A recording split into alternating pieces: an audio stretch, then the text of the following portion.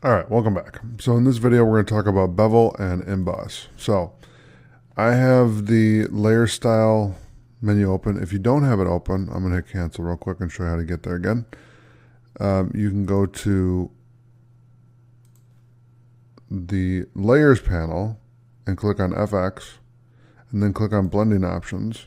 And that's going to open up the entire effects area where you can really look at stuff. Now, here's the other thing. We can preview what it's going to look like right here. So if I click on bevel and emboss, you can see that it bevels and embosses right here, and right up there you can see the effect. Okay, then we can edit the size, okay, so it will really show quite a bit, and we can soften it. And we could put the direction down so that it's down there instead. The depth. Okay, and then you can also do outer bevel, inner bevel, emboss, pillow emboss, and stroke emboss. Okay, smooth, you can do chisel hard and chisel soft. So we'll do just emboss like that. Then we're going to do contour. And you can select the range here. So let's do like that. And then texture. So we can edit the texture and give it kind of a wild... Tell you what, let's go through all of them. So I'm going to hit OK here for a second. And let's select a darker color, or a lighter color, I should say. So let's grab a red and grab the paint bucket and paint this.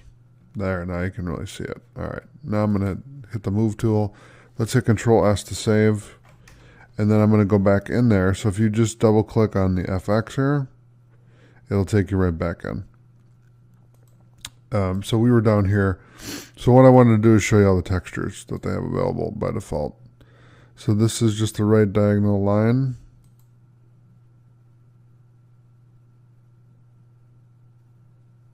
Horizontal line, vertical line, grid 1. This is a, what is this? Dots.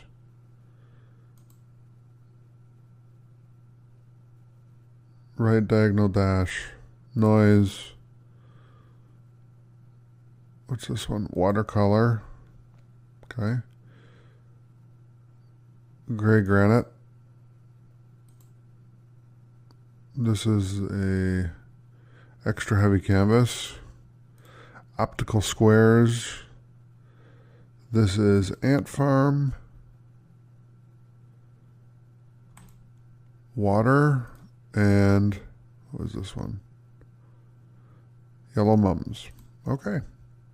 So let me hit OK. I'm going to do File Save.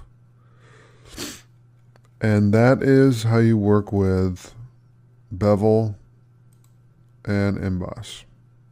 Okay. So thanks for watching, and I will see you in the next video. All right, welcome back. So in this video, we're going to talk about pattern overlay. So let's head over to our layer panel here and click on Effects. And I'm going to turn off bevel and emboss, stroke, inner shadow, inner glow, satin, color overlay, gradient overlay, and let's just set up pattern overlay. All right, so with this, you can do a variety of patterns here.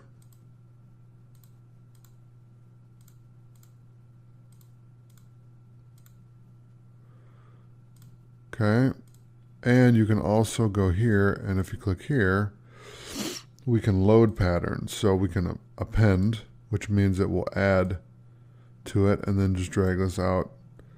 So then I can go and look at these.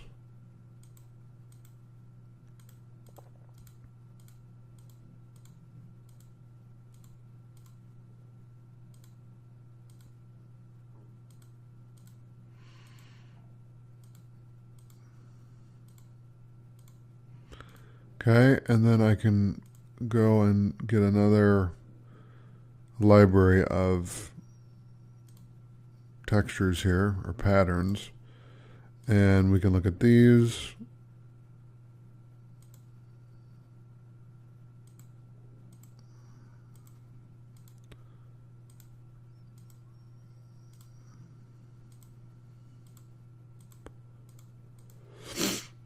And then I'll look at one more group here. Let's look at rock patterns. So I'll pen that. So you can see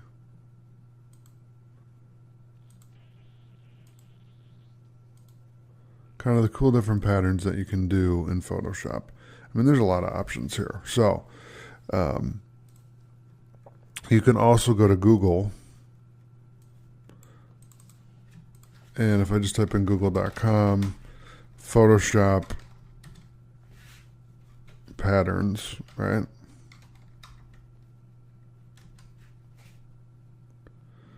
Here you go, free Photoshop patterns.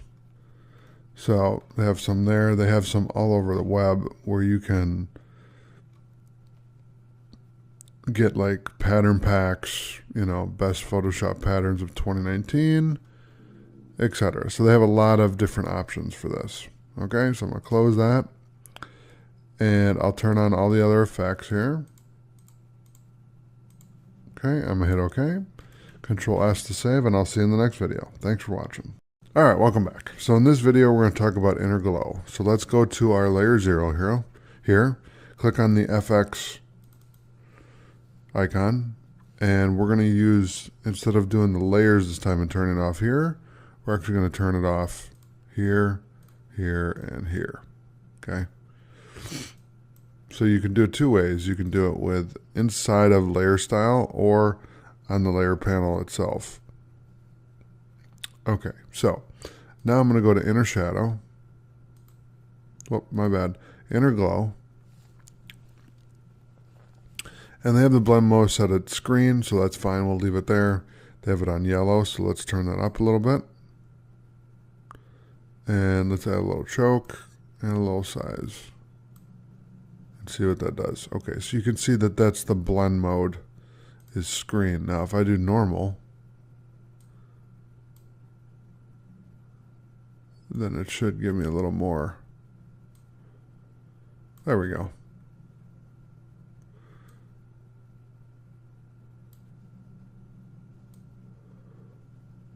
Okay, there you go. So now we got like a really wild looking inner glow. The quality, we can mess with the range. Okay, and then the jitter.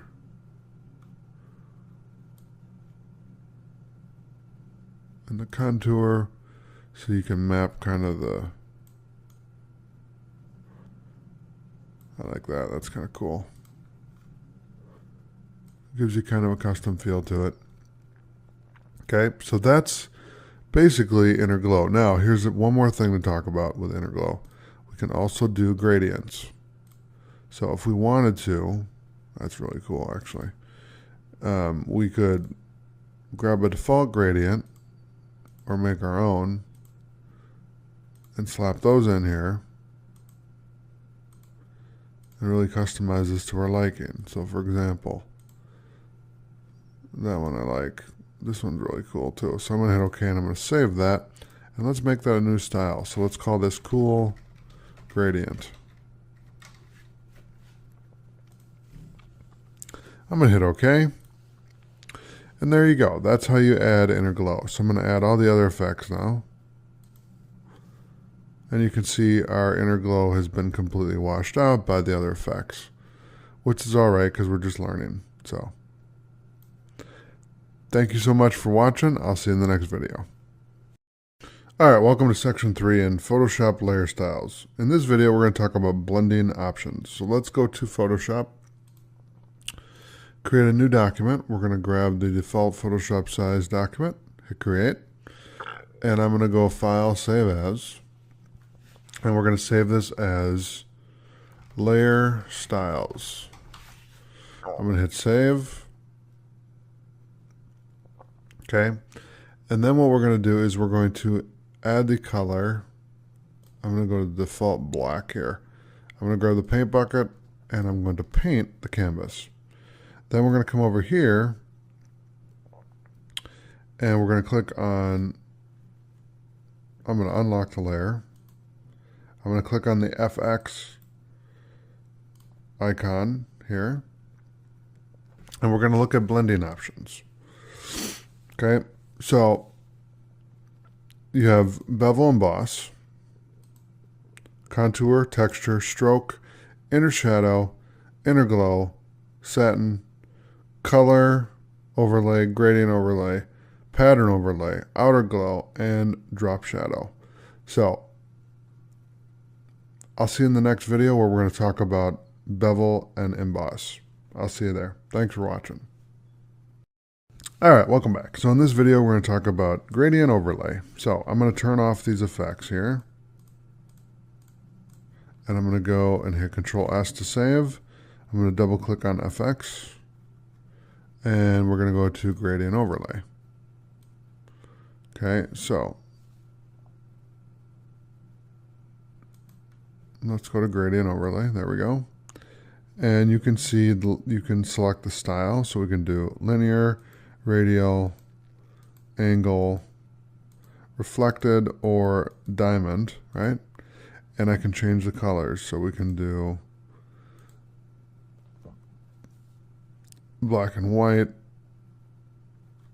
green and red, and then we can do, instead of diamond, we can do linear, we can do radial, you can do angle, reflected, and hit OK, OK, or diamond. So let's do linear, and then I'll change the angle a little bit. And we can change the scale. So what it's going to do is it's going to spread the colors out even more. So it'll blend from green to like an orange to a red. Because orange is the tweener here. And that's really gradient overlay. I mean, there's a lot to it. But if you use a lot of gradients, this is a cool tool to use. And not only that, but you can also set a new style. So we can put cool gradient effect #1, something like that. Okay. And then I'm going to turn all the other effects back on just so we can see what they look like. And there you go. We've been completely washed out. I'm going to hit Control S to save, and I'll see you in the next video. Thank you so much for watching. See you there. All right, welcome back. So in this video, we're going to talk about stroke. So let's go to our layer 0 here and double click on FX. Okay, and the nice thing about this is you could just uncheck these here, or what I can do is hit OK and just turn off the eye for bevel and emboss. And that'll disable that effect. Okay, then if I double click on FX again, now I can go in and play with the stroke and see what that does. Okay, so you can mess with the size. Probably right there. The position, outside, inside, center. The blend, you can do normal, dissolve, darken, multiply, color burn, linear burn, darker color, lighten, screen, color dodge, linear dodge, lighter color, overlay. These are all different blend modes. So hue and saturation, color, luminosity, divide, subtract, exclude, difference, etc. Okay. Fill type, like I said, you could do color, gradient, or pattern. There's gradient and then pattern right there. So I'm going to leave it on color, and let's do kind of like a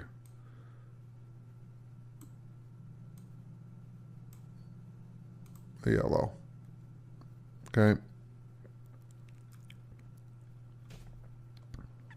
Here's the other cool thing, is if I click on new style, we can actually make this layer effect a style. So what it's going to do is it's going to save in the style section. So if I do cool effect, right, I name it that, hit OK.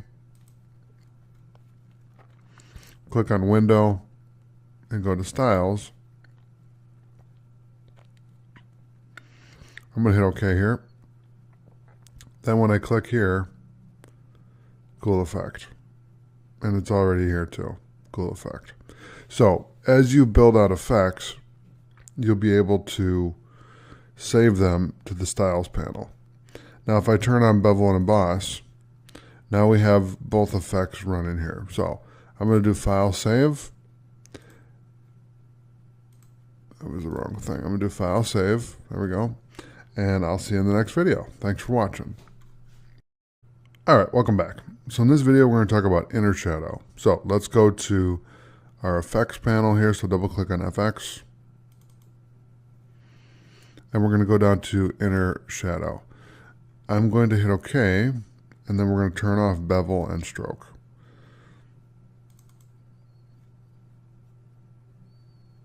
And technically you could do it here as well. But we'll use that from now on. So here's the thing.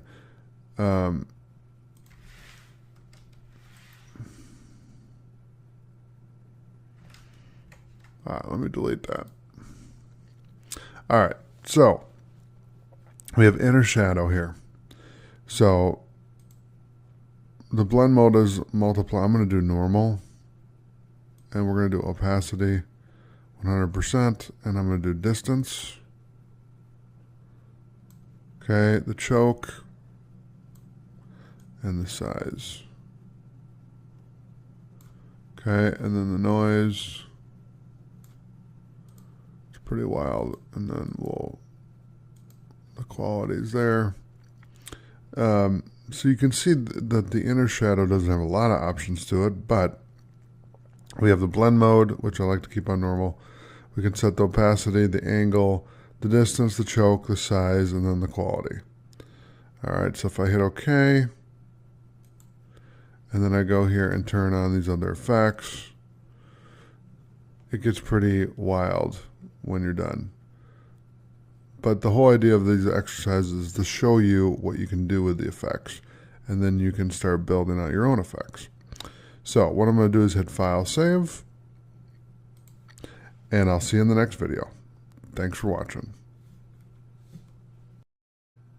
All right, welcome back. So in this video, we're going to talk about the next effect here. So let's click on Effects, and we're going to go down to Satin. So I'll turn off Inner Glow, Inner Shadow, Stroke, and Bevel and Emboss, and we'll go right to this, and you can see already that it's added that effect. When I slap it on there, it's on Multiply.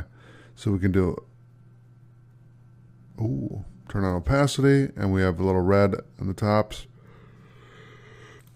Then we have black in the middle. Here we can edit the distance and then the size, where it will blur, how much it will blur. And that's really a satin, you know. We can make a new cool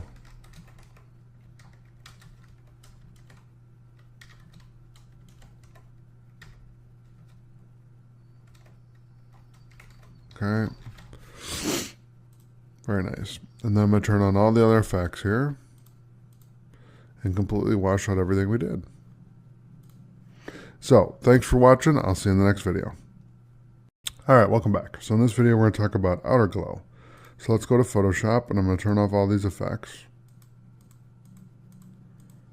Okay, and then we'll click on FX here, go to outer glow. And so you can see here, if I adjust the spread, let's put this on the normal, and then the screen, we'll do precise, adjust the range, and that, and let's see if I can.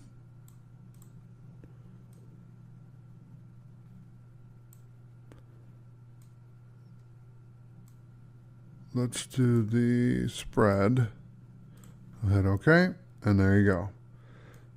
That is outer glow. Now I don't see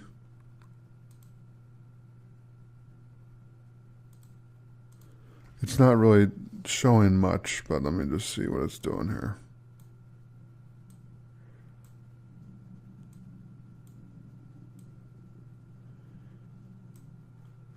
Okay. I mean, this is a style that you could save, so you could call this outer glow effect and then save it to the styles panel. Hit OK. I'm going to hit Control S to save, and I'll see you in the next video. Thanks so much for watching. All right, welcome back. So in this video, we're going to talk about color overlay. All right, so let's go to our document here, and we're in layer styles.psd. I'm going to go to File, Save, and then I'm going to go to Layer 0 here, double click on FX, and what we're going to do is go down to Color Overlay and turn off all these effects. So the only one we see is Color Overlay. Now this is pretty straightforward, but you can adjust the blending mode. So that's where the cool part comes in here. So we can darken this, multiply, color burn, linear burn, darker color. Okay, I'm gonna move this over to the right so you can see what I'm doing. If I do lighten, screen, color dodge, linear dodge, lighter color, overlay, soft light, hard light, vivid light, linear light, pin light, hard mix, difference, it's kind of cool, exclusion, which is the color we have, subtract, divide, hue, saturation, color, luminosity. All right, so I'm going to keep mine on color, and there you go. That's how you work with color overlay, and you can also adjust the opacity of this. So we can go all the way to 100%, or you can do, 50%, 75%, 80%, whatever you want to do. But that's really color overlay. All right. So thanks for watching. I'll see you in the next video. All right. Welcome to section 3 and fill and adjustment layer. So what I'm going to do is create a new file here. So click on create new. We're going to grab the default Photoshop size, hit create, and we're going to do file, save as, and we'll do fill and adjustment layer. Okay, I'm going to hit save. Now what we're going to do is we're going to go down here to this little bar here where it says create new fill or adjustment layer. Okay, so if I go here and I select solid color, what it's going to do is it's going to give me the ability to add that right from the layers panel. So if I grab blue or green or orange or red, it'll pop up right here. So like let's grab kind of a medium green here. I'll hit OK on that. Now you'll see here it's linked. So if I double click it, it's going to give me the ability to change the color. Okay, so you can always edit this as long as it's linked. Now if it's not linked, you can still edit, but you want to have it linked to this layer here. Okay, so that's really how you work with the solid color layer effect. So let's hit Control S to save this, and I'll see you in the next video. Thanks for watching. All right, welcome back. So in this video, we're going to talk about gradient. So let's go down here again to the little half dark, half white circle here and click on, not that one, I'm going to delete that. Yep, let's delete it. Let's click on gradient. So what you can do here is you can do a couple things. They have a whole bunch of gradients here as templates. We can also click on this little wheel and we can go to like spectrums. We can append that. We can go back here and we can do photographic toning. We can append that. So you can go through all these different gradients to get the effect that you're trying to get, whether it's for a background or foreground, whatever you're trying to do. I like that one. Okay, so then we can adjust the angle. We can reverse. You can scale it 100%.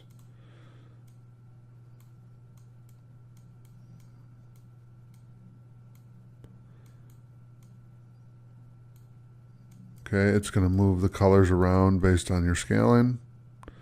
You can also use the scroller here, or your keyboard, the down key or the up key.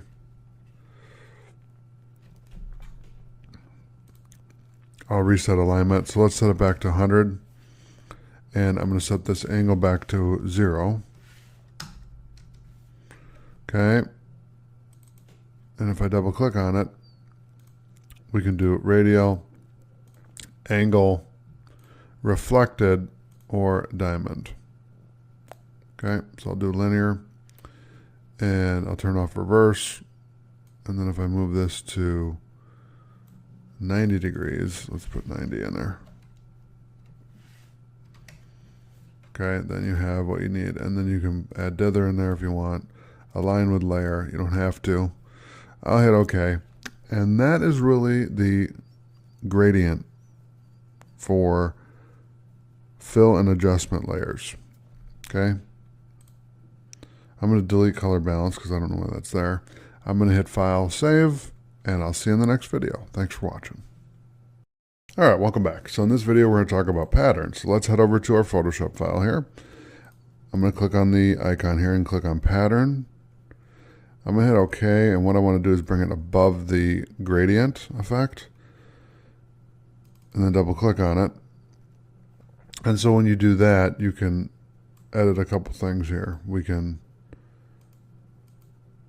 make it more smooth, add feather, contrast. I'm going to hit OK, and then I'm going to double click on the actual effect itself. And now we can go through these, and you can see all the different patterns that you can put on these layers. I have rocks. You can also append more patterns, so like artist surfaces. Okay.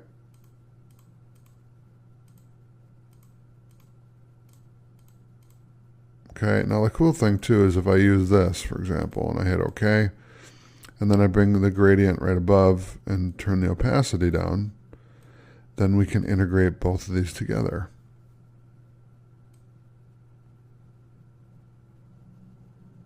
Well, that's too much.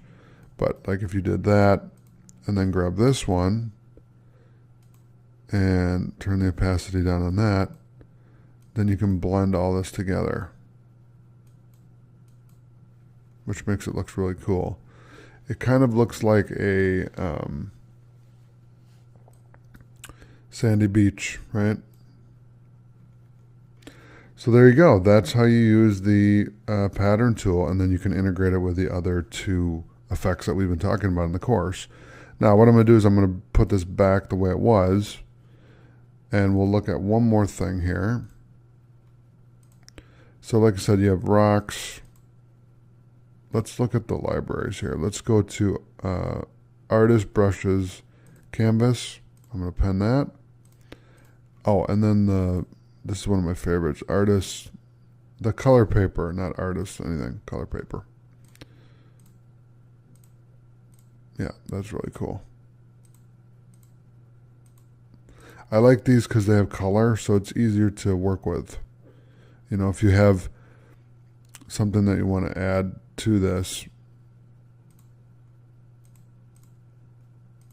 like if you want to add color on top, it's nice because it already has a color, so you can blend it from there.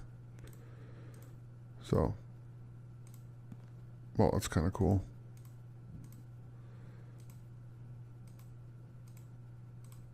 All right. So I'll leave it on, let's go to water. I like that one. That's cool. All right, I'll leave it there. So thanks for watching. I'll see you in the next video. All right, welcome back. So in this video, we're going to talk about brightness and contrast. So Let's go to the brightness and contrast area. Double click on that. And let's see if it'll let me actually. I'm going to hit OK. Let's see here what's going on. There we go. So I clicked on the little sun here, and now we can edit the brightness and the contrast, which you'll see a little bit. If we had masks, then we can add to that as well. We can set this to auto, so it's going to set it back to the default. Use legacy or auto, which is at 40 and 40. So that is the brightness and contrast. Thanks for watching. I'll see you in the next video. All right, welcome back. So in this video, we're going to talk about the levels. So let's click on levels. And you can see right here, when I add this effect to the layers, if I just click on it, it's going to pop up right here, and then we can adjust the layers right here. So we can go wild and kind of turn the knobs that way. You can also do red, green, blue, so we can just edit red. So this is just going to adjust red if there's any red in the image itself. Green, there isn't any really showing, and obviously blue, this is clearly blue. So that's going to completely affect blue a lot. Okay. I recommend using just RGB and setting it to auto and then adjusting from there.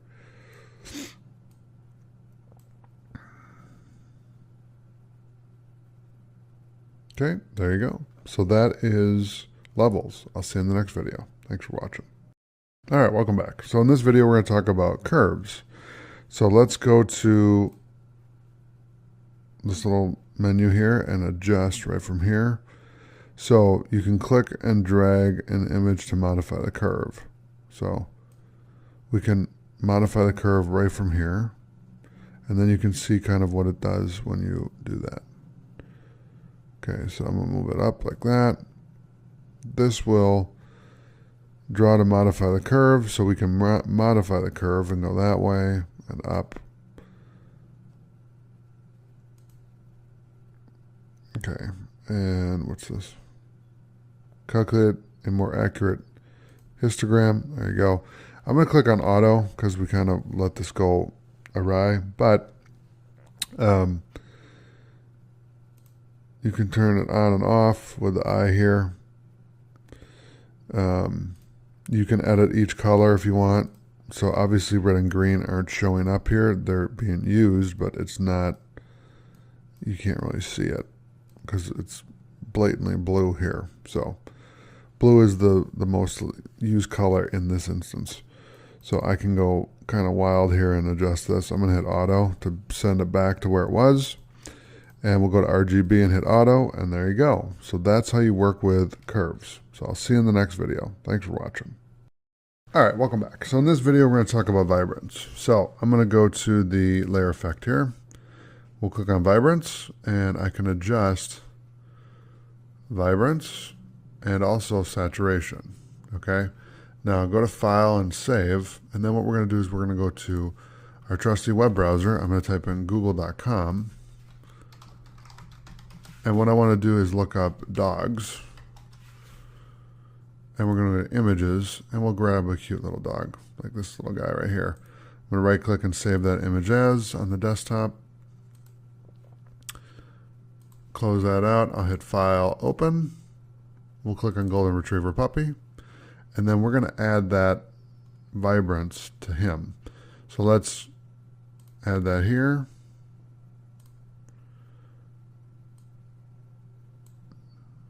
So you can really see what it's doing.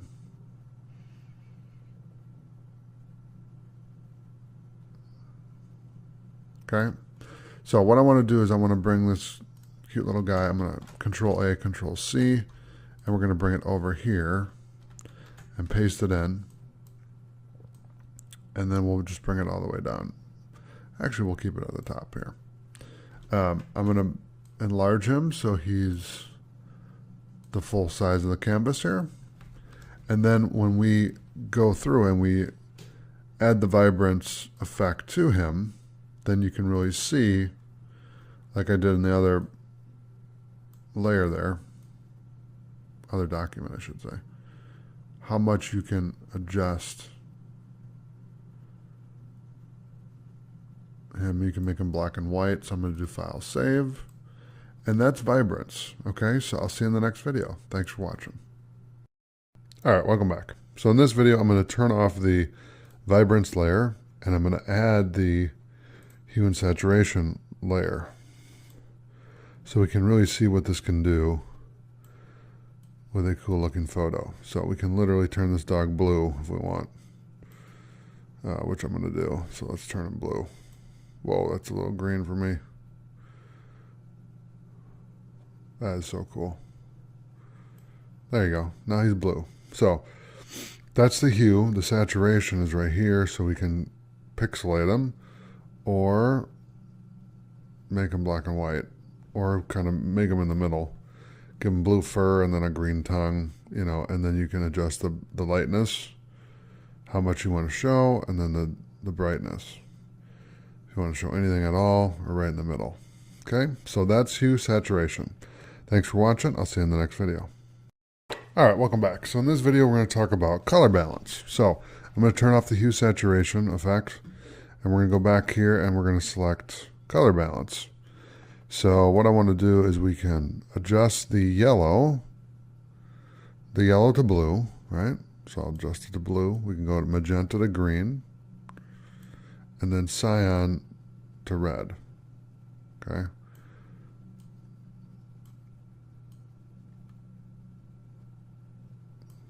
So we can keep the blue all the way over to 100%, and then the green kind of go to the middle, and then red go all the way to the left to give them a little more cyan here, okay? So that's color balance. Thanks for watching. I'll see you in the next video. All right, welcome back. So in this video, we're going to talk about the black and white adjustment layer. So let's go here and we'll click on black and white. And so you can adjust the reds, you can adjust the yellows, the greens, the cyans, the blues, and you can see it's all over the place. So I'm going to set this back to auto. Really, for black and white, I'd leave it the way it is, because if you're going for that effect, then all you really need to do is apply the black and white effect to your photo, and then it goes black and white, and it looks kind of cool. So I'm going to hit Control S to save that, and I'll see you in the next video. Thanks for watching. All right, welcome back. So hit Control S for me real quick. We're going to turn these effects off. And now we're going to talk about the channel mixer. So let's go and click on channel mixer. And what I'm going to do is I'm going to adjust the red, the green, and the blue. And you can adjust contrast if you want. Whoa, that's kind of cool. We can totally make him look funky as a monkey. There you go. We'll leave it like that. So our output channels is red.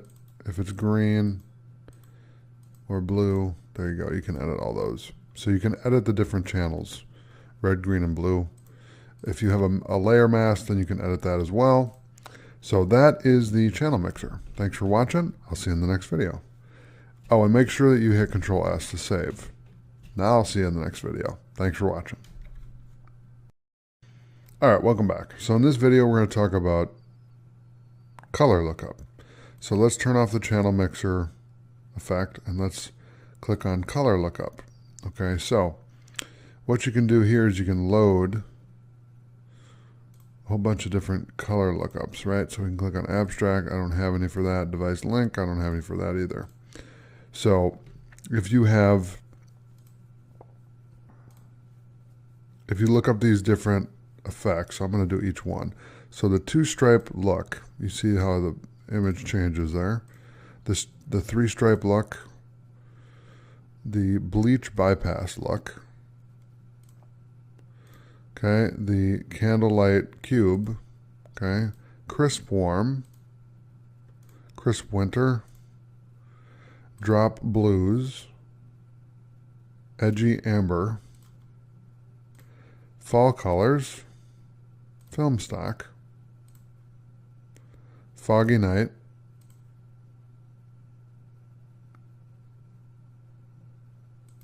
okay, Fuji Antarana 250D Fuji 3510 by Adobe. This one's by Adobe as well. This is $23.93. Very cool. So you can see all the different color lookups you can do, where if you just give it this color lookup, it's going to give it this effect by default. Okay, so I'm just going to go through each one just to show you what that'll look like. Late sun, that's cool. Moonlight, night from day, soft, warming look. This is tension green, teal orange plus contrast. Out of all of them, I like this one the best. So I'm going to save that one, hit Control S, and that is color lookup. So thanks for watching. I'll see you in the next video. All right, welcome back. So in this video, we're going to talk about invert. So let's go to our color lookup layer, and I'm going to turn that off. And then we're going to go to invert. And there you go. That's invert. That's pretty cool. This dog looks possessed. So let's hit Control S to save that. And that is the invert effect. So thanks for watching. I'll see you in the next video. All right, welcome back. So let's turn off the invert layer. And I'm going to go to posterize. And so with this one, it's the same as invert. There's not much you can really do. If you have a layer mask, you can edit that layer mask here with density and feather, and then color range, invert, and select the mask. With posterize, we can adjust the levels. So if I don't want them to be very posterized, then, we can set them there. Now, let me see what I'm going to delete this for a second. Yes, I want to delete. Don't show again. And I'm going to add this again. So let me delete that and see what the defaults were. Okay, so they set the default level at 4. And the reason why they did that is because if you put it at 0, then he goes, let me see, then he goes to this. So I think 4 kind of is a little easier on the eyes. The real bright contrast and brightness really pops off the screen. So I think this looks actually very nice. So I'm going to hit Control S to save that, and I'll see you in the next video. Thanks for watching. All right, welcome back. So in this video, we're going to talk about threshold. So let's turn off posterize and go to our effects here, and we're going to go to threshold. And you can see, I can hardly see this poor dog, but you can adjust the threshold so we can make him completely disappear, or we can bring him back. And you kind of want to have him in the middle so you can actually see him there. Now what I'm going to do is delete this layer.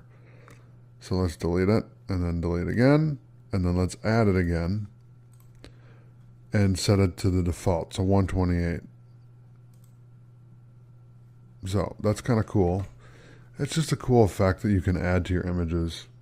Again, this is just layer effects. So these are things that you can do just to add some effects to your layers. And if you had kind of a cool background with this, it would make sense, because then you'd be able to see the full effect. I can see uses for this. So make sure we save, which we're saved. So hit Control S if you haven't saved, and I'll see you in the next video. Thanks for watching. All right, welcome back. So in this video, we're going to talk about gradient map. So I'm going to turn off the threshold layer, and we're going to go to the fill and adjustment layer panel and click on gradient map. And you can do dither, you can do reverse, which makes the dog look possessed. Okay, that's cool, I guess. And let's kind of grab like a wild color here. I really like this like black, blue, black and then like a dark blue and then a light blue and a white. That's a cool gradient. So, and we can do dither, which doesn't do anything, and then reverse, which will flip it over and make the dog look possessed. I like this. This is nice. I'm going to hit Control S to save that. And like I said, you can go through here and you can pick any gradient here, or you can make your own. So if I click on New, and then I just start, you know, fiddling with this. Let's say that we don't want this color or this color, and we want just one speck of white, right? So I'm going to bring this down.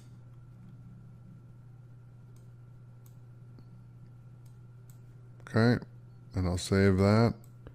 We'll just do New right there. Hit OK. And there you go. And I'll hit Control S to save that. And now you have a custom gradient, and it looks kind of cool. I like this dog. He's cool looking. So thanks for watching. I'll see you in the next video. Welcome back to section 3 and filters. So in this video, we're going to talk about the 3D filter. So let's head over to Photoshop. And the first thing I want you to do is create a new document. And we're going to go to, let's do web, and then just do web most common. That's fine. And hit create. And then what I'm going to do is I'm going to go to filter. And I'm going to click on 3D. I'm going to click on generate bump map. Now, I don't have anything here. So what I'm going to do is I'm going to draw a vector ellipse or rectangle like that, and then we'll try this again. So let's do filter, 3D, generate bump map. Okay, and I'm going to convert to smart object. Okay. Okay, so now you can see we've created a bump map. So what you can do is you can adjust the blur on this, and then we can also adjust the detail scale. So you can do that, and then you can also increase the bump or drop the bump down. We can adjust the contrast. So you can go high, low, medium, etc. I'm going to hit OK. Oh, and you can also do lighting preset. So you can do 3D print preview lightning. Okay, we can do blue lights, CAD optimized. Okay, cold, dawn, daylights, fire, default lights, hard lights, lush, Mardi Gras, night lights, primary colors, purple phase, red lights, and white lights. Okay, so I'm going to hit OK, and you can see that is the 3D. We went to filter though, and we did 3D, and then we did bump map. So now we're going to do normal map. But what I want to do is before we do that, I want to select the correct layer. So let's go to the ellipse here, the ellipse 1. I'm going to delete that, and then let's go to the rectangle tool again, and we're going to draw another rectangle, but this time I'm going to do more of a square kind of look. So let's go to filter, and we're going to do 3D, and instead of bump map, which is what we did on the other one, we're going to do generate normal map. Okay, I'm going to convert to a smart object, and then it's going to take us to the generate normal map window where we can go in there and we can adjust this, and you can see here that that is the square that we created, okay? And so what we can do is it's got all the same presets that I just went over for the other one, so I won't go through all these again. But what I want to do is I want to select purple phase, because that's kind of a cool looking deal there. And the blur is basically just going to wash out the effect if we don't want a lot of it in there. It just depends. Now, I want to keep that effect there so we can see what it's doing. But you can change the object as well. So we can do soda. So it's a soda can. Okay. That's kind of cool, actually. You can do a cone. So you can maneuver it around to where it would be doing that. Cube wrap. Okay. So this is a cube. You can do cylinder. We can do donut. Whoops, that's a hat. Let's do donut first. Okay, so you can see there's the donut. Okay, then we did hat. I showed you that one. Pyramid. Okay. Ring. Okay, so you can do a ring. You can also do a sphere. Okay, and then you can also do a wine bottle. Very cool. So they have a lot of preset objects in here. We can do texture map. Okay, so I want to keep it within the realm of like the sphere for this example. Let's just go back to sphere and then hit OK. So you can see what it looks like. So now we added this effect, this filter in there, and it pops out more. So what I want to do is I'm going to grab another layer here and I'm going to change this to gray. So this is the color you need. So you need 505153. And then we're going to grab the paint bucket and I'm going to paint that. I'm going to fill the background and then this will give it a little more pop so you can see where the filter or the effect really is, you know, appearing. So that is the 3D filter. Okay. So thanks for watching. I'll see you in the next video. All right, welcome back. So in this video, we're going to talk about the blur filter. So before I do that, in the previous video, we opened up the Untitled 1 document here. So I'm going to hit File, Save As, and we're going to save this as 01 3D filter. Okay, and then what I want to do is I'm going to hit Control-Shift-S, and we're going to save this as 02 blur filter. Okay, so now we can go in here and really, you know, manipulate the objects that we have in here or the layers that we have in here so that I can show you exactly what the blur filter has to offer. So you can see here in the layers panel that I have rectangle 2 selected right now. So go ahead and do that. And then I'm going to click on average. So you're going to see this object here, this rectangle is going to change once I click on this. Okay, so you can see it changed completely from what it was doing before.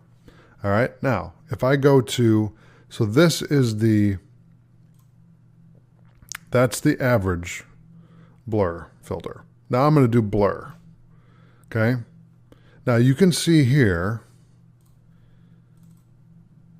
that I have blur and I have average and I have general. So let me do this. I'm going to grab the layers panel here. Okay, let's see if I can detach this. Let's see. Well, let's just enlarge it. So I'm going to hide these panels here. So let's close that panel out. Close this one out. Close the group out. Okay, so let me close this out for a second. And this one too. Because what I want to do is I want to show you what you can do here. So if I double click on this area here, it's going to pop this open and then we can adjust the opacity here. So I'm going to hit cancel and we're going to turn on the blur effect and the general normal map. And I'm going to double click on that one and you can see when I do that, okay, it basically just allows me to keep the average blur on there. So what we're going to do is we're going to create another object for each effect. Okay, so I'm going to grab the rectangle tool down here and I'm going to draw another rectangle right here and I'm going to change the color to a light blue. So we need 32C7F5. Okay, and I'm going to grab the paint bucket. Actually, not the paint bucket. I'm just going to double click on the little transform area here. Hit OK. Actually, let's grab that right there. So 32C7F5. Hit OK. And now we have the color that I wanted for this, and I'm going to go to filter. We're going to do blur, and we're going to do blur. I'm going to convert to a smart object, and there you go. You can see it hasn't done much, which is fine. Now we're going to do filter, blur, and we're going to do blur more. Okay, now again, it's not showing me a lot. So what I want to do is I'm going to go to my web browser. And in my case, it's Firefox. If you're using Chrome or whatever, it's okay. I'm going to go to google.com and we're going to type in cats. Okay, and I'm going to go to images and we're going to grab this cutie, this cute little kitty right here. I'm going to right click on him, save the image as, and we're going to save it to my desktop here. And I'll close out this browser here. I'm going to hit File, Open, Index, and then what we're going to do is we're going to Control A, Control C, and then paste the cat into here. And now we're going to add the more blur more on the cat. So you can see, okay, so if I Control Z to undo that, you see how right now it's got a lot of, it shows the cat. Now they actually have blur in this photo already. So if you look around the cat's head here, they blurred out the background. Okay, so that it would focus on the cat, on his face. Okay, so if I do filter and I do blur, and we do blur more, it's going to blur his face a little bit. Okay, and if I do filter and I do blur, it'll do it a little bit. Okay, so that's how you use blur and then blur more. Now, the next one is blur, and we're going to do box blur. Okay, now with this, you can do that. I mean, you can really, wow. You can really blur this out a lot if needed. You see, like I can barely see the cat there. And that's only 5. So we could do like that. I mean, that's good there. So I'll hit OK. Then if we do filter and we go to blur and we do Gaussian blur,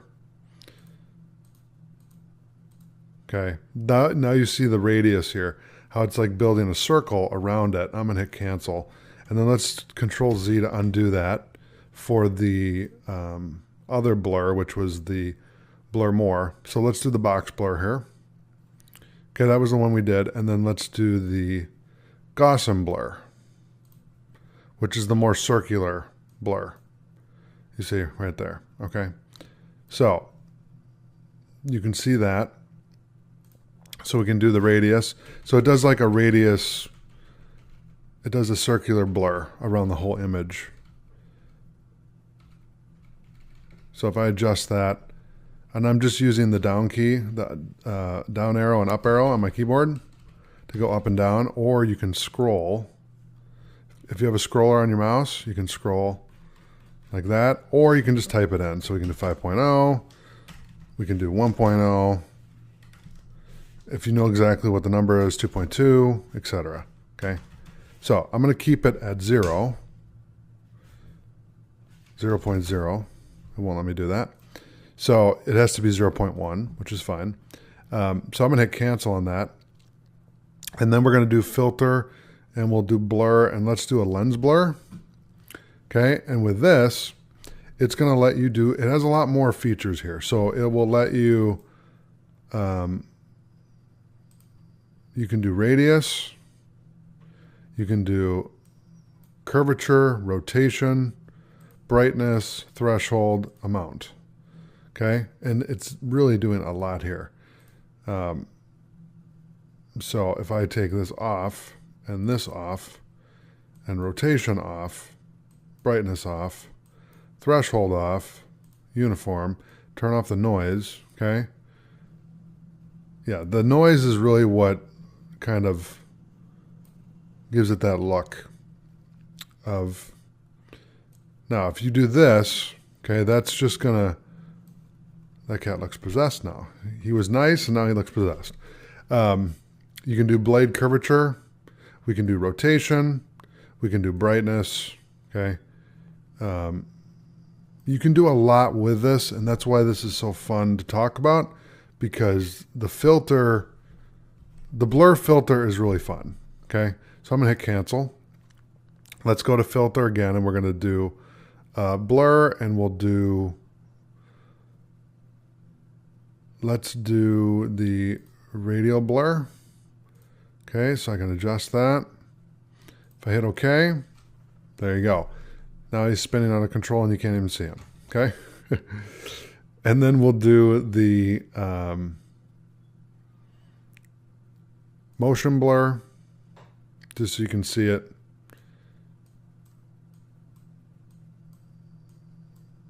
That's kind of a popular effect now. Like with promotional videos and stuff like that, they do a lot of glitch effects and stuff like that. And this is kind of a way that you can do that. So I'll hit cancel.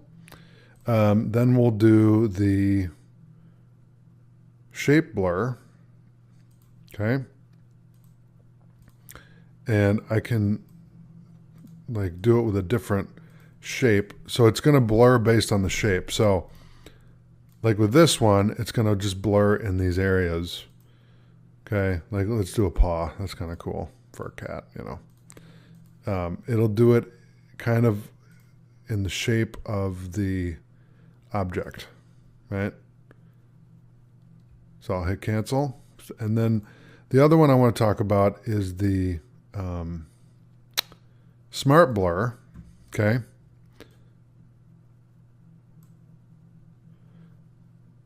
So we can do threshold.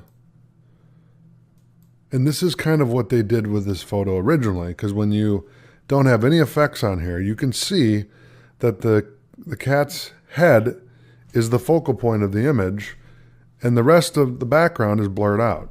So it's a perfect example for this lecture because we're talking about the blur tool, or the blur filter. Surface blur, okay? That's pretty much what they used to probably edit this photo for the most part.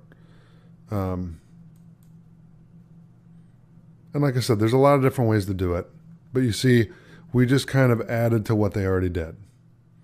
Now, I kind of like the way they did it better because then you can still see his body, but the focal point is his head, and the head really pops out, which is important when you're using the blur tool, because that's really the whole idea of the effect, is you're trying to fade out the backdrop and then put in the foreground the cat's head in this instance and make him the focal point. All right, so I'm gonna hit File, Save, and that's all I have for the blur filter. So I'll see you in the next video. Thanks for watching. All right, welcome back. So in this video, we're going to talk about the blur gallery filter. So let's go into Photoshop, and we're in the 02 blur filter PST file. So we're going to do File, Save As, and we'll do 03 blur gallery filter. And we'll keep all the content in there the way it is, and we're just going to basically work with this image of this cat right now. So let's click Filter, go to Blur Gallery, and we're going to do Field Blur. Okay, and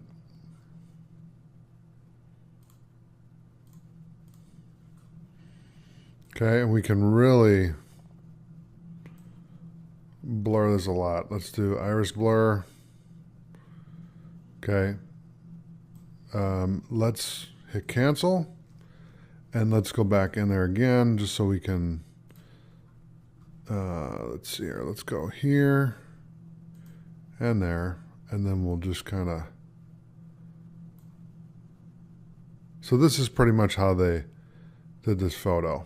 Like when they blurred it, this is the effect that they were using, where they basically were able to, I'm going to hit delete, they were able to go in here and just, you know, put one,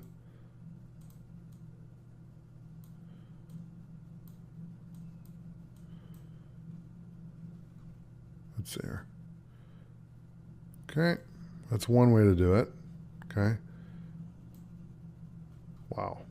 Okay. Okay, so you got that one. You can also do the iris blur. Okay, which again, that's kind of the effect that they were going for, which, you know, they basically, this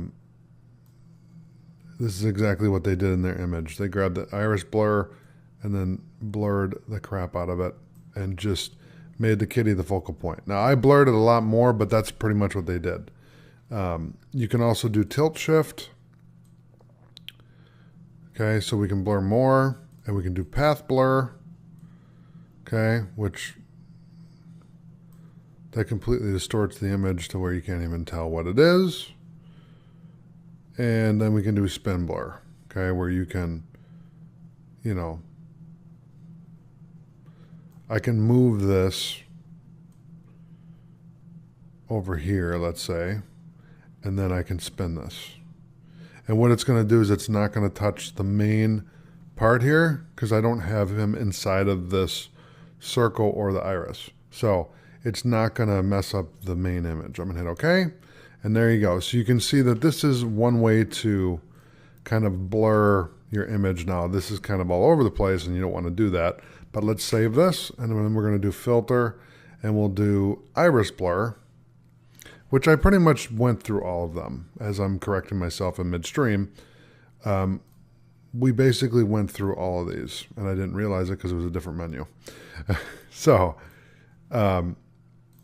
we covered the following here. We covered field blur, iris blur, tilt shift, path blur, and spin blur. All right. So let's save it. Thanks for watching. I'll see you in the next video. All right, welcome back. So in this video, we're going to talk about the distort filter. So what I want you to do is close out the blur gallery filter, PSD, and this cat image, we're going to close this as well, and we don't have to save it. I want you to do File, Open, go to your desktop, and grab the blur filter, 02, and then I'm going to hit Control-Shift-S, and we're going to save this as 04, Distort Filter. Hit Save. And now what we're going to do is we're going to go into Filter, and we're going to go down to Distort, and we're going to click on Displace. Okay, so you can do a couple things here. You can use the up and down arrows, okay, for vertical scale and horizontal scale. We can do tile, wrap around. I don't really see much here, which is fine. We're going to do pinch. So with pinch, what you can do is you can, okay, really like, let's do this. See if it'll let me. Okay, zoom out a little bit. Okay, so what that's going to do is it's going to kind of give him a, like a 3D look, you know, where he's kind of, let's hit OK and just take a look at that. It's basically like a skewed or a 3D version of the photo to a certain degree. It's like a 3D effect almost. I'm going to hit Control-Z to undo that. Then we're going to go back to Filter and we'll do polar coordinates. So with this,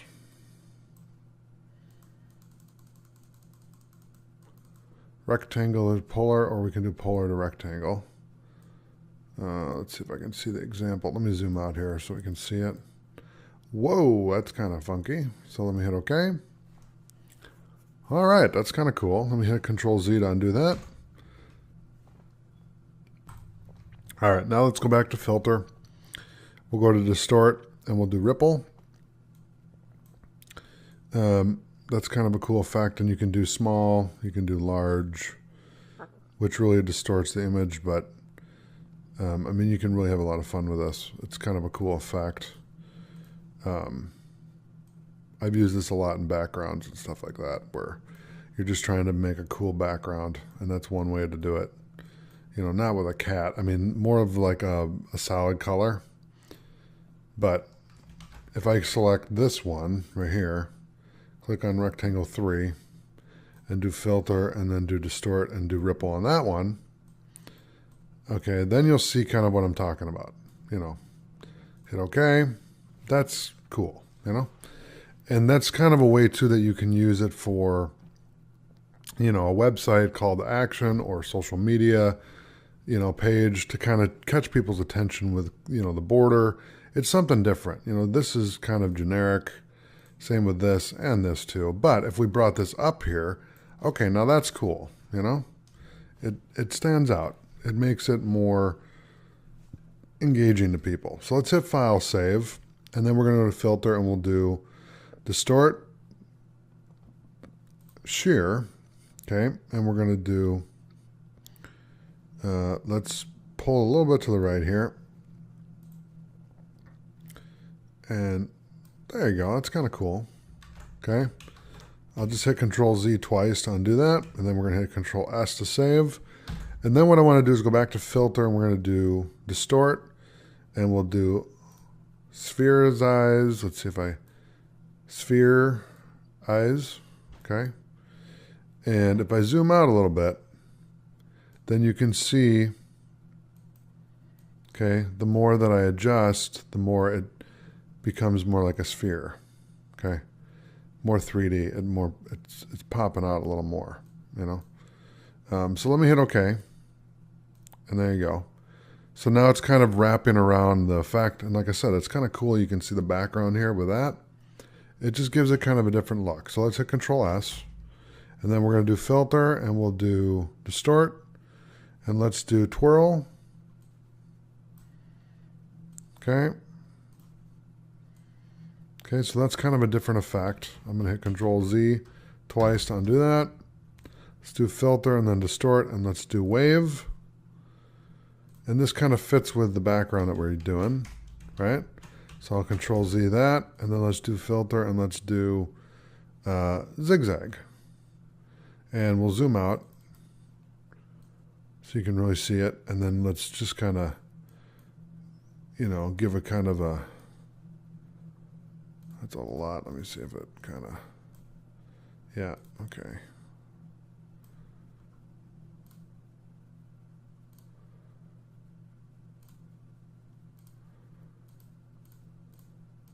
You can do out from center, round ripples. I think out from center looks the best with a cat, so I'm going to turn that down a little bit. And you just kind of have to adjust it so that it's kind of rippling where it makes sense.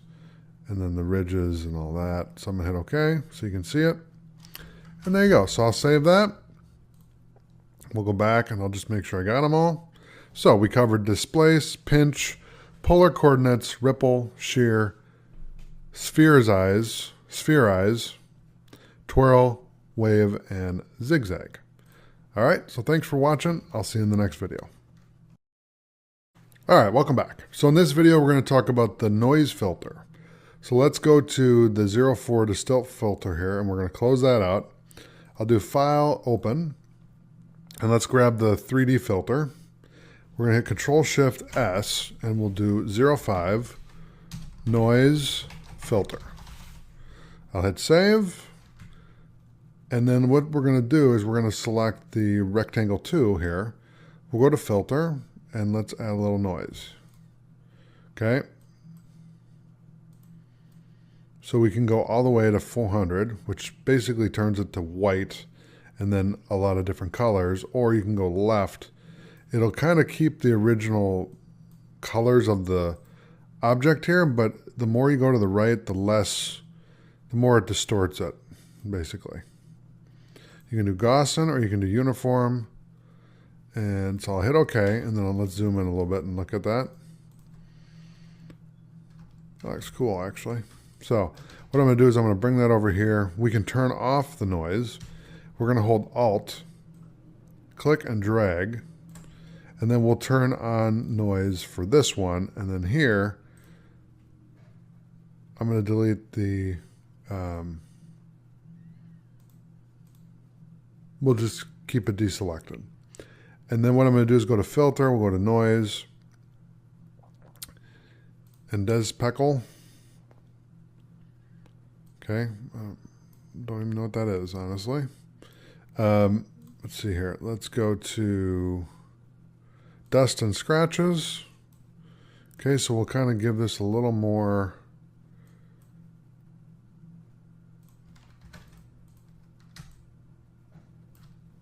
It did something to it. Let's do filter noise, and then we're going to do median. Okay. There you go. I'll hit OK, and then let's do filter and noise and do reduce noise. Okay. So we can bump down the strength, preserve details, reduce color noise, sharpen details. So, and then you can do advanced. You can do per channel. We'll just keep it to basic. Hit OK, and hit Control S to save. And there you go. That's the noise filter. So thanks for watching. I'll see you in the next video. All right, welcome back. So in this video, we're going to talk about the pixelate filter. So let's head over to Photoshop here. I'm going to close out noise filter. We're going to do File, Open, and we'll grab the blur filter, File, and do Save As, and we'll do 06, and we're going to do pixelate filter. Hit Save, and then we'll go up to Filter, and we'll go to Pixelate, and we'll do Color Halftone. Okay, so here's the radius, so we can use the up or down arrows to adjust the max radius of pixels, and then we can adjust the channels. So we have, okay, so I'll hit OK. Then we're going to do filter, and we'll go to pixelate, and we'll do crystallize.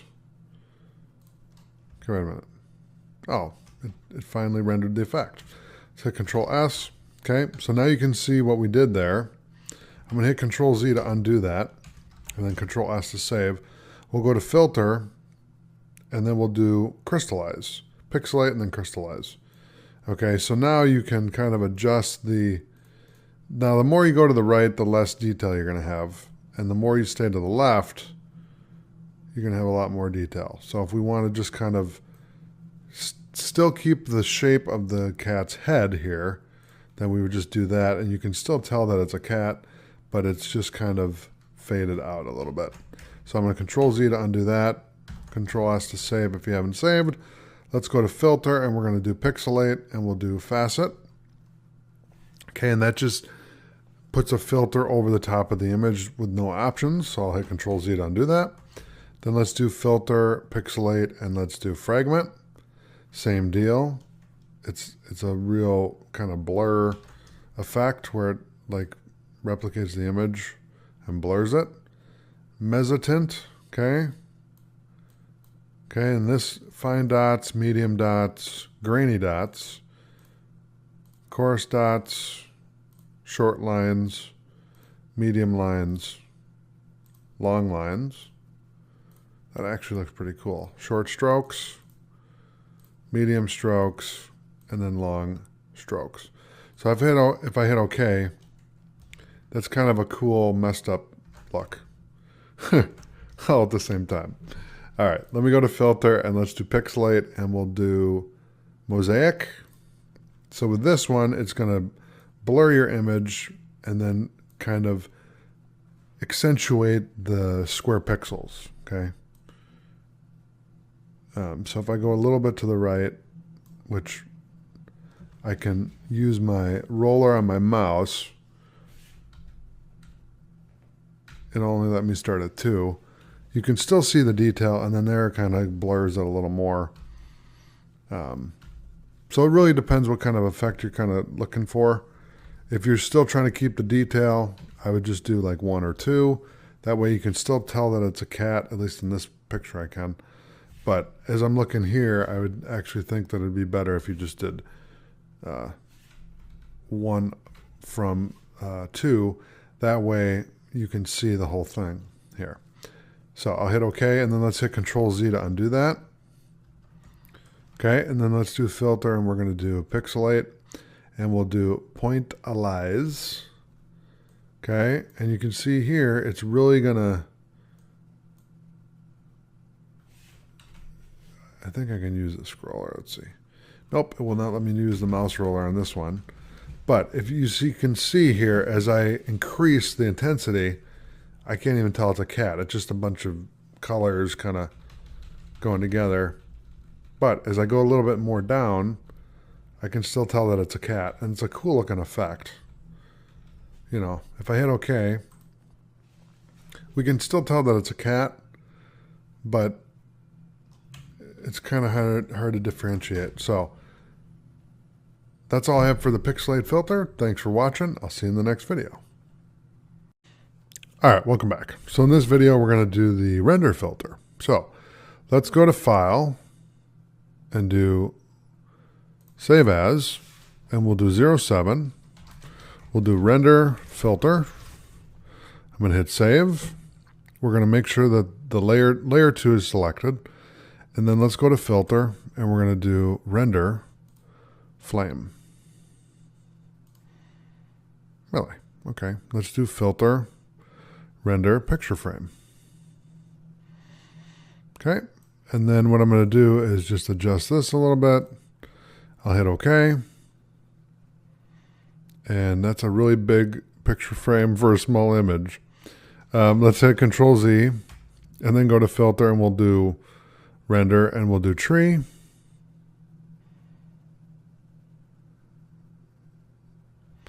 I'm going to hit OK. And the tree just renders over the top of the cat. Okay, now there's a funny joke in here because a lot of times cats get stuck in trees. Okay, and it's just funny that happened, and I'm doing this right now. So let me hit Control Z to undo the tree. I'll hit Control S to save. Let's go back to the filter here, and we're going to go to Render, and we'll do Clouds. Okay, now this is a cool effect for a background. So let's hit Control Z to undo, Control N. Sorry, not Control N, hit close on that. Control Shift N. And we're going to make a new layer, and then we'll do that again. So let's do Filter, Render, Clouds. So this is a cool effect to use for a background. So I'm going to hit Control Shift N again for layer 4, and I'm going to do Filter, Render, and let's do different clouds. Okay, there's nothing there. So I'm going to hit Control A, Control C, Control V to paste the clouds into layer 4. And then I'm going to do Filter, and we'll do Render, different clouds. And then it's a different color, which that is really cool. In fact, I may use this for one of my wallpapers for Learn Tech, because that is awesome. Okay. Now, if I go to Filter again, and I do Render, and we do Fibers, okay, now you can mess with the variance. Okay, so let's zoom out, and then the strength. Okay, and then we'll zoom back in so we can see it. Okay, we can randomize. Okay. If I hit OK, whoa, that's kind of cool. So I'll hit Control Z to undo that. Let's do Control A, Control C, Control D, Control Shift N. We're going to copy, and then we'll copy, deselect. We're going to select, copy, deselect, and then create a new layer, and then paste it in. And then we're going to do that filter again. So we'll do Filter, Render, Fibers. Okay, I'm going to hit OK. That way you can see how each background looks. Because like I said, that's a really cool effect. And they're basing it off of this color here. So if I were to flip this and then copy this and create a new layer, right? Layer 6, let's do Filter, and we're going to do Render, Clouds. Okay, so you can see it's using the gray and the blue, right? And then if I do Render, different clouds, it's going to differentiate that, and then we're going to do Fibers, okay? And then we can just adjust the variance. Okay, so it's going to look a little bit different than the other one because it's more pushed together. Okay, so I'm going to save that. Let's open up a new layer here, and let's go Filter, Render, and we're going to do Lens Flare.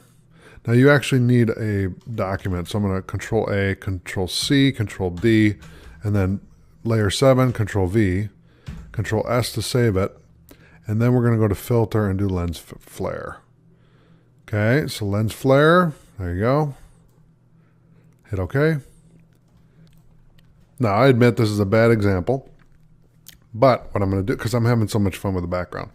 So let's turn off layer 7, 6, 5, 4, and 3. And let's select the cat image here.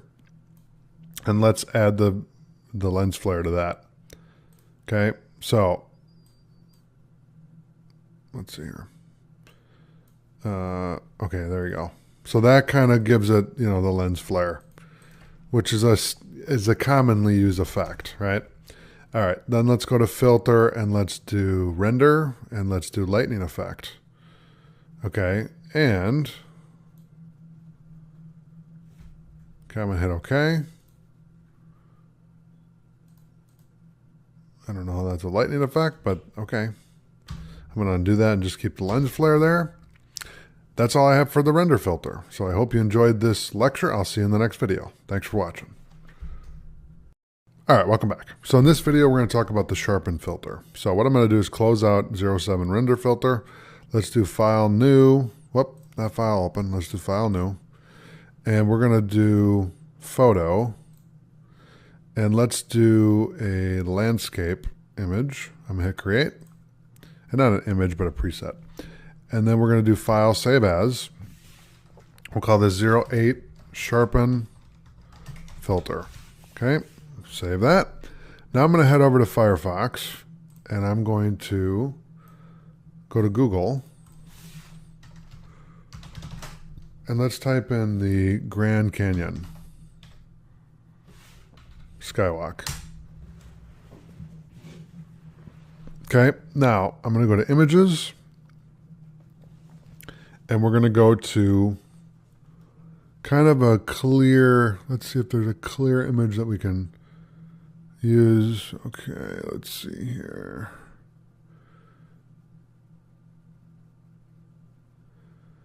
Okay, so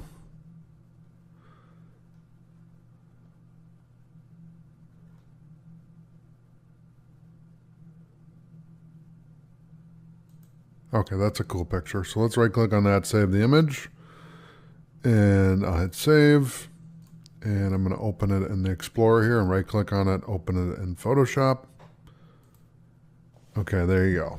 All right, so now I'm going to hit Control A, Control C, and I'm going to paste it in here. And then we're going to do filter, sharpen, and we're going to do shake reduction. Okay, so there isn't much shake stands, right? So if it's going to, okay, there we go.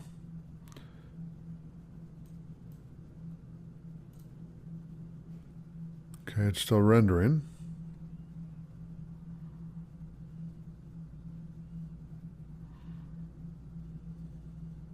Okay, then let me do smooth in.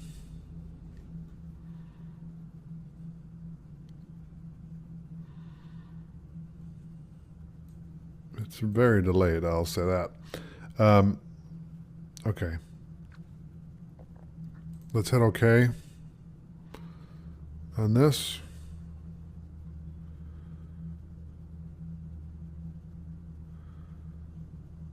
Yes, I'm going to discard the unfinished estimate. I'm going to hit yes. Because, like I said, this effect is taking a long time to render, which I didn't really do that much to it, but this is kind of a CPU intensive effect. So I apologize. I want to keep the video rolling because I want you to see what it does when you're using these effects. So keep it in real time here. So I'm going to let it render out here real quick.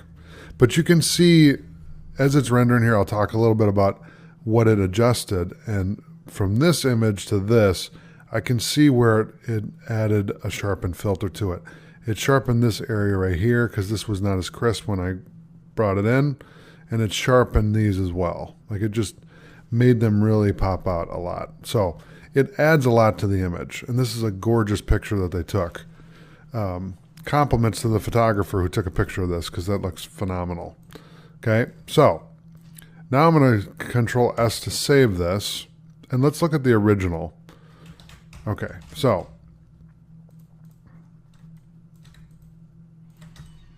okay, there we go. So I'm going to do filter. Let's do sharpen. Okay, so that just will just add the sharpen filter to it. Okay, Now if I do filter and we do sharpen and we do sharpen edges, same thing. It just adds to it, right? And then if we do sharpen more, that really, wow, it hurts my eyes to look at that.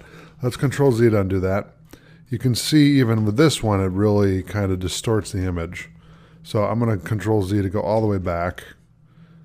And then let's do filter, sharpen, and let's do smart sharpen, right? So with this, we have a little more control. We can turn down the the sharpening of the image. You can just do a little bit. We can do radius, which really, wow, okay. Reduce noise, okay. But it really kind of distorts the image a lot. We can do lens blur, Gaussian blur, motion blur. We can do shadows, so we can do fade amount. Let's really jack this thing, okay? Let's do radius, highlights. I'm just kind of maximize it out and just see what it looks like. Okay, I mean, that isn't bad. Like I said, it changes everything on the image, but again, this is a filter. That's the idea, is we're adding effects. So let's do unsharp mask. We can do, 500%, drop it down, do the radius, threshold, etc. I'll hit OK. And that's all I have for the sharpen filter. So thanks for watching. Make sure to save your document. If you see this star here, hit File, Save, or Control S to save so you don't lose your work. And I'll see you in the next video. Thanks for watching.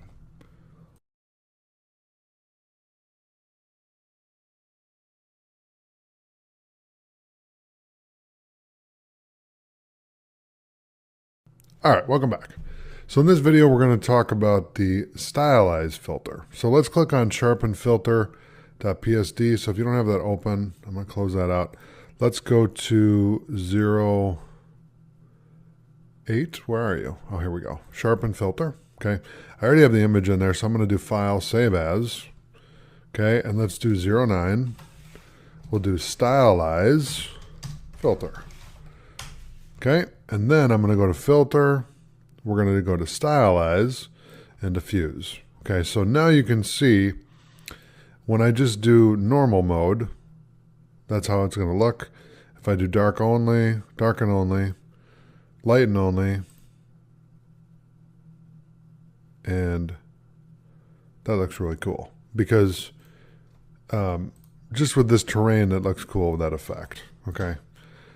It looks really cool on the rocks. With the people, it's kind of messed up, but again, we're just adding filters. This is a fun thing. So it's all good. So let's do filter, stylize, emboss, and we can adjust the height. We can adjust the amount. Okay, I'm gonna hit cancel. Let's undo this effect and then we'll add that effect. So let's do emboss, and then it changes the color so you can see kind of what it's doing here. Very cool. All right, save that. Let's do filter and then do extrude. So here we can do blocks or pyramids. We can do size. So we can use the up arrow, do the depth, go up with that. I don't see a lot.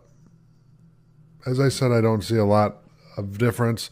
Then it renders the effect and I stop talking. Control Z, and then let's go to filter and let's do stylize, find edges. That's cool. Okay, let's do filter, stylize, oil paint. We can turn this down.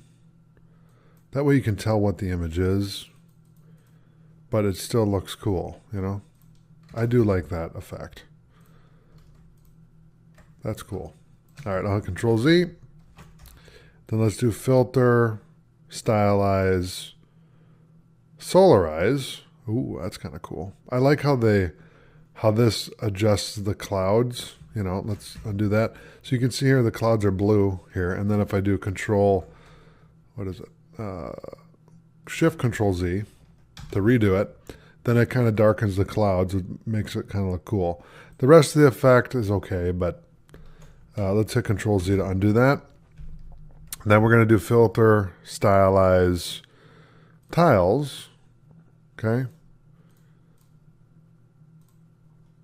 Okay, so we can kind of up this a little bit. I don't see anything right now, but as soon as I hit OK, it'll probably add the effect. And then I'll be silent. No. In this case, it didn't do anything really, which is okay. Let's do filter, stylize, trace, contour. Whoa. Turn that down. Whoa, whoa, whoa. Let's turn it up then. Yeah, either way, it doesn't matter. It's going to look kind of weird. I'm going to cancel on that. Let's do filter, stylize, wind. And that's going to, we can do blast, stagger. You know, it's kind of funny because they're in the desert. But I'm here all week. I used to live in the desert and they have a lot of windstorms. So it's kind of a perfect effect for this image.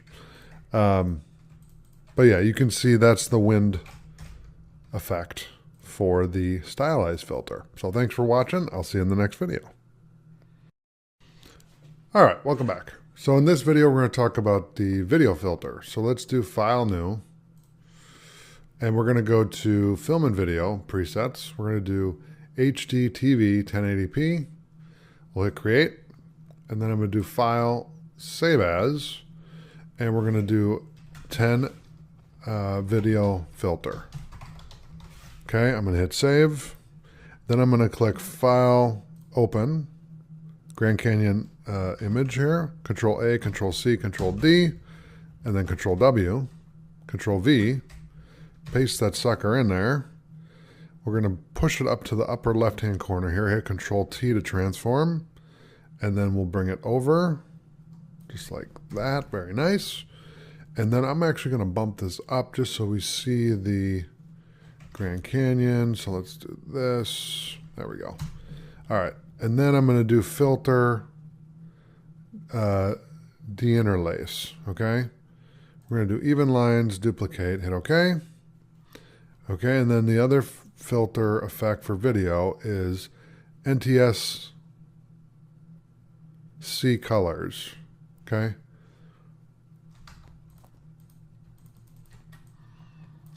All right, I'm going to hit save, and I'll see you in the next video. Thanks for watching. All right, welcome back. So in this video, we're going to talk about the other filter. So let's go to Video Filter, hit Control-Shift-S, and we're going to change this to 11 Other Filter. I'm going to hit Save. Then we're going to go to Filter and go to Other, and we'll do Custom. Okay, so you can see here, if I zoom out, we can enter in numbers that are going to adjust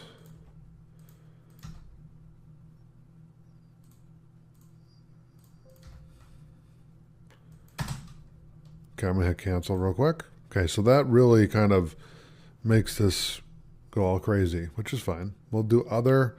Let's do height pass. Okay, so we can adjust this by scrubbing left to right.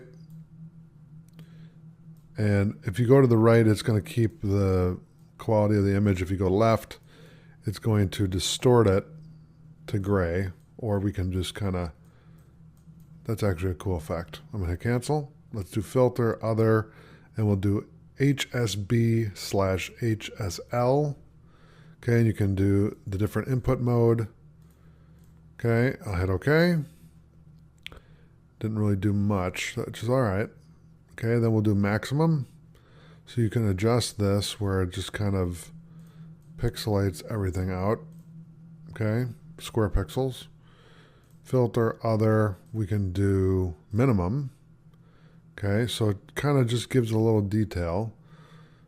Which actually I like that effect. That's kind of cool, you know. Again, it looks, these effects, these filters look good on certain images. This kind of brings out the best in this image because this is desert terrain and, you know, it's already square as it is. You can see kind of the square, you know, effects here. So it fits really well with the image. Let's do filter, other, and then we'll do offset. So we can do that. And then this, whoa, that's kind of a cool effect, you know. So what it's going to do is it's going to push the top of the image down here and then bring the bottom of the image up, okay? And you can kind of make like a little montage here, okay? I'm going to hit OK and I'm going to leave it like that, all right? So thanks for watching. I'll see you in the next video. Welcome to section 3, and in this section we're going to talk about brushes. So let's jump over to Photoshop. And the first thing I want you to do is click on Create New. We're going to jump into the Photo preset. I'm going to jump to the Landscape 4x6. I'm going to hit Create. Okay. I'm going to close this tab group. And I'm going to hit Z and zoom out just a little bit. And unlock the background layer. I'm going to use the paint bucket with the letter G and fill that to black. All right, so now what we're going to do is I'm going to hit File, Save As, and I'm going to save this as 01 General Brushes. Okay, this is going to be a lot of fun. So what I want you to do is hit Control-Shift-N, and we're not going to name the layer right now, but we're going to go to the paintbrush or the brush tool. And I'm going to go to this little tab right here. We're going to go to the general brushes. So close all these, collapse all these options here, and we're going to select the soft round brush, and we're going to label this soft, what did I say it was? Soft round brush, okay. So we're going to label that soft round brush. Okay, so let's do this. Ooh, it doesn't work. Cool. And I know why that is. I don't know if you can tell, but if you can look right here, the brush is black. So it's not going to show up on, black is not going to show up on black. I'm just saying. Okay. So if I do this, okay, now you can see the soft round brush. Okay. So let's turn off that layer. We're going to go here and let's do hard round next. So I'm going to open up a new layer and we're going to do hard round brush. Okay, now with this one, let's double click on that and we'll just go like this. And so you can see this is more like a graphic style brush. The other one looks like a more like a spray can almost, like you could spray it like a real spray paint can would look. It gives it more of that effect. The hard round brush is more of a definitive look, okay? Now the next one we're going to look at, let's go to the, not the history brush tool, let's go to the brush tool again. And now we're going to select the soft round pressure. So let's do that one. Soft round pressure brush. Okay, label that, and then let's use it.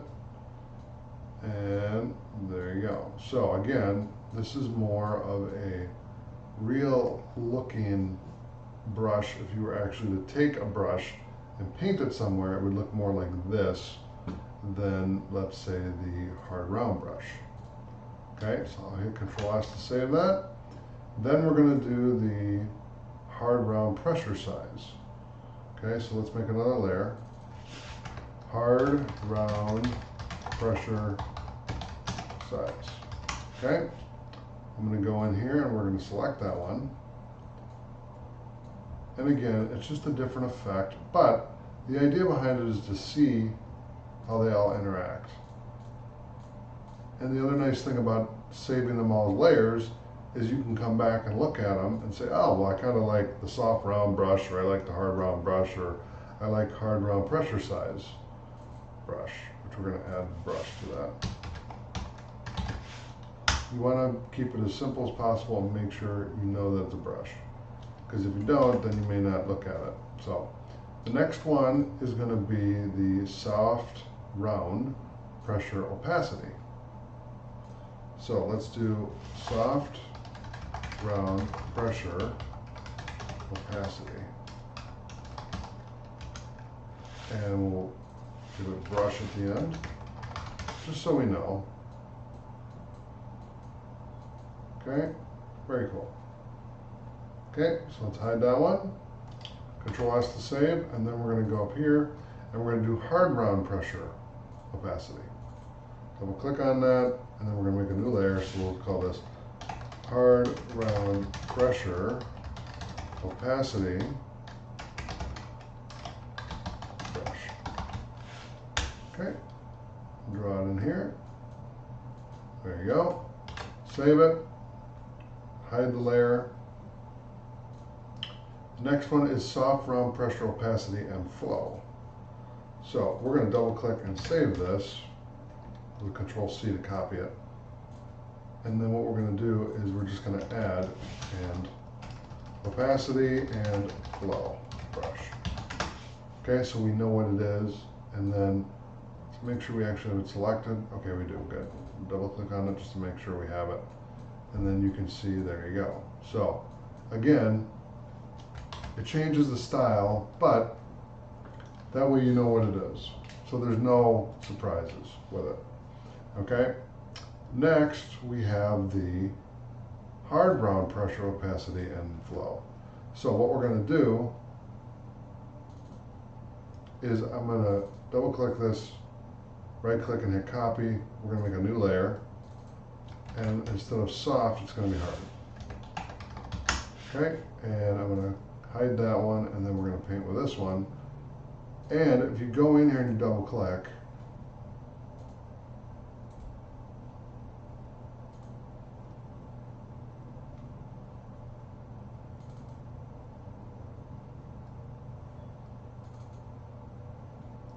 okay, something else. All right, so there you go. So you have the hard round, pressure, opacity, and flow brush. Okay? Now if I hit File, Save, now we can go through each one and we can see what they look like, and we can decide which one we want to use, right? Now, the other thing too is you can select it here too. Okay?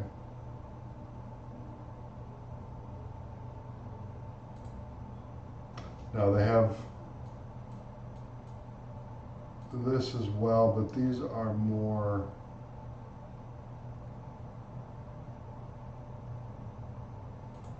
different, like different styles. So like this one, we make a new layer and we just kind of do that. You know, this one, different look. That one's really cool. I like that. I mean, that's a great thing about brushes. So let me delete this one.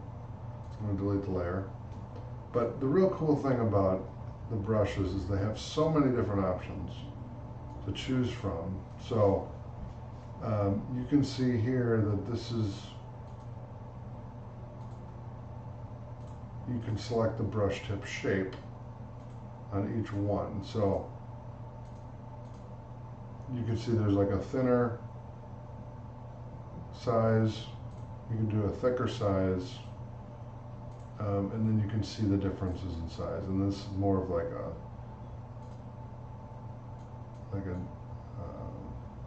spray type, where you kind of make a mess, right? Say like that. That'd be more of a messy kind of paint.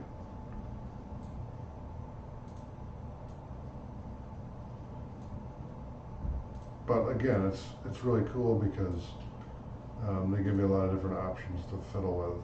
So there you go. That's, you can go in here and you can set the brush tip shape with any of these styles.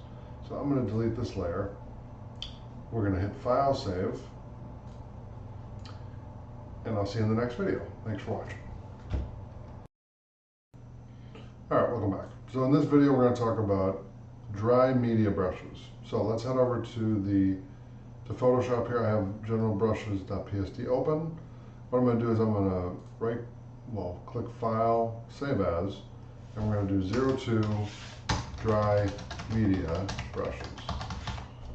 Save, then we're going to select all these layers except for the bottom layer and hit delete. Hit Control S to save, and we're on our way. So now what we're going to do is we're going to go up to the brushes here. We're going to hunker down on that one and grab the dry media brushes. So I'm going to grab this one right here, and you can see here we can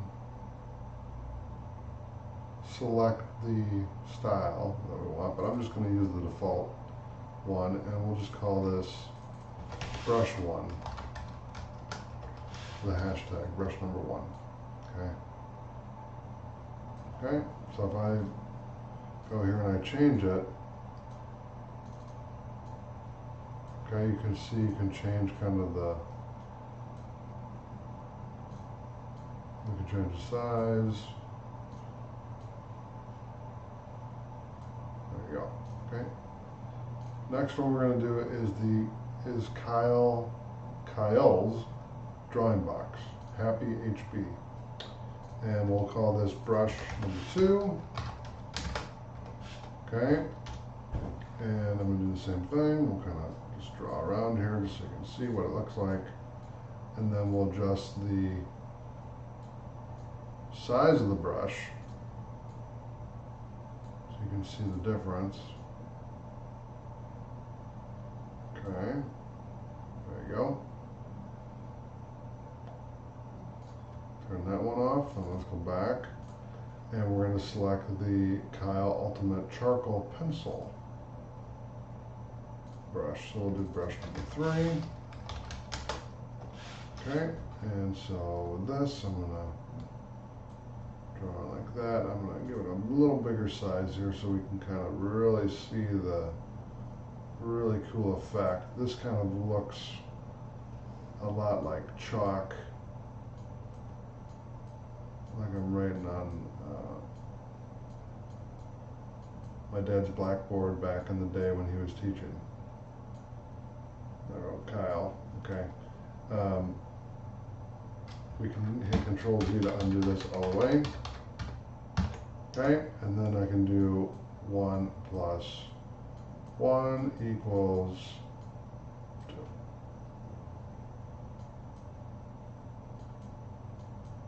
Thank you. It'll fit. Let's see. Yep, with my funky Y. Let me try that again. There we go. So you can see when I write in there, it looks like I'm writing on a chalkboard, which is very cool. Gives you the kind of that chalkboard effect.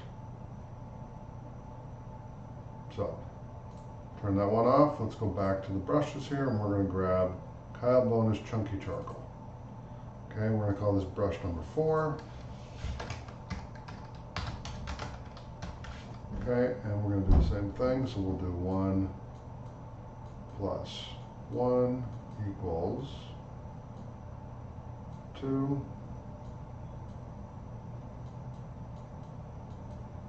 And then we'll just write in here. Okay, so that it's a thicker coat, but it's the same idea, same effect for the most part. It's just a thicker brush. Okay, so we'll go to the next one. Oh, there we go. We're going to go to Kyle's Ultimate Pastel Palooza. This looks like a fun one too. So call this brush number 5. There we go, if I can find the hashtag. And we'll do 1 plus 1 equals 2. And then I'll just type in learn. Okay, very cool. Okay, and then the next one, Kyle's Eraser, Natural Edge. So we'll do brush number 6. And I'll do 1. Okay, that didn't work. So let's do 1 plus 1 with the pastel here equals 2. And then I'll grab the eraser and I'm going to use that to erase it. So let's make it a bigger size here, okay?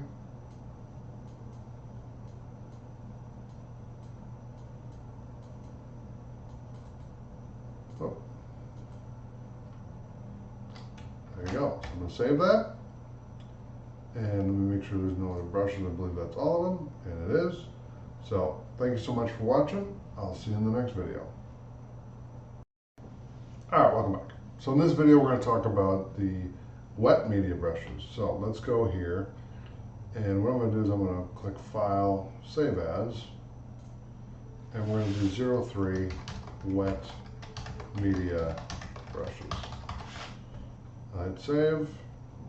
I'm going to hold Shift and select from brush number 6 to brush number 1, delete, Control S to save, and then we're going to shrink that down, and then I'll go to the wet media brushes, click on this one, and we'll give it the same name. We'll just do brush number 1, and then we'll draw. Okay, now if I go here and I go to the size, I can make it a little bit bigger. Okay, because there's a little more to work with. And then the next one is the Kyle's Inkbox Classic Cartoonist. Double click on that one. We're going to create a new layer here. We'll call this brush number 2. Not brushed, brush number 2.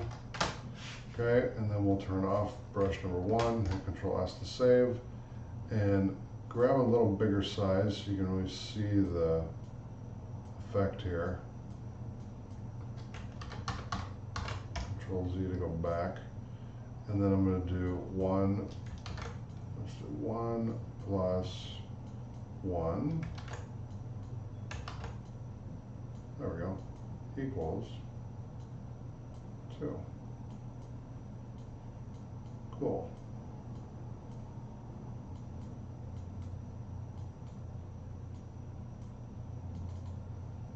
There you go. That's brush number 2. Now we're going to do brush number 3, which is going to be Kyle's Paintbox Wet Blender. Okay, so let's do brush number 3.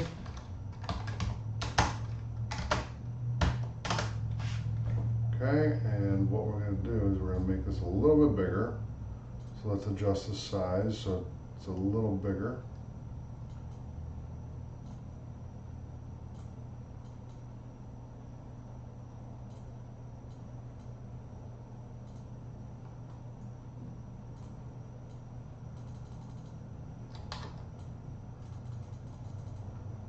No. Control S to save that.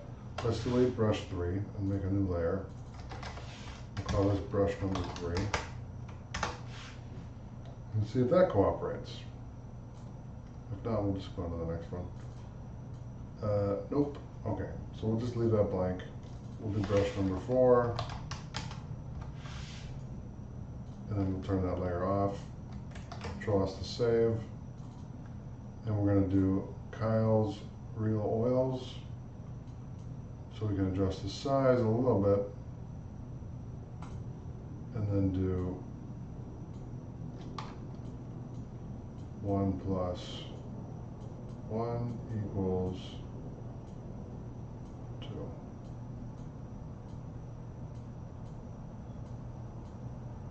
Cool.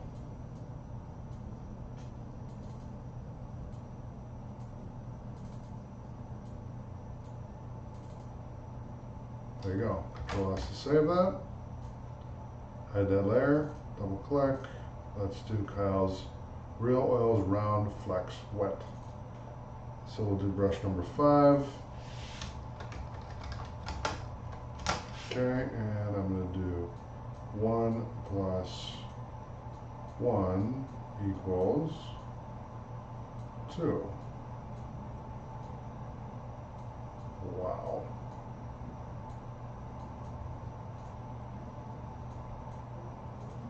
There you go. Control S to save that. Turn that layer off, and then let's do the final one, which is Kyle's Impressionist Blender. Interesting. So that's going to be brush number 6. Okay. There you go. And so we will save this. Okay, I wonder if I need to adjust the size a little bit. And I'll edit the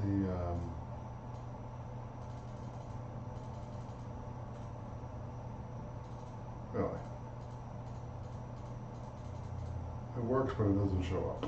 Alright, that's okay. No problem. Alright, so that's all I have for wet media brushes. I'll see you in the next video. Thanks for watching.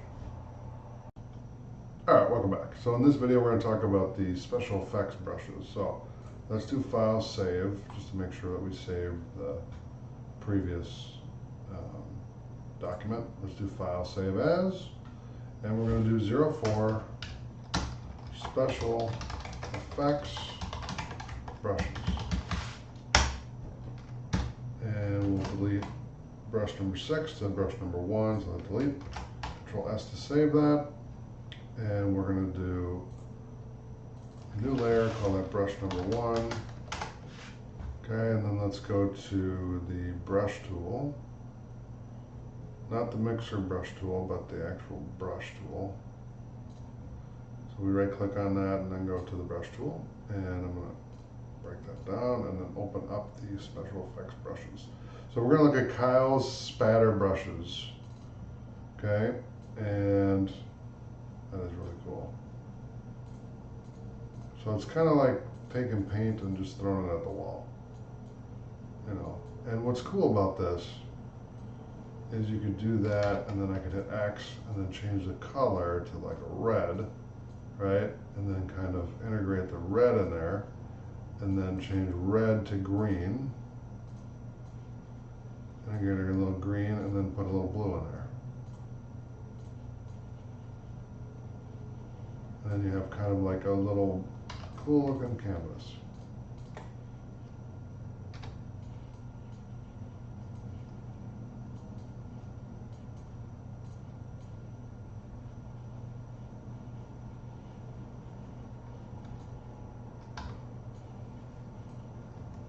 There you go, with a lot of layers. So that's brush number 1. Now, Kyle's spatter brushes, Supreme Spatter and Texture. Okay, and that's brush number 2. So let's do that. We're going to do brush number 2. And what we'll do is, we're going to, we already have that selected. Kind of the same thing. I'm going to grab red and then blue.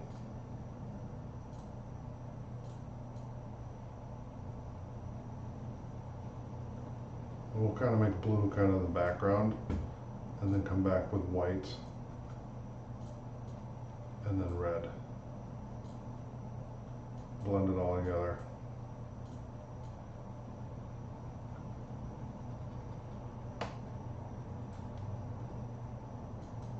And then we'll come back a little bit with a little more white in there to kind of blend together. So you can see you got the blue, you got a little black, and then the blue in the background, and then the white and the red are the foreground. The red is really the main foreground, but again, it's just, we're just doing a splatter effect. So I'm going to Control S to save that, and then let's make a new layer. We're going to call this brush number 3. Okay, and Control S to save, and then let's go to the brush. We'll click, whoop, and we're going to do Kyle's spatter brushes, pressure control. Okay, so we'll do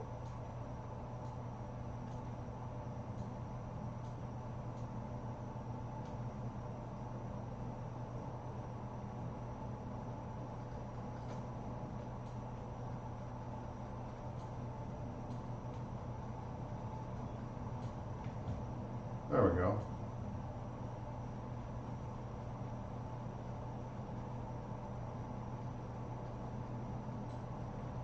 Okay, and then we'll grab a little red and blue in here.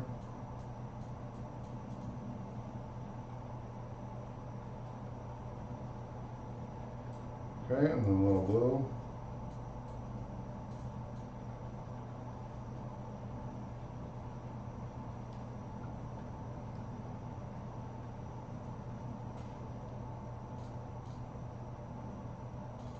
Then white.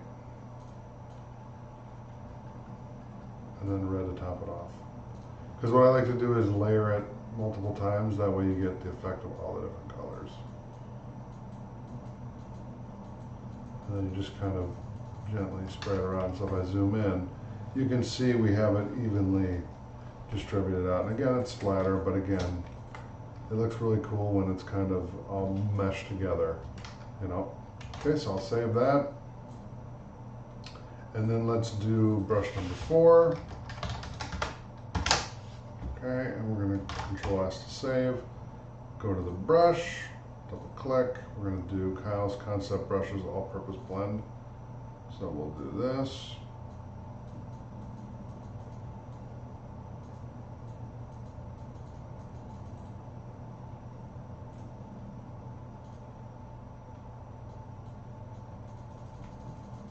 Nothing's working, that's all right. Let's do the next one. We'll do brush number 5. Okay, and what's that one going to be? Let's double click on it. Kyle's Concept Brushes Scratch Blend.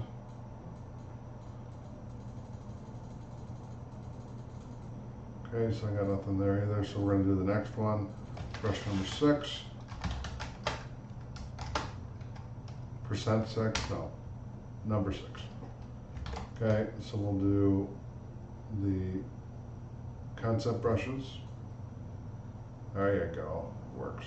Beautiful. Okay, then I'm going to do white.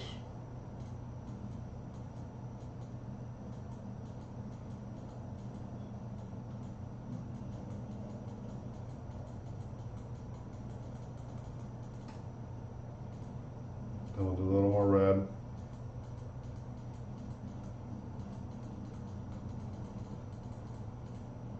And then blue. Top it out. Very nice. Okay, we'll save that. And let's do the next brush, which is going to be Kyle's Screen Tones. So we'll do brush number 7.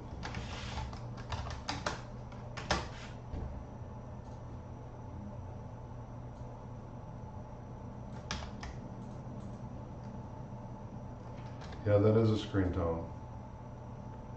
So it's showing all the pixels. Very cool.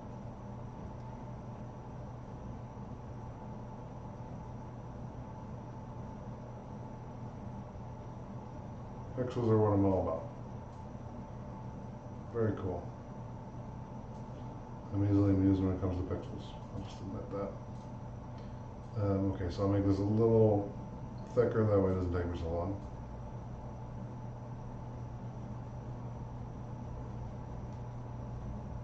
And I'll just do this for the entire canvas, that way you can kind of see what the effect looks like.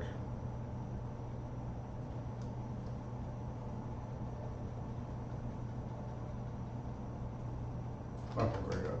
So I zoom in, then it looks like a monitor showing pixels. We'll save that. Okay, then we're going to do the next brush. Let's see what that one is. It's going to be Kyle's Screen Tone 38. So let's make the size ginormous, and then let's do brush number 8. Okay, so we'll do brush number 8. $8. No, just do brush number 8. There you go. I should have done that on the last one. Just saying. I mean, just see how long this took me. There you go. Now we can pick a different color. Since I ran through that so quickly, let's just pick kind of like a weird looking green. There we go. Oh, that's cool. I love pixels, I'm just saying. I'm biased towards pixels, I'm sorry. Okay? So, thanks for watching. I'll see you in the next video. Alright, welcome back. So in this video we're going to talk about custom brushes. So click on the special effects brushes. Okay, we're going to hit File, Save As. I'm going to save this as 05 Custom Brushes. Okay, now all we're really going to do is we're going to go in here and we're going to look at what we put in there and then just customize the brushes that we did from the special effects brushes. So essentially all you're doing is creating a custom effect from there. You can adjust the tilt Y, the rotation, the pressure, smoothing. You can lock it so we can protect the texture, you know, turn these all on or off, adjust the texture. Okay, we can change the size, so we could do like a really large size here, like that. And let me adjust the texture here. Okay, what I'm going to do is I'm going to turn that off for a second. Let's make another layer and we'll call this brush 9.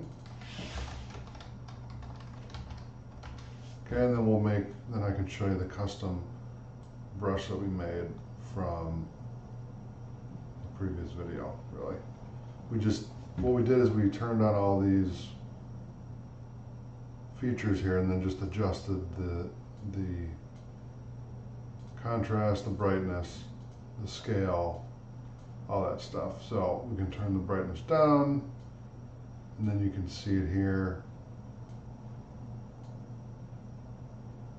like that. If you did a little white, and it'll probably pop a little more. Yeah, there you go. So you can really see what it looks like. Black and white is really the best for contrast, you know, because they're completely different. So that's how you create a custom brush. So thanks for watching. I'll see you in the next video. All right, welcome to section 3 and extensions. And in this video, we're going to talk about the remove background extension. So go inside of Photoshop. We're going to go up to Window. We're going to click on Find Extensions on Exchange. It's going to pop open the web browser here, and you'll see right here, remove background for Adobe Photoshop. Now I want to show you one thing real quick. You'll notice over here the filter. They have all, so they have 1,342 extensions for Photoshop, among other programs that are included with Photoshop. You can click on Paid. They have 978 extensions and free. So we're going to do the free extensions, and I'm going to click on Remove Background for Adobe Photoshop, and I'm going to click on Install. Okay, then I'm going to click on View My Exchange.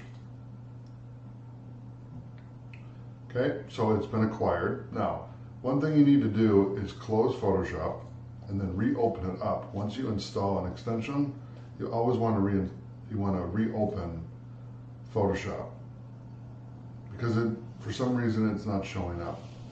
So this is to expedite it to work. So if I go to extensions, okay, hold on a second. Okay, give me a pop-up that it installed. All right, so what I'm going to do then is I'm going to go here and see if it's there. If it's not, then we'll restart Photoshop again. Yep, so we'll just close that out and then go back in. You got to give it a second to add it to the program. So I'm going to open it up, click on Window. There you go, remove background. Okay.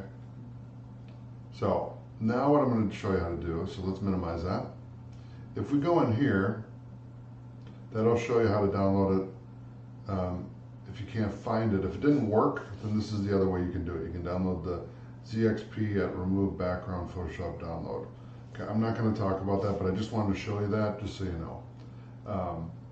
All right, let's go back to Adobe Exchange here. And I'll minimize this for a second. I want to go to Photoshop, and I want to find extensions on Exchange. And then I'll bring that over here. Let's see here. Try again.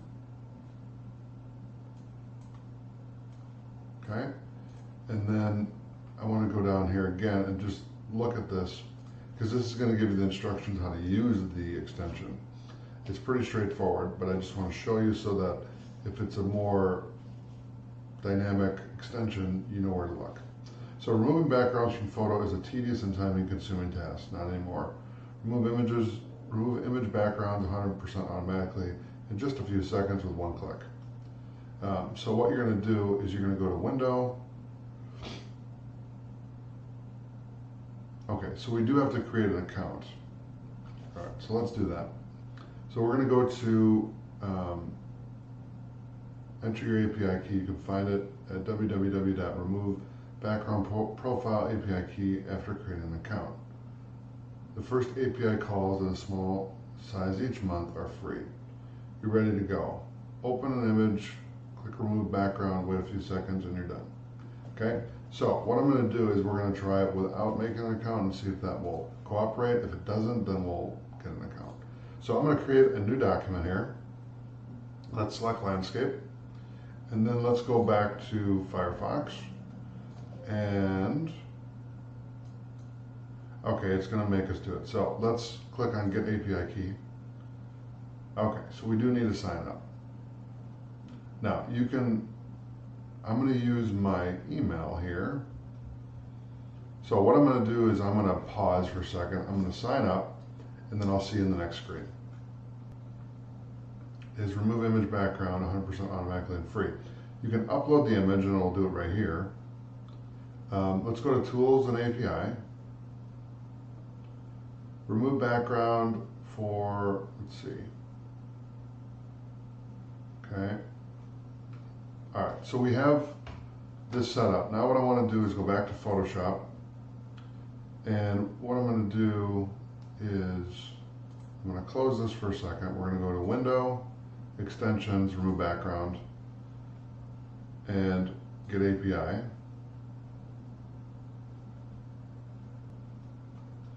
Okay, so you can upload an image and then it'll remove it like that. Let's try that out and see if it works. So I'm going to go to Google and I'm going to type in cats. Okay, so we're going to go to an image with cats. So let's find a good image with a good background. How about that one? So right click and save this image on your desktop. Okay, and then I'm going to go to here. I'm going to close that one. Go to this one. Let's upload that image just to test this out. And there you go. Now we can download it. I'll hit OK. And what I can do is I can right click on this and open this in Photoshop. And there you go. So that's another way you can do it. You can go into the actual login screen and upload your image there. It will do the work for you and then bring it down. Okay. Otherwise, you have to configure the API, which we can click on how it works. If it lets me, let's see. Let's see here. Okay, so you can see that the API is kind of giving me a neck problem. I'm just kidding, it's not. If I go to extensions and go to background, remove background, we can click on Get API Key. That's going to take us back. We can upload an image, upgrade your account, read the API docs. Okay, so remove background. Okay, that's the same thing we did before. Let's look at their pricing real quick, just so you can kind of see what they charge. You can do 40 credits a month for nine bucks, or 23 cents an image. Okay, you can pay as you go to $1.99, etc. Okay, so that's a very good deal for that many. It's non-commercial. It's probably just that for the first one, and then after that you can do more. I mean, they have a lot. So if you do a lot of images, this makes sense. Because trust me, when the benefit of this tool is you don't have to sit there and go around this cat and try to get everything perfect. I mean, if you look at this, let me just show you something here. I'm going to choose the black background. Okay, so I pasted in the background, and you see how every little detail of this cat is still there. Okay? It is a very tedious thing. Trust me when I tell you this. It's a very tedious thing to go around the entire thing and make sure everything is there. I've done it myself a lot, and I'm pretty good at it, but again, it takes a long time. So this is a great tool. So I'm going to hit File, Save, and let's call this, let's go to Desktop, and we'll call this 01 Remove Background Extension. Hit Save. There you go. Now, I'm going to go back to the pricing here, how to use for individuals. Let's figure it out. Remove background automatically, and wonderful. Okay, stunning, yep, okay. Okay, so really they wanted you to upload the image on their site, which I thought that this was more of a, you can use it on there. Now, let's get the API key. Okay, there's my API key. All right, so what I did is I went to Tools and API Docs, get API key, show. Okay, we're gonna copy that, and just make sure it's the actual key that you're copying. And then to minimize this, and let's go in here.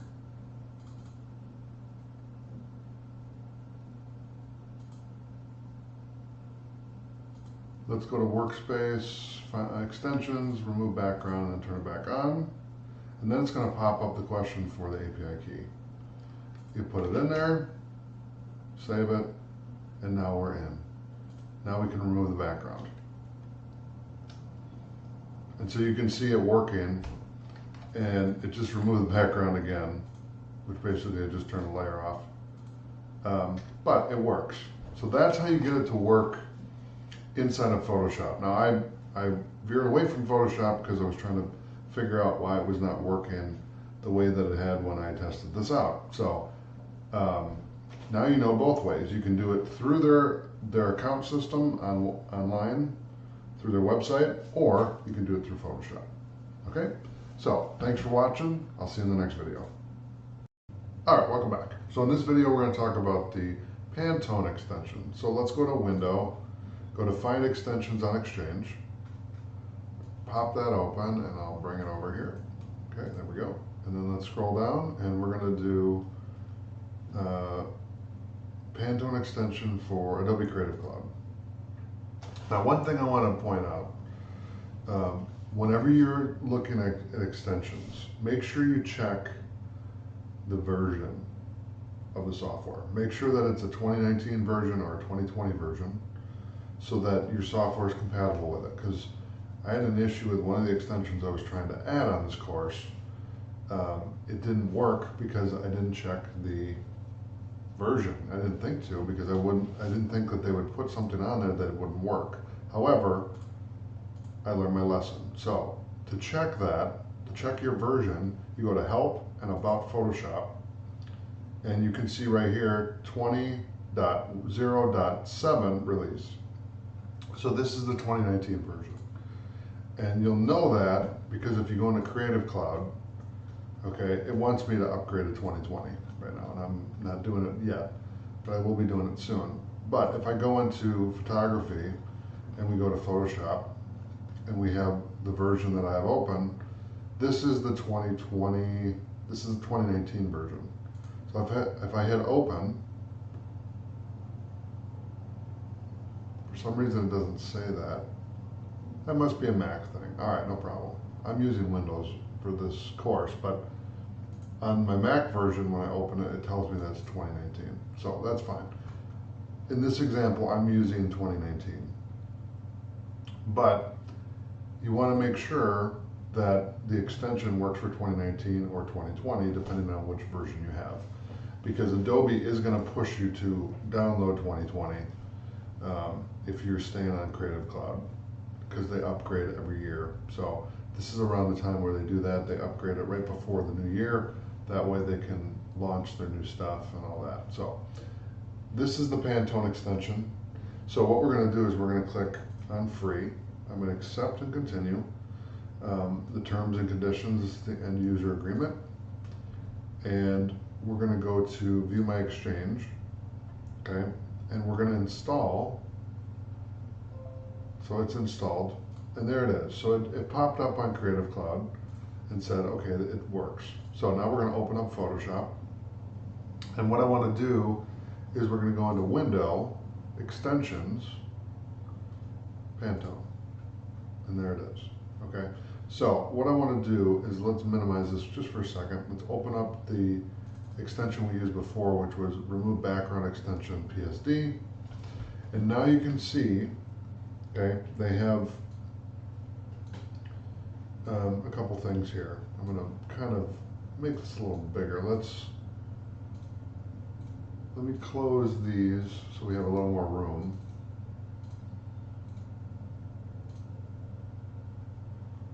There we go. And I'm going to close this one and that one, just so we have the full length there. We're going to close this one as well. Call the group. Close the tab group, and then just leave the layers open. That's fine. So you can see here we have a 30-day trial with this. So you can pick, you can convert, palettes, harmonies, extract, measure, FAQ, send feedback. Okay, so that's their little menu that they have here.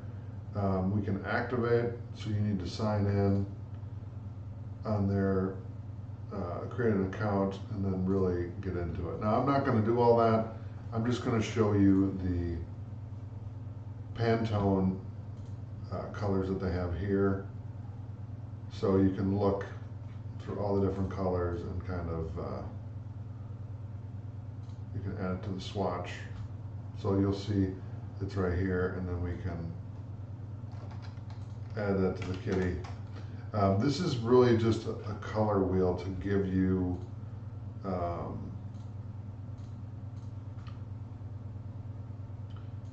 right here. Okay, so it's time-saving color workflow extension with all Pantone colors, palette creation and collaboration, easy conversion from RGB, hex, CMYK to Pantone. Okay, so you can really grab a color here, and then it will convert it for you. And you see the different examples here, how they can grab that image and really, so I can go here and I can hit the eyedropper, okay, and we can drop that color. So let's drop a color in there, right? And this one too, right? So what this does, and I really like this because when I'm coming up with new ideas for different stuff that I'm doing for LearnTech Plus, I can go in here and I can select different colors. And let's say that I like this Pantone and this Pantone here and this Pantone right there. Then I can compare them right next to each other and see which one I want to use. You know, so we can save that, create a new palette, etc. So let's create a new palette. Yep, there you go. And we should be able to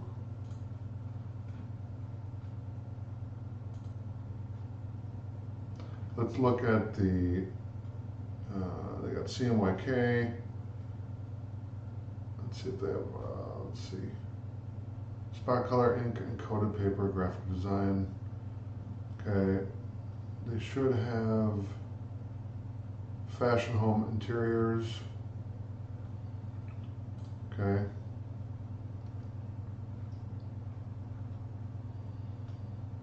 Very cool. So like this one, if you want the RGB code, it's right there. If you want the hex, if you want the lab, You can open it full screen and then you can see what it looks like. Because I really like blues, so the fact that I can do that, I can open this up and compare it to what I'm working on and see if that's the color that I want to use. This is fantastic. So I could literally do this for another 2 hours, but I'm not going to do that. So I just wanted to show you that. Let's go through a couple more here just so you can kind of get an idea. Other Pantone systems, so this is CMYK. So let's say that you wanted that same blue color for this.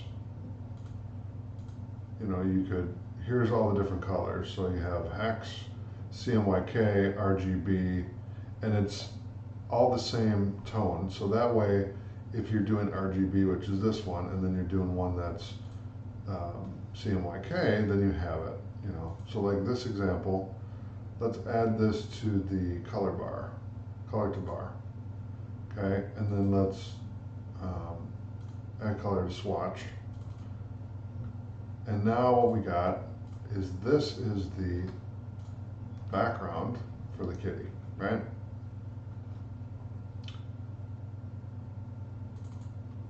And then you can add this one to the bar.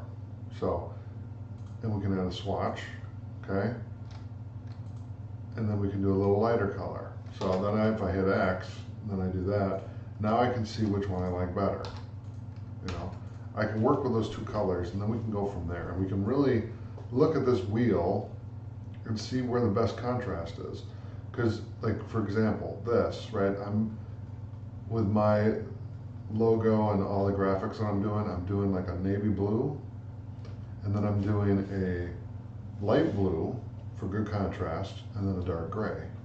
So if I want to look for a dark gray, that's actually not bad. I can add that to the color, and then I can add this to the swatch. And then what that's going to do is it's going to give me that gray color. And then if I want to see what the blue looks like, I can grab a light blue here. Let's grab that one. I can add it to the swatch and then use it there, and I can see the contrast. Okay, so it's quite a bit. But that's really what this is all about. It's really about finding the colors that you need for your project. So I'm going to save this. And we're not going to make a separate file for this one because really it's just you're filling with colors. That's all you're doing.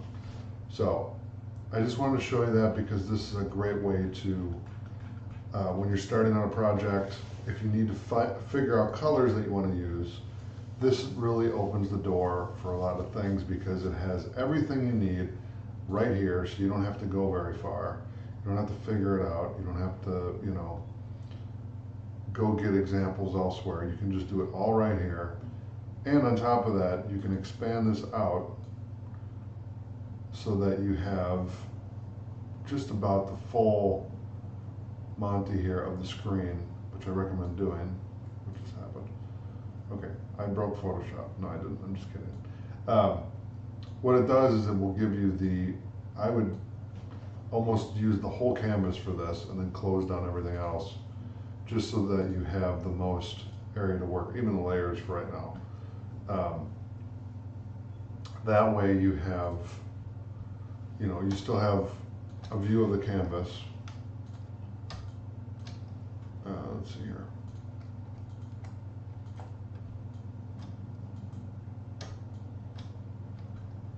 Really? Why is it doing that? Okay, there we go. You have a view of the canvas, but you can still go through all the colors and figure out which one you want to use for your project. So it's a lot of fun. I love colors, so like I said, I could talk about this for a long time, but I'm going to cut it now, and I'll see you in the next video. Thanks for watching. All right, welcome back to Reflections Extensions. So let's go to Window in Photoshop, and we're going to find extensions on Exchange.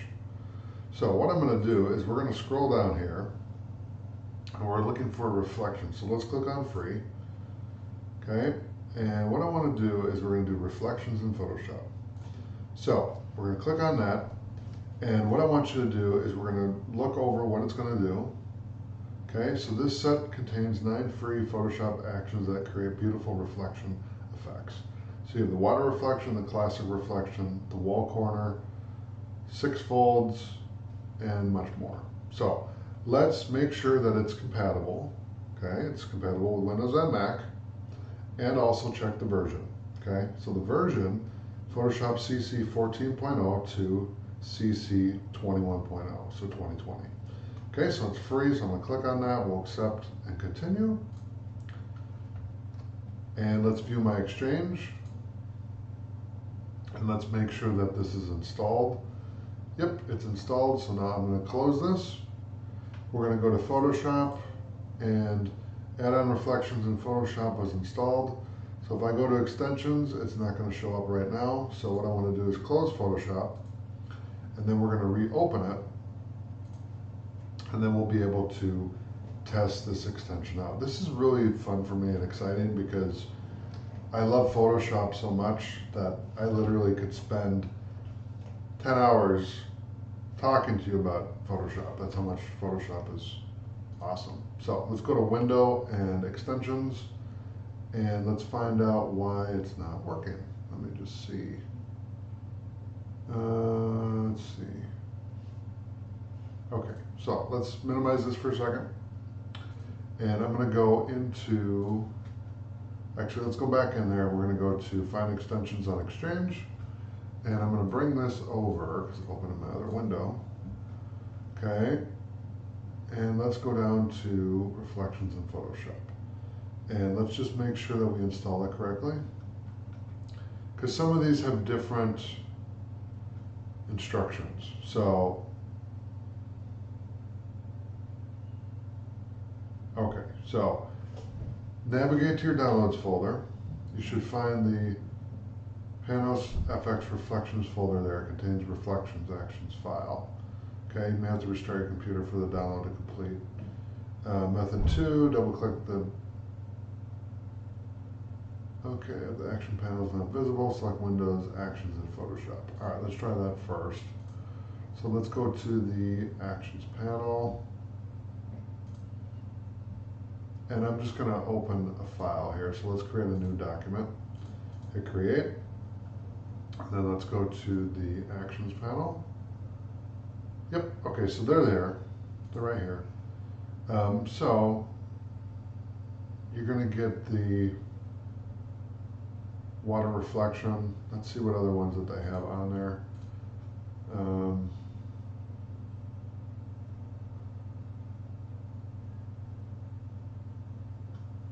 Okay, let's just use one example, just so we can see what it does. Let's see, product info. So we can do water reflection and classic reflection. So what I want to do, so here's the water reflection. So we'll just use that one. What I'm going to do is I'm going to grab an image on Google that is like a, let's just go here and let's go to google.com and we'll type in lake. Okay, we'll just grab an image of a lake. And let's see here. So that one already has a reflection. Let's see. Okay, I'm going to right click on this one. Let's save the image to the desktop next to our cat. Nice.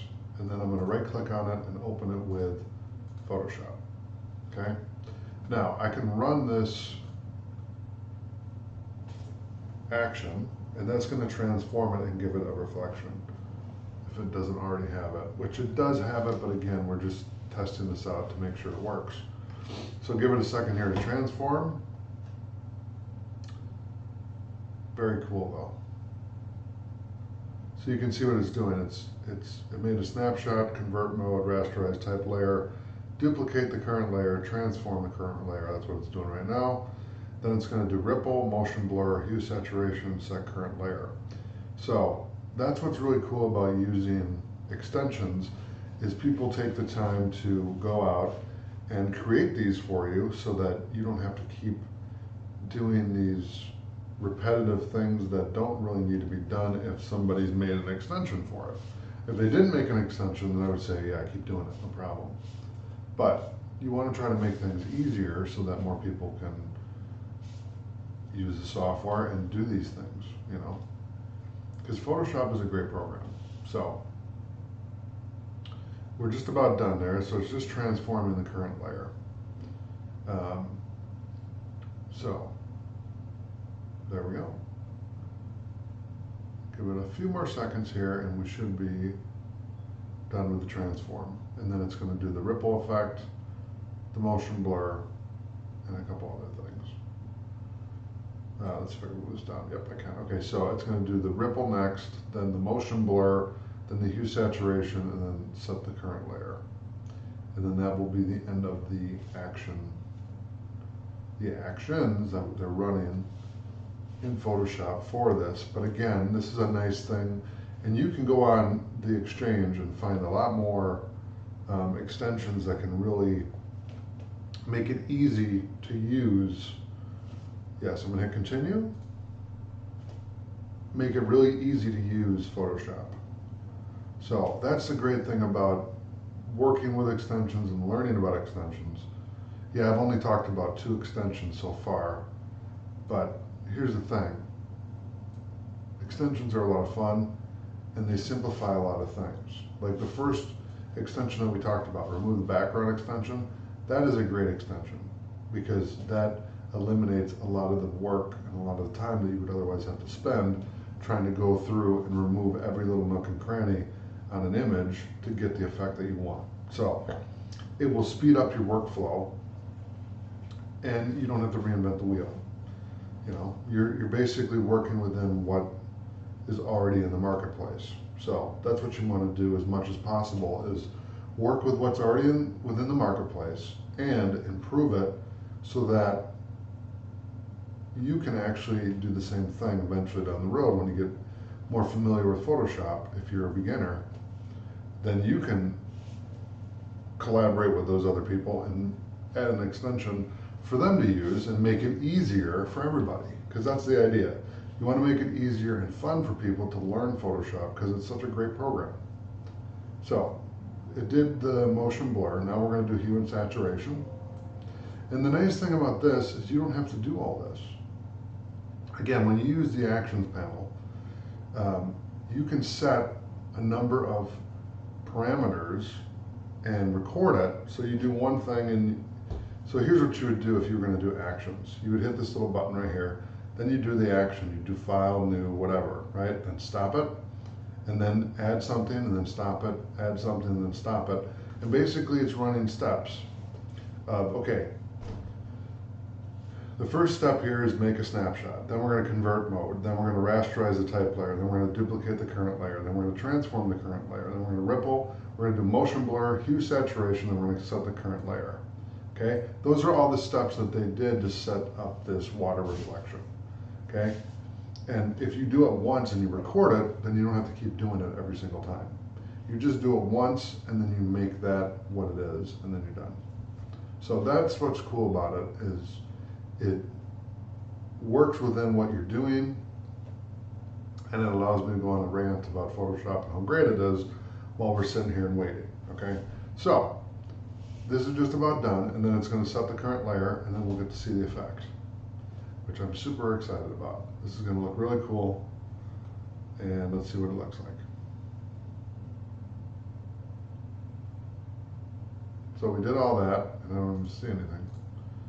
Come on, man. All right, well, you get the idea. Let's see here if there's another. Okay, it's not there. Okay, so that is the reflections extension. Now, I didn't do anything because this image is not very good for that, but you got the understanding of what it does and why we're using it. So I'll see you in the next video. Thanks for watching. All right, welcome back. So in this video, we're going to talk about the free retouch panel extension. So let's go to inside of Photoshop here. I'm going to click on Window, find extensions on Exchange, and I'm going to bring over the web page that opens here. We're going to go down to, where are you at, clever little bird? Hold on a second. Let's go to free. Filter this by free, and then we're going to go down and we're looking for free retouch panel. There we go. So the retouch panel will, with easily workflow and color filters, fast retouching in 1 minute. Okay, so you can retouch images, before and after. That's interesting. Yeah, you can see the difference there.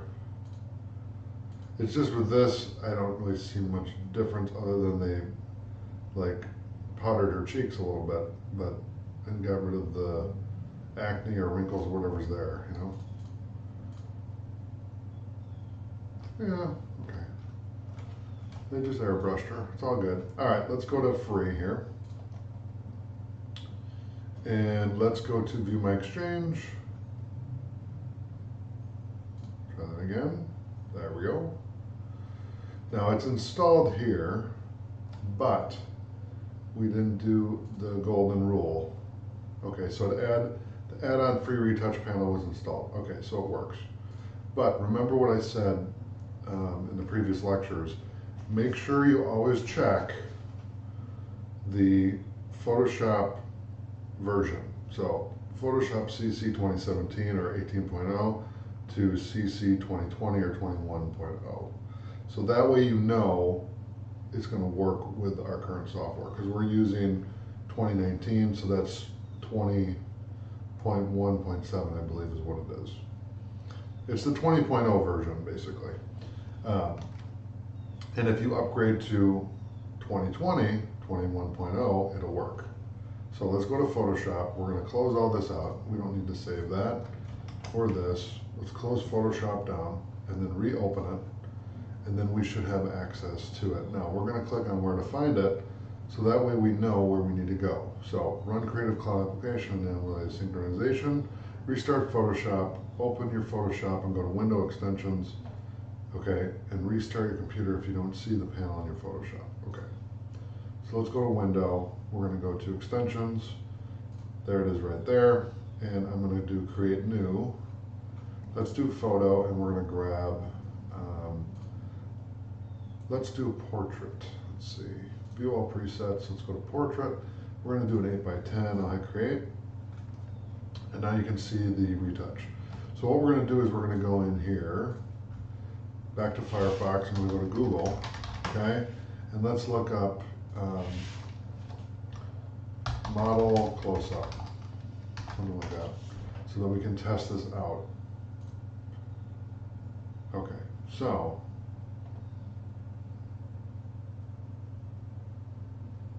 a lot of these are already photoshopped, but like for example this one, I'm just going to right click on this and save the image to the desktop. This is for educational purposes only, so we'll right click on it, open it with Photoshop, and then I'm going to run this. So let's hit start. Okay, and it's going to, okay, press the button, finish retouch before starting the new one. Okay, so let's click on finish retouch. Okay, now what it does is you can adjust, we can start, and then we can adjust.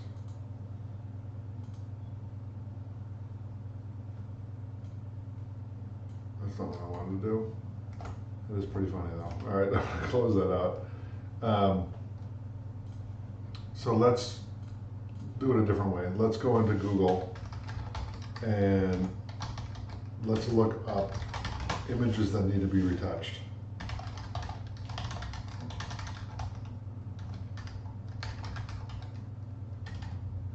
That need retouching. How's that sound?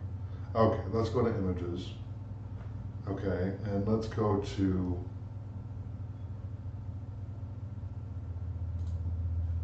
this one right here, and let's right click on it and just save the image. Okay, and then close that out, right click on it and open it with Photoshop. Okay, and then what we're going to do is we're going to hit start. Okay.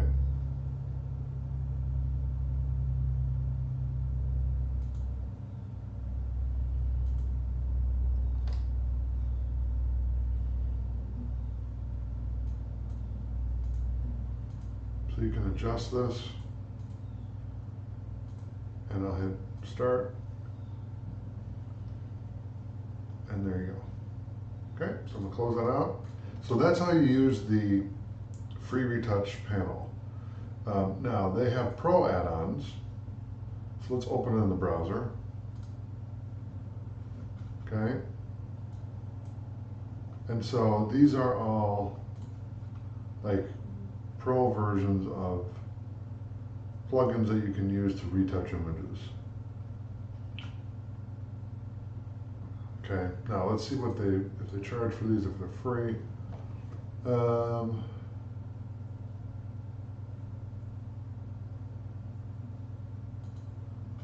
Okay, so, all right, so I'll close that out.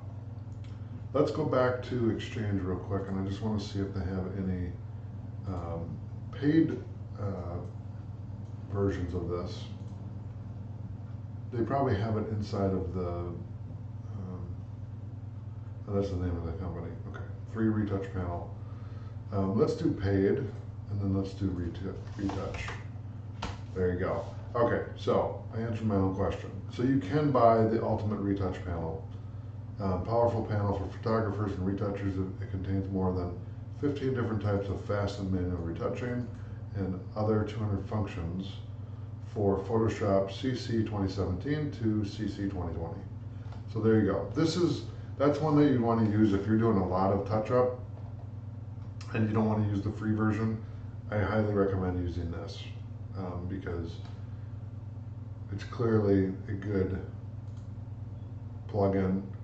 You got to see the example of the other one, and it literally does everything that you need it to do and then some, and really adds to the retouching.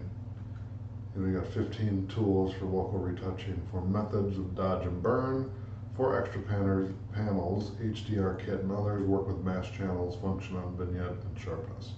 So these are all important things, and it works with 2020, 2019, 2018, 2017. Okay, so thanks for watching. I'll see you in the next video. All right, welcome back. So in this video, we're going to talk about the letter preset. So let's head over to Photoshop if you're not already there, and click on Create New, and then you're going to get this little new document window popped up here. And so if I click on letter 8.5 by 11 at 300 ppi, okay, let's hit Create. So what that's going to do is a couple things. So this is go back to File real quick and go to New. And I want to show you one more thing here. So if you click on letter, you can do orientation. So you can do, let's see if it tells me what the landscape. This is landscape right here, and then portrait here. You can also add artboards. So if you wanted to add multiple pages to this, you could. So let's say that you're writing something out and you want to add to this. Then what you can do is if you right click on the move tool and go to artboard, then what I can do is I can select this and then just click on a plus, and then I can add more pages to this document. Now I don't want to do that for this example, but I just want to show you how to do that. So I'm going to close this out. Now we're going to go back to this. So this is a portrait version of letter. So letter basically is used to write out a formal letter, and this is the standard size, and this is in pixels, but normally it's in inches. Okay, because pixels is really for monitors. Inches is for print.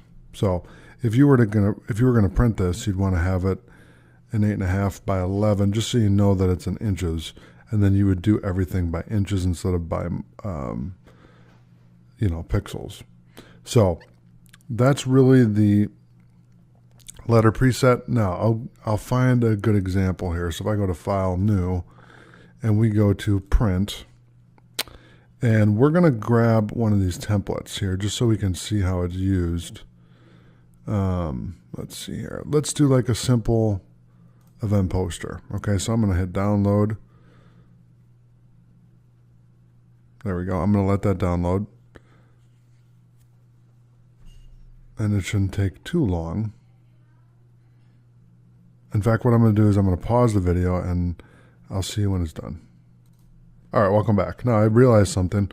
This is actually the 11 by 17 inch tabloid layout, so we're not going to use that one. So I'm going to try to find one that's the resolution that we're looking for, which is 8.5 by 11. Okay, so let's see if we can find one that's just for that. Okay, here we go, US letter. Okay, so what I'm going to do is let's download this one. Okay, let's try this one. Okay, that's too big. Let's type in letter and then hit go. And what that's going to do is take you to the website. Okay, so here we go. Let's grab a free one. Let me see if I can find any free ones here. Okay, here we go. Let's grab that one. I'm going to click on license for free. And I'm going to open this in Photoshop. Okay, and let's see. Okay, so it's downloading. And there we go. I'll hit next. I'll resolve the fonts, and I'm going to hit close this. If it lets me. Come on. There we go. Okay, so now you can see this is 8.5 by 11, and I'm just going to verify that by going to image, and we're going to go to canvas size, and you can see it's 8.75 by 11.25. Okay, we're in the vicinity. Okay, 8.5 by 11, or you know, close to it. You can see here that they have. So you can see here they have instructions on there, which we don't really need. But this is a letter. So this is a great example of what you would be doing with this preset is you would write something out like this with your logo and then write a letter here and then have the address down there. Now you can lay it out any way you want, but you can see how they have everything in the middle here because what you don't want to do is cut anything off. So they have the bleed, the trim, and the safe areas. Okay, so you can see here, the bleed is red, the trim area is the dot, and then the safe zone is green. So anything inside of green, you can put inside of there, and that's kind of your reference guide. When you're creating a letter document in Photoshop, you want to use this. That way when you print it, it won't cut anything off. So I'll give you an example. If I hit Control P to print, you can see here, right now it's going to show everything. But when I go down, we can scale to fit media, or we can leave it the way it is. And what it's going to do is you can see these lines. It's going to cut all this off because that's where the bleed and the trim and the safe zone is. So inside of the green line, it's okay. Outside of the green line, you don't want to put anything there because it'll get cut off. Okay? So that is the letter preset. So thanks for watching. I'll see you in the next video. All right, welcome back. So in this video, we're going to talk about the tabloid US paper preset. So let's head over to Photoshop and let's open up Photoshop here. Click on Create New. We're going to go to Print and we're going to click on Tabloid. So tabloid, the width is 11 inches, the height is 17 inches, the resolution is 300 pixels per inch, and the color mode is RGB. So it's for monitors, websites, videos, that kind of thing. Now you can do portrait or landscape. I recommend portrait. And you can see here, this is 6 inches taller than, or well, 3 inches taller than the legal size, and 6 inches taller than the letter preset. So this really gives you more height to your document. So if we go to File and we do New, and I go to Print, and I go down here, and I think I already downloaded one. Yeah, we did this before. If we click on the Simple Event Poster, and I click Open, and resolve the fonts, what you're going to see here is this is something that you could make with the tabloid preset is you could create a nice flyer like this or poster where you could, advertise your business or your event with this size paper, which is, again, it's 11 by 17. So the width is 11 inches and the height is 17 inches. And that gives you a little more room to work with if you're going to hand these out to people or post them places. Then you have more canvas to use for your promotion. So it's a very good preset in that regard, and it just makes it really easy to do. So what I'm going to do is I'm going to go through the preset here, and we're going to kind of go through the layers and what they've set up already. So if I go to the layers panel here, you can see that they have the logo up here on top. Then they have presents, and then you have the white circle with text. So this is that entire group layer where you can work through that and edit all this. And again, this is just an example to show you what kind of things you can do with the tabloid preset. There are unlimited things that you can do really with this, but this is a great place to start.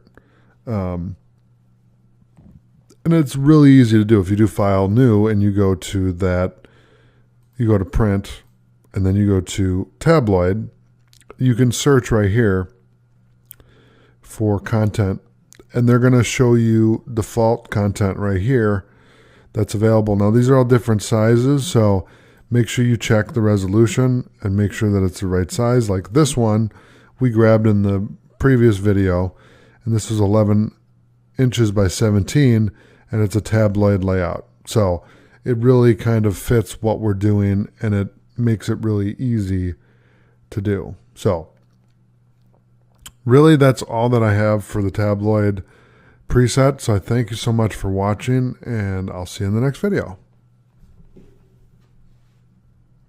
All right, welcome back. So in this video, we're going to talk about the legal US paper preset. So let's head over to Photoshop, click on Create New. Okay, and we're going to go to Print.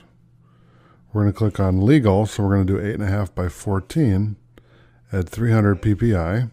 Okay, and you can set it at Portrait or Landscape and add artboards if you want, but again, I recommend keeping it at Portrait and hit Create. So this is the legal preset for US paper. Now, the difference between this one and letter is that this one has a longer height. Okay. The other one was 8.5 by 11, so it cut off right here. And this one has got an extra 3 inches on it, so you have more space to work with. Okay. So that's kind of an interesting twist on things. Now, the other thing we can do is if I go to File, New, and we go to Print, and we come down here and try to find a preset or a template that we can use for legal. I'm going to look that up. So let's look up legal, and let's click on Go.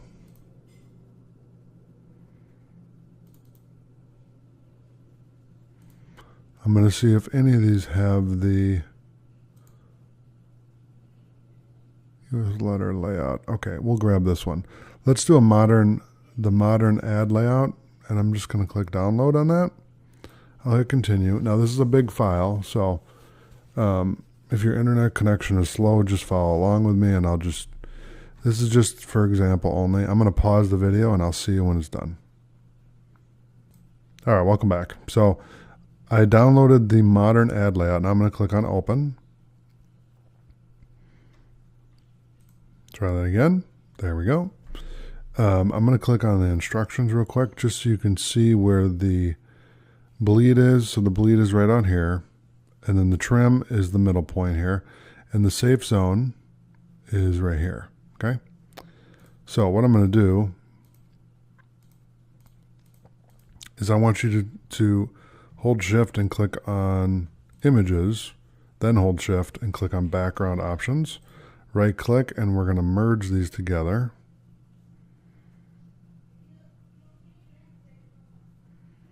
Let's convert it to a smart object. That's fine. Then I'm going to hit Control A, Control C, and I'm going to paste it into this document here. And I'm going to bring it up, and then I'm going to drag this down. So hit Control T, drag that down to here, and then we're going to bring it over. And the whole idea of that is I just want to show you how much room you have to work with when you're using the legal preset over the letter preset. Okay, so that's the legal preset. Thanks for watching. I'll see you in the next video.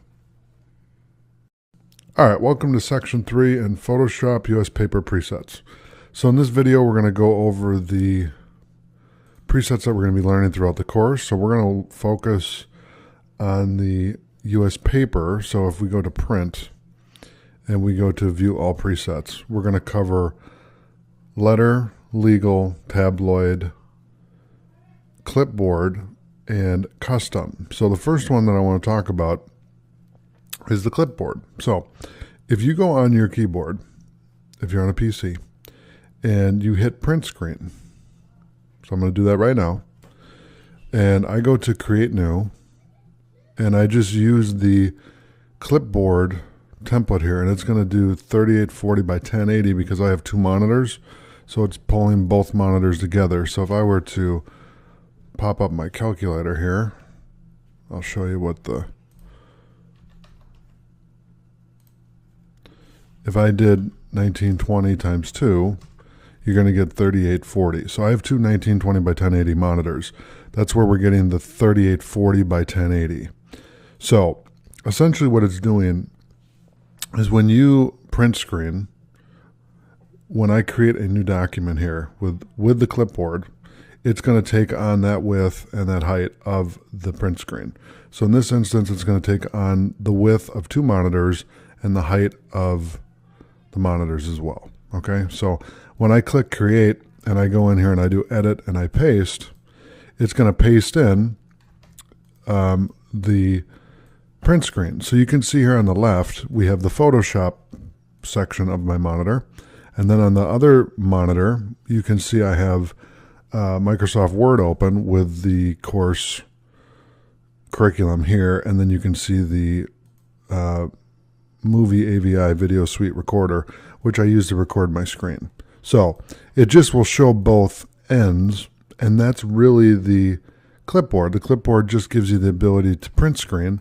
Now, if I were to open up a web browser, and let's do it like this, I'm going to bring it over here. Okay, and if I go to Google, and then I do print screen here, okay, and then I go to Photoshop, and I do File New, and again I do Clipboard, because Clipboard is automatically selected because I did a print screen. Okay, so if I hit Create, and if I hit Control V this time, which is the same as doing Edit and Paste, you can see here the shortcut is Control V. So if I just do Control V, it'll paste in the 2 windows that I have. And you can see I have like this little parameter here of the monitor that's being recorded. So it has like an orange rectangle around it. And then this monitor is not being recorded. That's why you're only seeing this monitor here. And so then you can see my screen recorder. And then I have Firefox open in both windows. So I have 2 web browsers running at the same time. But what this does is when you print screen, then it creates the custom clipboard for that copying. Okay. Now, another example would be this. If I went into Illustrator, so I'm not going to go into Illustrator, but I'll just give you the example verbally. Okay, so if I went into Illustrator and I selected an object and then I pasted it into Photoshop with a new file, it's going to grab that resolution. So if I did File New, instead of it being 3840 by 1080, it's going to grab whatever that size of the image is. So if the image was 7 by 5 inches, it's going to create a default template with that. Now you can see here, now the clipboard is gone because the print screen has disappeared. So now if I do another print screen, let's go back to Google again, and I'm going to do print screen again, and I'll go back to Photoshop, And if I do File New, now we have that option again. Okay, because it's also in the recent items.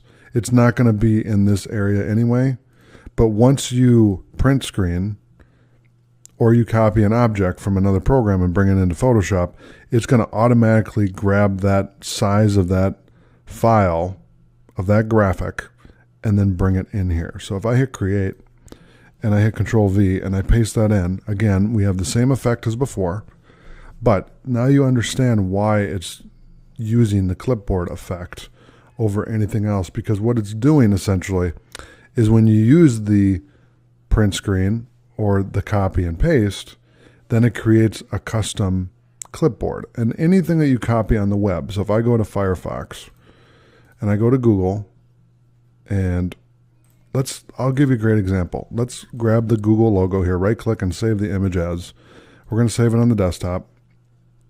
Okay, and then I want you to minimize all the applications here. Right click on the Google logo, open with Photoshop, right? So let's choose another app and let's use Photoshop. I'm going to hit OK. Now what you're going to see here is it's going to automatically use that canvas size of the image. So if I go to image and then we go to canvas size. Okay, the canvas size is 272 by 92. All right, so now if I go in here and I hit Control A and then Control C and I do File New, what it's going to do is it's going to grab that resolution. So it's going to say, okay, the width of that logo is 270 by 90 pixels. So I'm going to hit Create, and then I'm going to hit Control V and paste in the logo. And now you can see when you bring an object in, a graphic in from another program or from the same program, it's going to automatically grab that canvas size and put it in Photoshop so that you can render it out. Okay, so that's how you use clipboard. You can use it with any preset in Photoshop. It's not just for US paper presets, it's for any preset in Photoshop. It can be used. And the idea behind clipboard is when you copy something from any program, what it does is it saves it to a clipboard, and then you can paste it elsewhere. Okay, so that's the idea behind it. So with that in mind, thanks for watching. I'll see you in the next video. All right, welcome back. So in this video, we're going to talk about the custom US paper preset. So let's go to Create New. And what we're going to do is we're going to go to the print and let's click on View All Presets. And really what custom is it's kind of a combination of all the presets that we've looked at. So we focus really on letter, legal, and tabloid.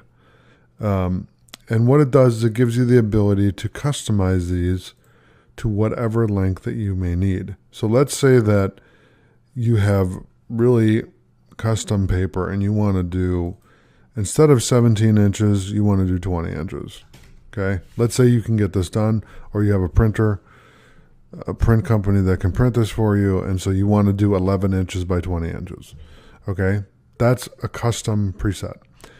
And really, like I said, the idea behind it is it just gives you the ability to customize this to whatever it is you want. Okay, so that's 11 inches by 20 right here.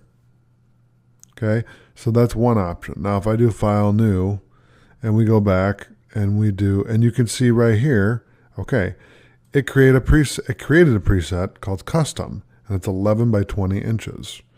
Okay, so that's one way to get the custom preset to show up. Now, if I do another one where I do Print and I go to Legal and we do 8.5, we'll keep the width the way it is, and let's do 20. So we're going to do 8.5 by 20 inches. Okay, when I create that, it's going to pop up here.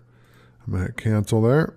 And what it's going to do is when I go to File and New, it's going to do the same exact thing that we just did before. And now we have two custom presets. So we have an 8.5 by 20 and we have an 11 by 20. Okay, and both of those are custom presets now. So that is a way that you can go in and you can create custom presets. Now we're going to do one more. That way we hit them all. So we got tabloid, legal, and letter. So let's do letter. So instead of 8.5 by 11, let's do 8.5 by 10. Okay, and I'll hit create. And then when I go in here and I do file new, what it's going to do is it's going to show that right here, 8.5 by 10, 8.5 by 20, and 11 by 20.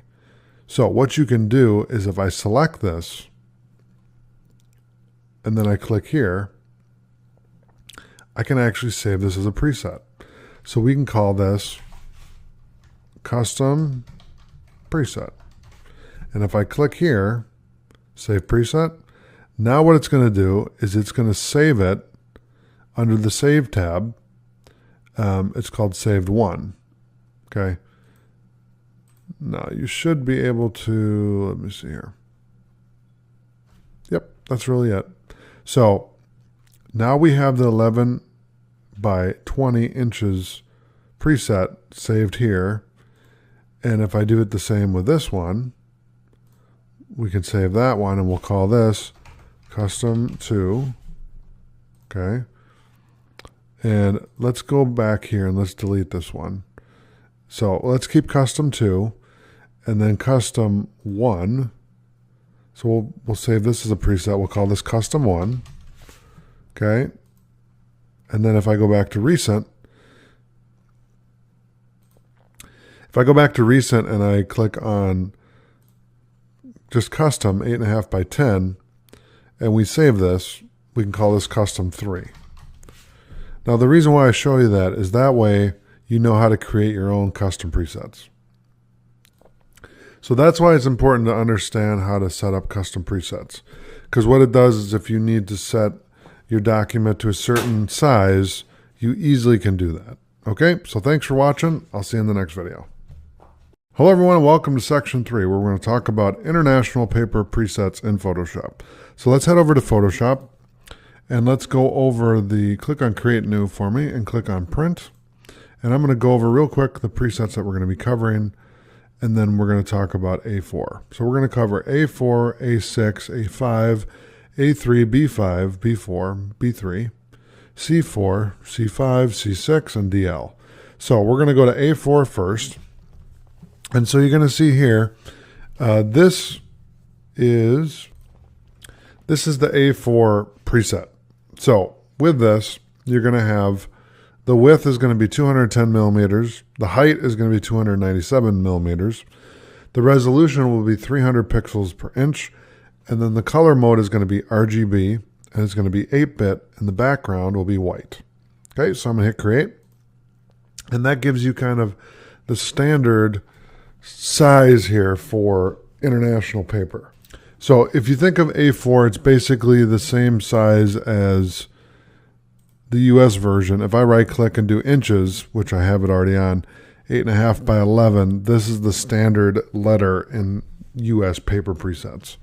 Okay, now if I go to millimeters, then you can see, okay, that's what it is for that. Okay, so that is the A4 preset. So thanks for watching. I'll see you in the next video. All right, welcome back. So in this video, we're going to talk about the A6 preset. So let's head over to Photoshop, click on create new.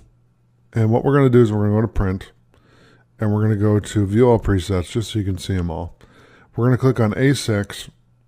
And what I want you to do is change this to inches real quick, just so you can see what it is in US standard. So if you're international, then millimeters is how you guys measure the metric system. All right. And so with millimeters, it's 105 by 148. So if I hit create, you can see here that it's practically a standard document again. So let's go in there and let's compare.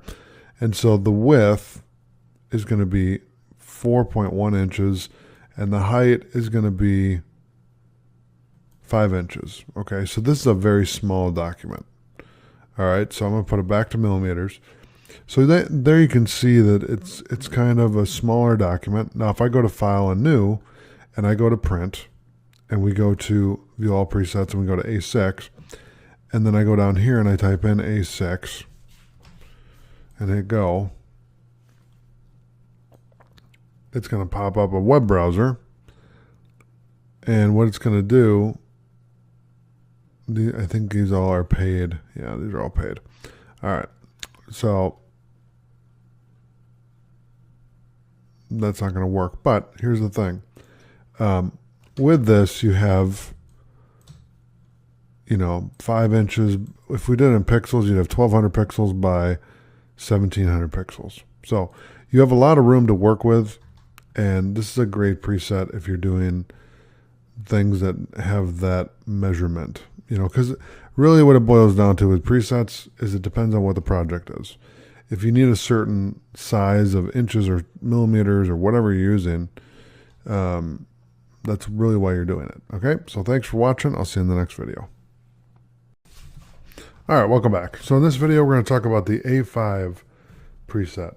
Okay, so if we go to Photoshop and click on Create New, and we go to Print, and we go to View All Presets, and we go to A5. If I change this to pixels, it's 1748 by 248. If I go to inches, it's 5.8 inches by 8.2 inches. Okay, so millimeters, that gives you kind of an idea of what kind of document you're working with. Now, you can see here in the little icon too, it'll give you a little bit of an idea of what you would be using that for. So there you go. So that's really the A5 preset. Like I said, this is, right now I have it in inches, but we're going to change it to millimeters. And so what it does is we have, if I put this in inches, we're at 5.827 inches by 8.267 inches. Okay, so that gives you kind of an idea of what you're working with. All right, so thanks for watching. I'll see you in the next video. All right, welcome back. So in this video, we're going to talk about the A3 preset in Photoshop. So if we head over to Photoshop and we go to Create New, and we go to Print, and we go to View All Presets, and we go to A3, you can see right here it's 297 by 420.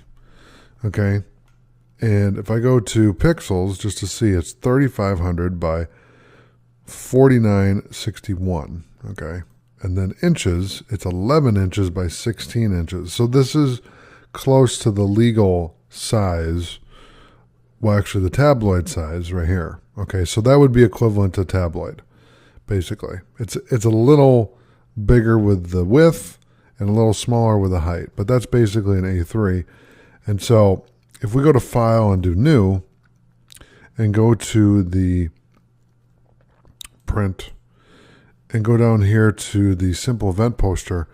Now, if you don't have this installed, click Download, and let this install, and I'm going to click Open. And what we're going to do is I'm going to highlight all these layers. So I'm going to go from the bottom to the top, hold Shift and click. I'm going to right click and I'm going to convert to a smart object. I'm going to hit Control A, Control C, Control W, and then click No. And then I'm going to hit Control V to paste it in so you can see what the difference is. Okay, so essentially it's the same as tabloid. Okay, so if I bring that over and then bring it this way, okay, now you have a document that makes sense for this template, okay, which is, again, it's the A3. So A3 is similar to the tabloid template. So there you go. And again, this is just an example to show you what kind of content you can put in there and, why would you want to use it and what does it do and why are we learning about this? It's just so that if you are international and you're printing something, you know what the presets are and you understand them. Okay, so thanks for watching. I'll see you in the next video.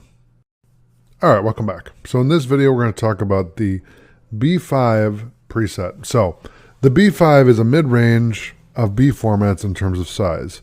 Its dimensions are 250 pixels, millimeters by 176, or 9.84 by 6.93 inches. Like all B sizes, B5 can't be printed with personal equipment. It is often used in professional printing. B5 format is used to create menus, magazines, or advertising flyers. Okay, so there you go. That's what it's used for. Now let's head over to Photoshop and we'll create new. So let's go to print and let's go to B5.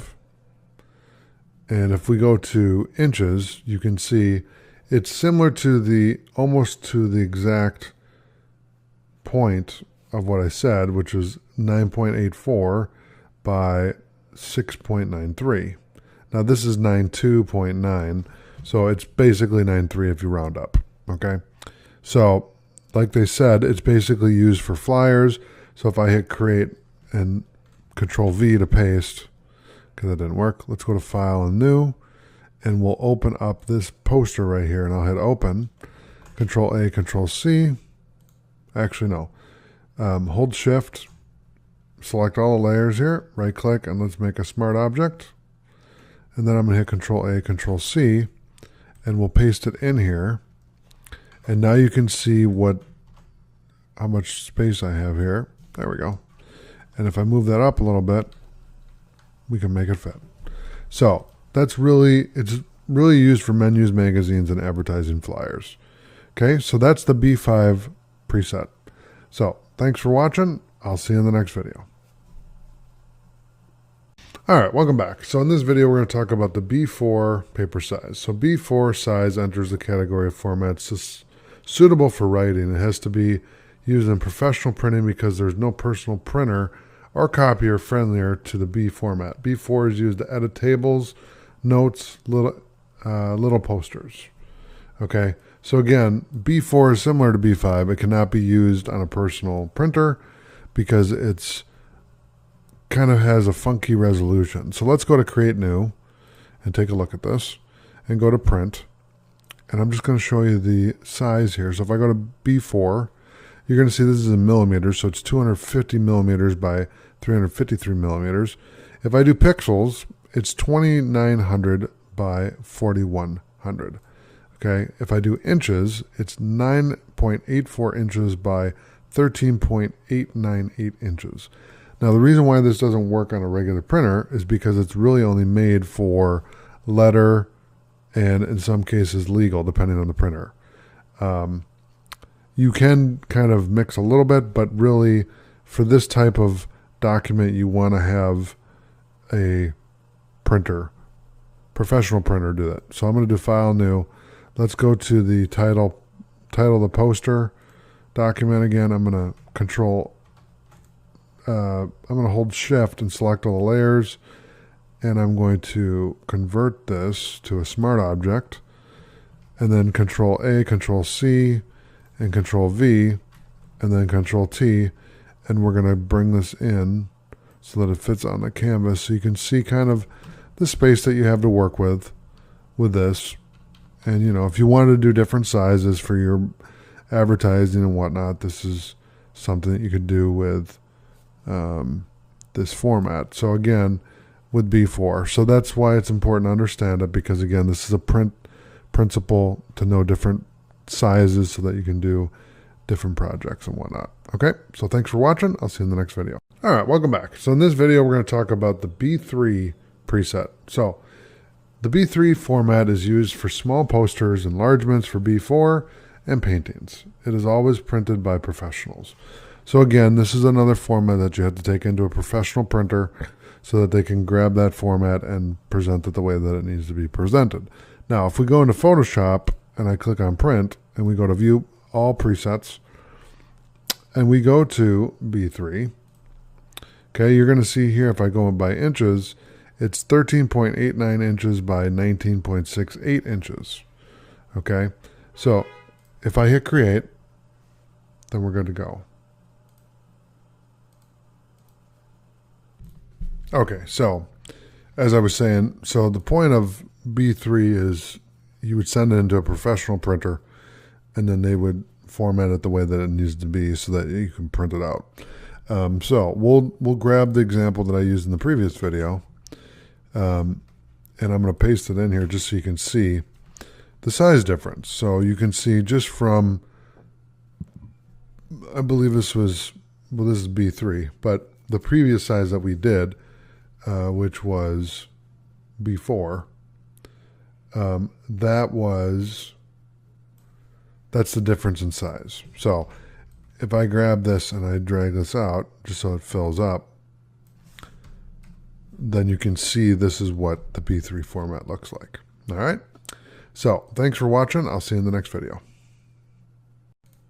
All right, welcome back. So in this video, we're going to talk about the C4 format. So C4 for this example, the C format, not just C4, but also the other C's in this would be C4, C5, and C6.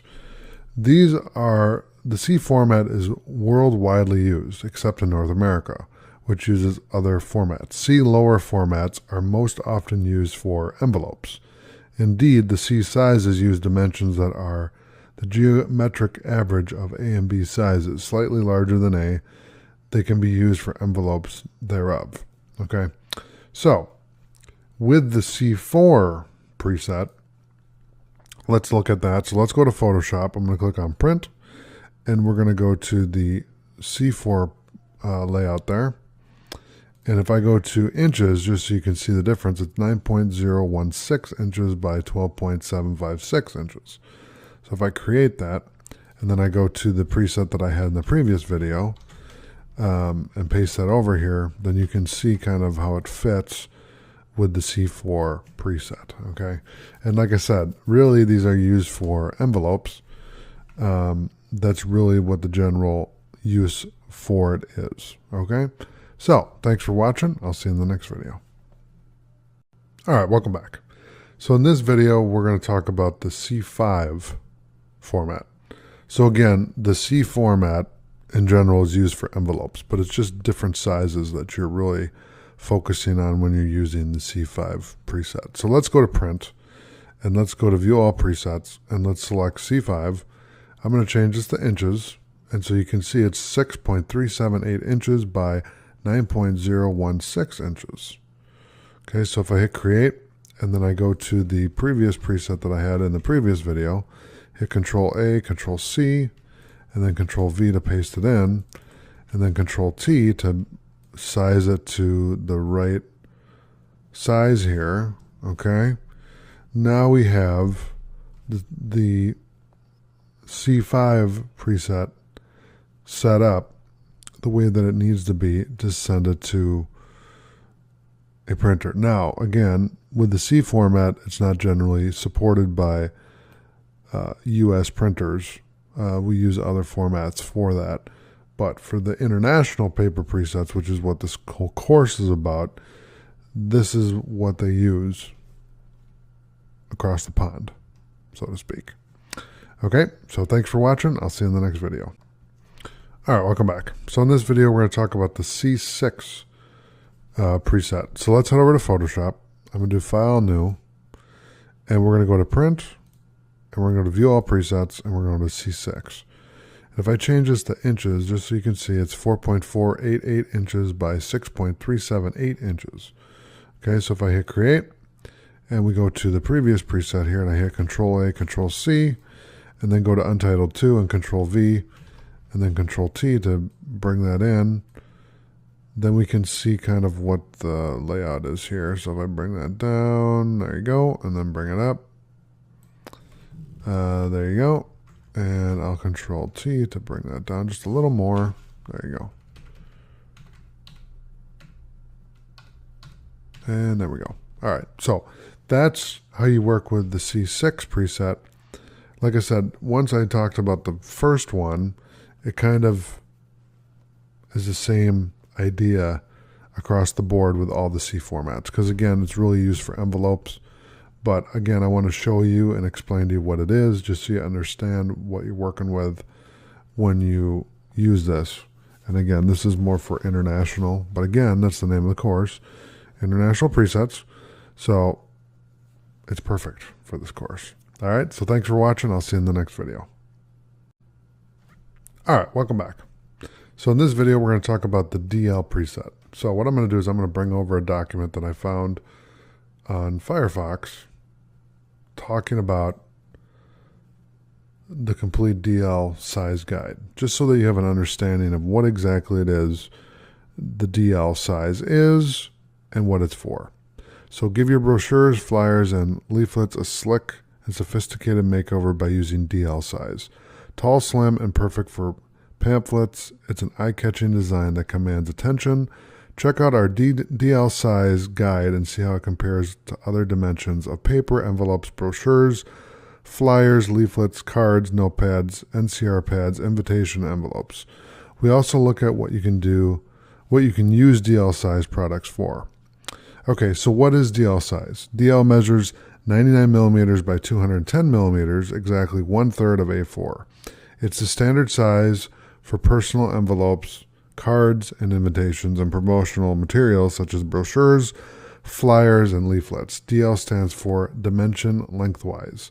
So DL dimensions. It's important to consider size when buying paper, envelopes, and cards, or printing flyers, brochures, and leaflets. While going for large size gives you more space to get your message across, less is sometimes more, and smaller sizes can make a big impact. Here are the dimensions of each size in millimeters, centimeters, and inches. So DL paper size dimensions. Okay, so we have the paper size. So DL is 99 by 210 millimeters. For inches, it's 3.9 by 8.3. And then if you were to do A0, A1, A2, A3, A4, A5, A6, those are the different sizes right here, okay? How does DL size compare to other paper sizes? DL has shorter width than A6, but is longer. It's the same length as A5, but has a much shorter width. DL is 1/3 of the size of A4, 1/6 of the size of A3, 1/12 of the size of A2. 32 DLs make up A1. Okay, so like I said, DL is a smaller size, but you can get more out of it. And 64 DLs make up A0. So here you can see the chart. They got A0 is 1180 by 594 millimeters. A1 is 594 by 420 millimeters. A2 is 594 by 420, so the same size. A3 is 420 by 297. A4 is 297 by 210. A5 is 210 by 148. A6 is 148 by 105. And then DL is 99 by 210 milliliters. So for DL size leaflets, we can do millimeters, which is 99 by 210.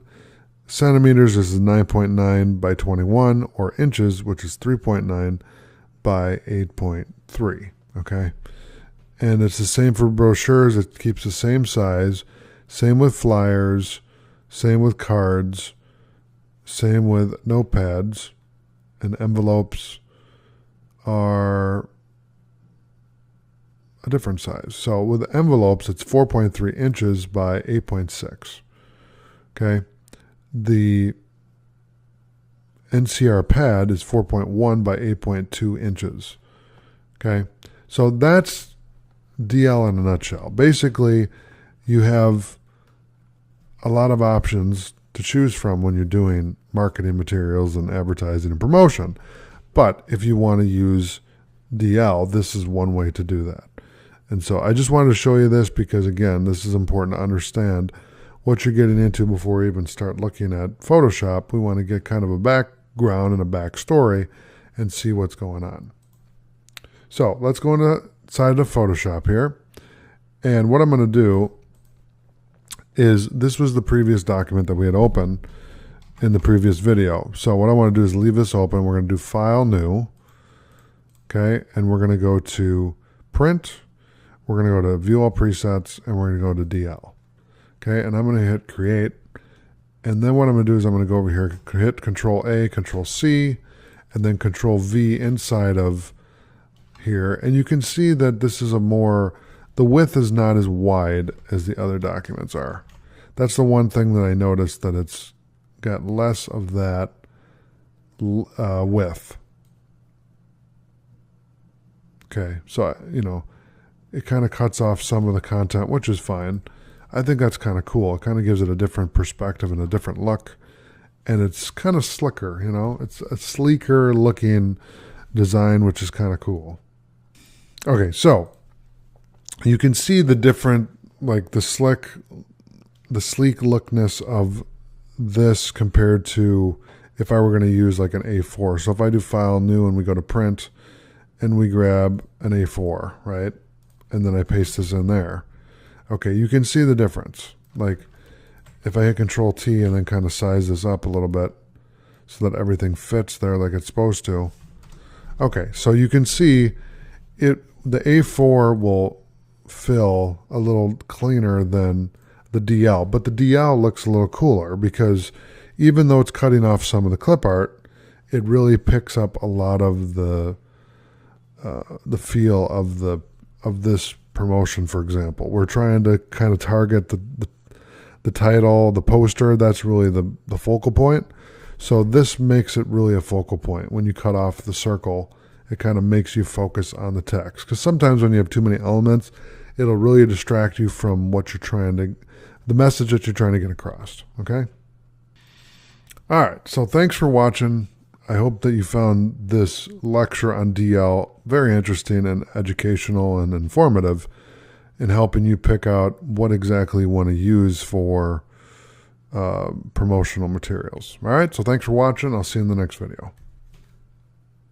All right, welcome to section 3 and Photoshop presets. So let's double click on Create New. And what I want you to do is look at the photo presets, and we're going to go over these right now. So there's a couple things here. You can select the default Photoshop size, which is 7 by 5 inches at 300 DPI or PPI. Okay, so let's click on Create for that, just so you can see what the document size is. Now, what I want you to do is do File, Save As, and we're going to call this default. Let's actually call it Photo Preset, default Photoshop size. Okay, so I'm going to save that. Then what I want you to do is go to File, New, and we're going to go to Photo, and we're going to grab the Landscape 2x3, and so we're going to label that here, Landscape 2x3. Okay, and this is another photo preset. And we'll clean that up a little bit. Okay, so you can see here we have photo preset landscape 2 inches by 2x3.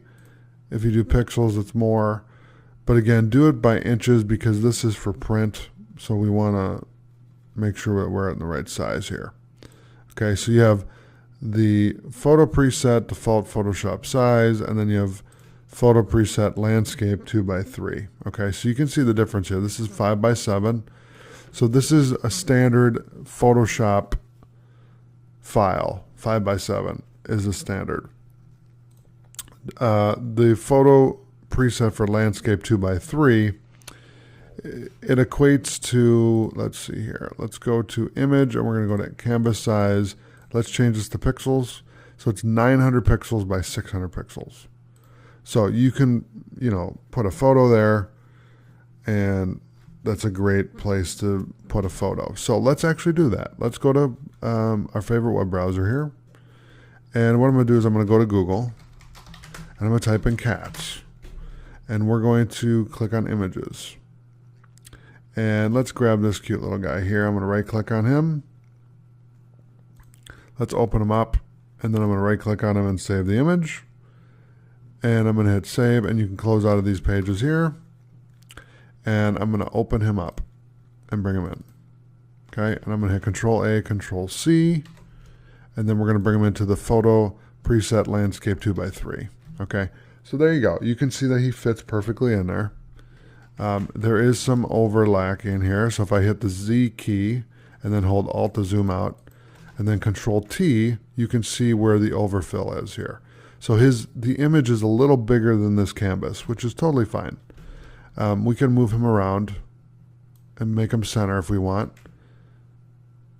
That's close to center. We can go a little more. If you hold Control, that'll show you the width, or not the width, but the space on the right and left of the image. Okay, so that's that. So I'm going to save that to the desktop.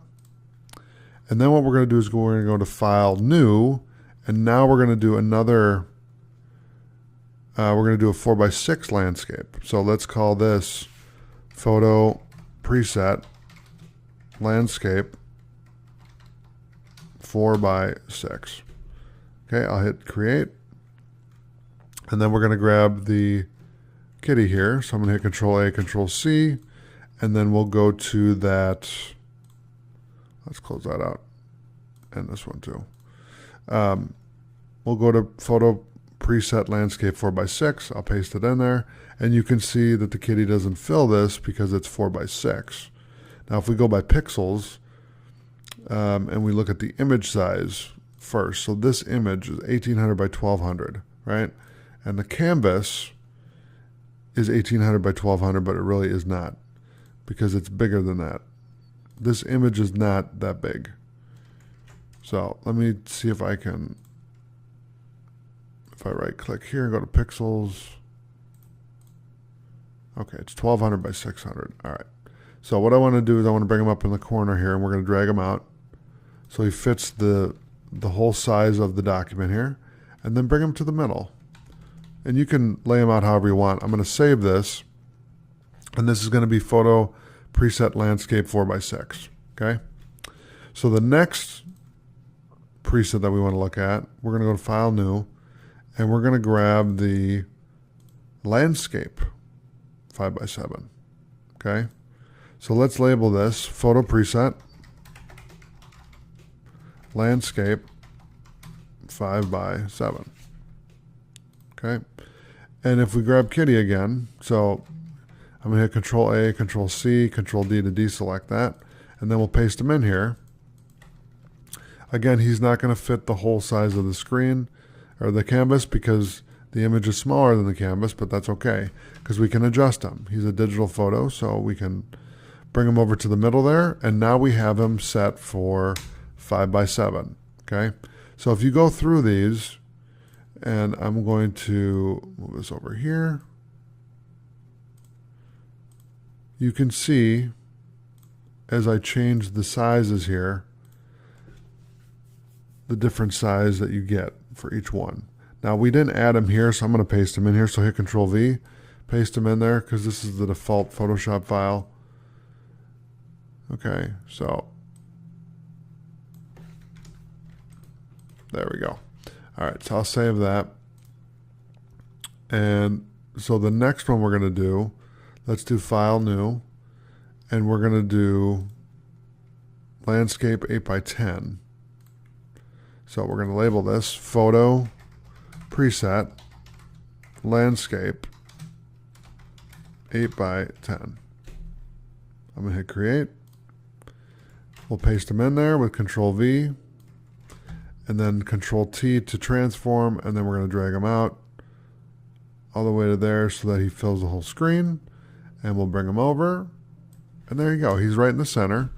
We'll hit Control S to save, and now you can go through these, and you can see the different presets that they have and the different sizes that you'll have if you use those. Okay? Now the next one, let's go to File, New, and we're going to do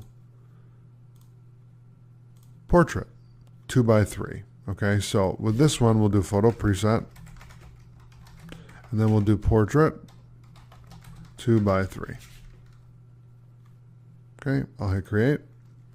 We'll paste kitty in there, and you can see that with this instance, it's going to be a little different, and he's probably going to get cut off because it has more space vertically than horizontally. This is a portrait, so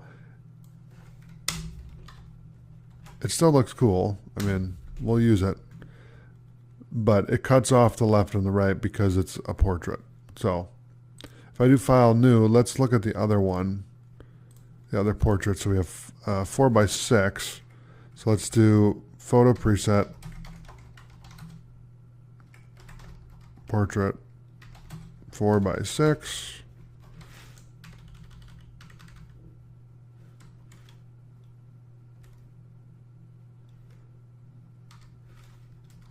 There we go. I can spell portrait. And let's paste them in there. bring them to the top, hit Control T. Wow, drag them out till the window closes. I'm just kidding. If I hit Control T and drag him down and bring him over, there we go. Now we have him full screen, so you can fit the whole screen there. And we'll save him. And now you can see kind of, the different presets for photo. So it does that. And the next one we're going to do. Yep. Okay. So we're on 4x6. Got to hold my place here. Just kidding. All right. The next one we're going to do is portrait 5x7. So we're going to do photo preset. And we'll do portrait 5x7. Okay, I'll hit create. I'll hit Control V to paste that kitty in there. And then we're going to put him to the top, hit Control T, and then drag him to the bottom. And there we go. And then I'll bring him over. I'll hit Control S to save. And there you go. And then we'll do File, New. And the last one we're going to do is the Portrait 8x10. So we'll do Photo Preset Portrait 8x10. Okay, I'll hit Create. I'll paste it in there. We'll bring them up to the top, drag them all the way down, and then bring them to the left. And the whole idea behind all this is I want you to see the different presets that you can do in Photoshop. And not only that, but this will give you a reference guide when you're using it, how these work and what you can do with them. And obviously you can do a lot more than this with that.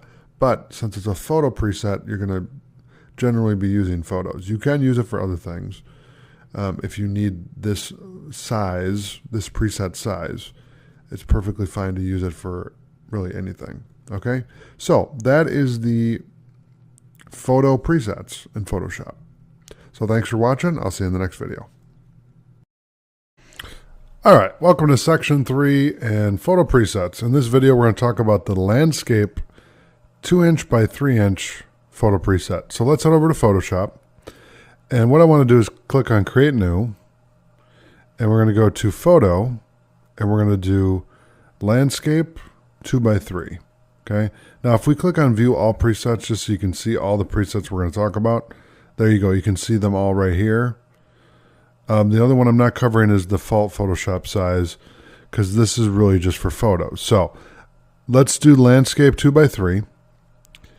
And so what we're going to do is let's hit create. I want you to hit File, Save As, and we're going to save this as 2x3. And let's do landscape 2x3. Okay, and we'll just save that right on the desktop.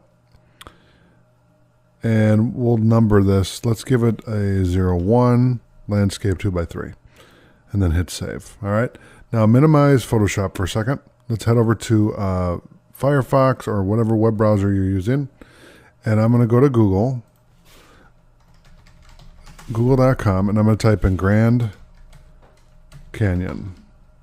And I'm going to do the Skywalk. Okay. So I'm going to go to Images, and we're going to go to Grand Canyon West. We'll just go to that one. You can right click on this and just save the image as. We'll just save it right to the desktop. I'm going to minimize this and then right click on it, and we're going to open it with Photoshop. Okay. Now I'm going to hit Control A, Control C, and we'll go to 01 landscape 2x3 and hit Control V to paste that in. And now you can see the kind of stuff that you can do with this preset is you could really put an image like this, and you can go in a lot of different directions with this, but this is a great preset to use if you have a wide shot of something that you're using, of something that you're taking a picture of, and you want to put it in a nice frame. The 2x3 is a really good size for that. For a desk, something like that. So that is the 2x3 landscape. So hit File and Save, and I'll see you in the next video. Thanks for watching. All right, welcome back. So in this video, we're going to talk about the landscape 4x6 photo preset. So I'm going to go back to Google, and we're still going to do Grand Canyon Skywalk. But what I want to do is I want to go to Settings, and let's set the, hit cancel for a second. Let's go to the, it should give me a, let's click on all for a second. Okay, and then go to Images, and let's do,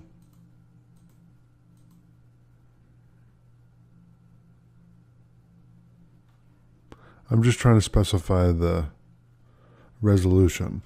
We'll just grab this one right here. So go to the Grand Canyon West Rim by Luxury Limo, and we're just going to right click on this and save the image as, and we'll just hit save. I'll click right here, open it up in the downloads, and then double click it. And then we're going to right click on it and open it in Photoshop. Okay, now I'm going to hit Control A, Control C, and we're going to go to File, New, Photo, Preset, and we're going to go to Landscape. Where are you here? Landscape, and we're going to do 4x6. Okay, so I'm going to hit Create. I'm going to hit Control V to paste that in. And you can see that even this picture is a little small for this size, which is fine. So we're just going to drag it out and fill it in. And I'm going to just do a little more. There we go. And then we're going to hit Control-Shift-S. Okay, maybe not. Let's do File, Save As. And we're going to do 02, Landscape, 4x6. Okay, I'm going to hit Save. And there you go. So that's what the landscape 4x6 looks like. And it really gives you a better idea when you have an image in there, so you can see kind of what the size is. Now, if we go to pixels real quick, you can see what the resolution is of this. So it's 1800, the width, and then the height is 1200. Okay, so that's a good size image for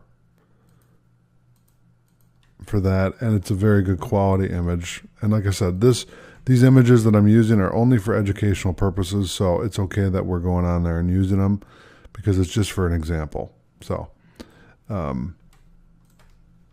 there you go. So that is the 4x6 landscape preset. So thanks for watching. I'll see you in the next video. All right, welcome back. So in this video, we're going to talk about the landscape 5x7 inch photo preset. Okay, so first thing I want to do is go to Google Chrome or Firefox. I'm using Firefox in this example. We're going to grab an image that we're going to use for the 5x7 preset. So what I'm going to do is I'm going to go to this Hoover Dam Wallpapers on Wallpaper Safari. Click on that. It's kind of a cool looking image. And then what we're going to do is right click on this. Okay, so what I'm going to do is right click on this, and we're going to save the image as. We'll save it to the desktop, and then we'll close out this site here. Minimize Firefox, and go to that image and right click and open with Photoshop. Okay, so now we have the image open. Now what we're going to do is go to File, New, and we're going to do Photo, View All Presets, and we'll do Landscape 5x7. Okay, and I'll hit Create. Then what I'm going to do is File, Save As, and we'll do 03. And instead of Landscape 8x7, we'll do this. All right, now let's go to File, Save As, and we'll do 03, Landscape 5x7. Okay, I'll hit Save. Then I'm going to go to this image here. I'm going to Control A, Control C, go to 03 Landscape 5x7, Control V. Paste that in, and then we'll drag this down to the resolution that you want. And there you go. And so I'm going to hit Control S to save that. We'll zoom out. And you can see that's the size of the image, and it looks very good. And not only that, but this is an easy way to create a landscape version of a photo that you want to use. Okay, so Thanks for watching. I'll see you in the next video.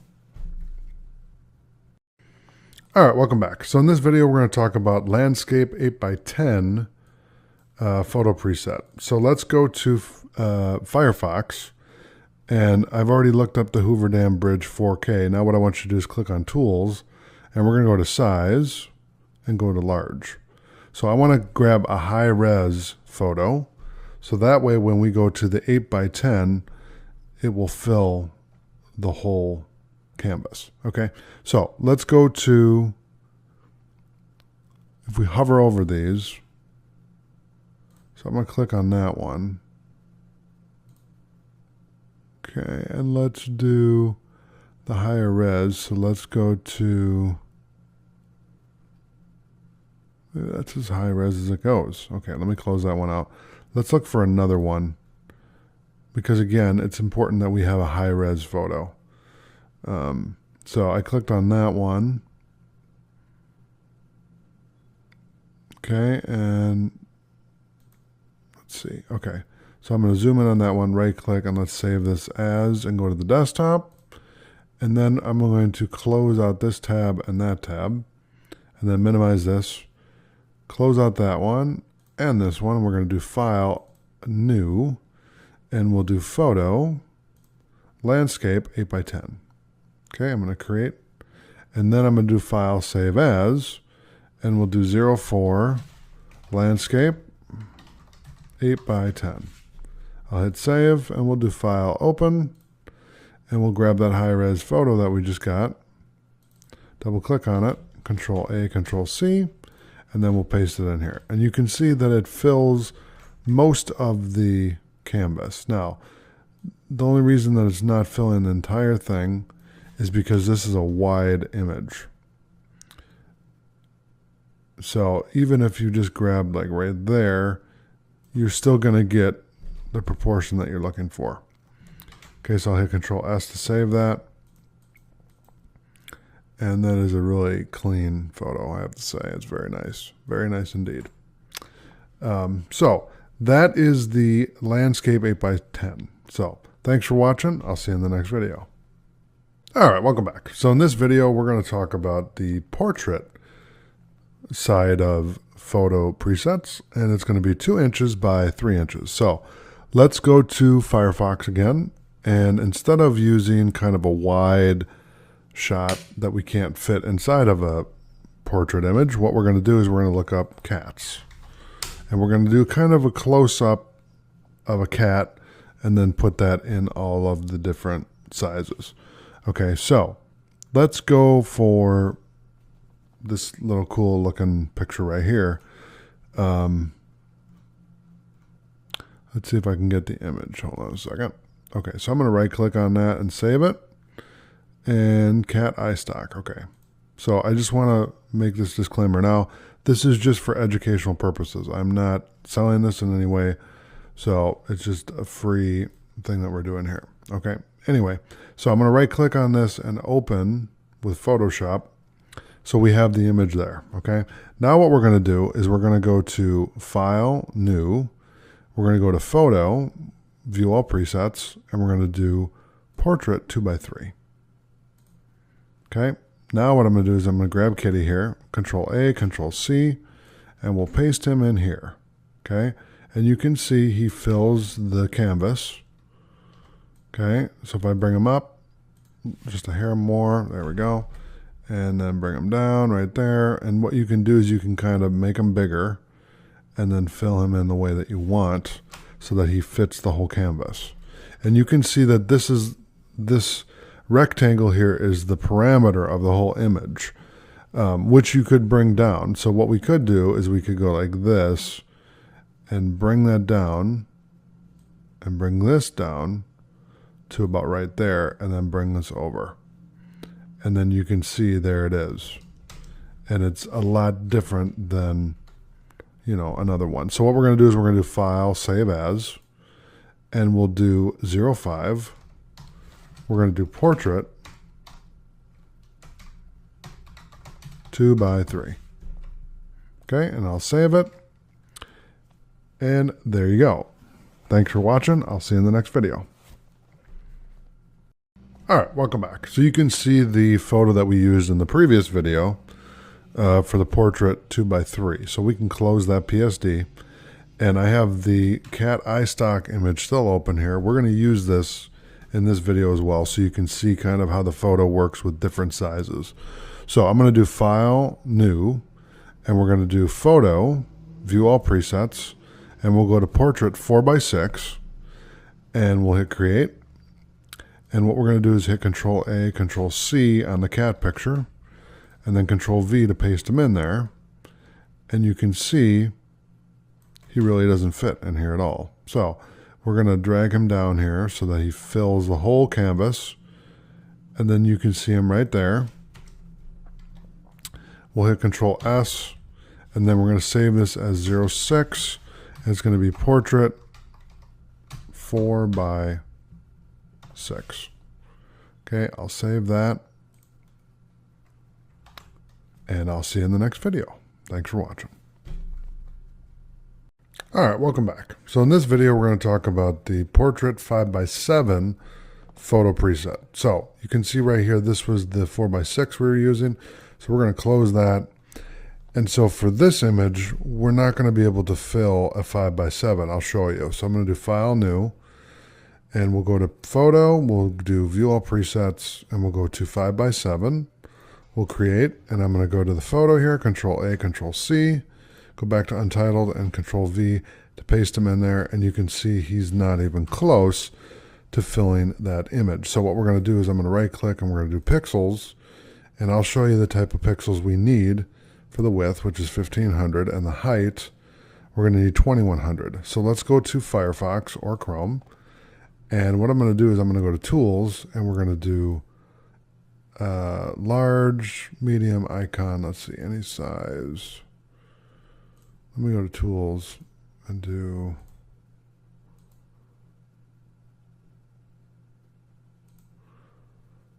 we can do size.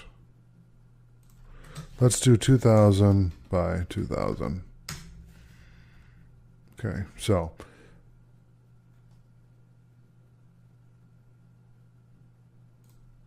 okay, there we go. So I'll click on that one.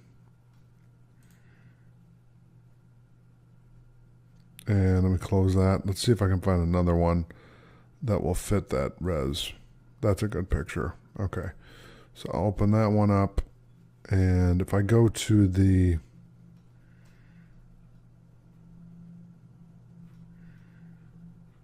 okay, let's see here. I'm going to close that. Let's right click on this and save the image. And I'll save it to the desktop. Let's minimize that. I'm going to do File, Open. And then let's open that picture up and go to Image. And we're going to do Canvas Size. And okay, so it is 2000 by 2000. All right, so if I hit Control A, Control C, and go to Untitled 1 and paste that in, you can see this little guy. He fits just about the whole canvas.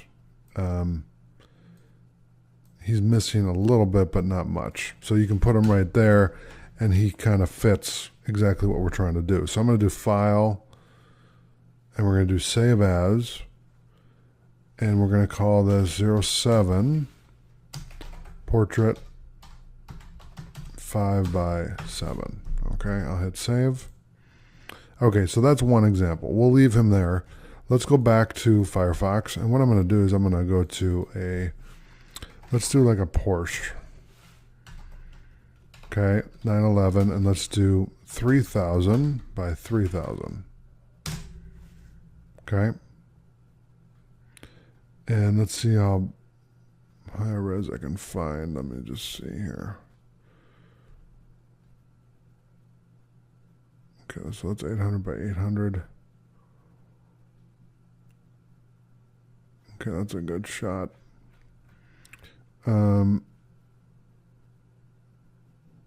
Okay, let's do, instead of a Porsche, let's do mountains. So we'll do mountains. Okay, so let's grab this one.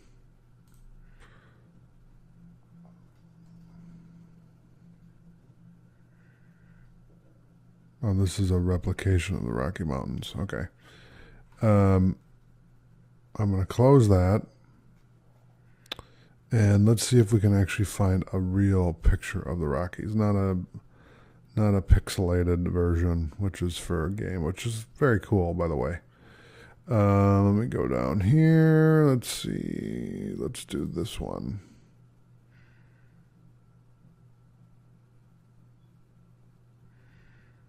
Okay, so I'm going to right click and save this image. And let's go to Photoshop and do File, Open, and grab that image there. I'll Control A, Control C, go into Portrait. Okay, so that's not the right size, which is fine. Let's go to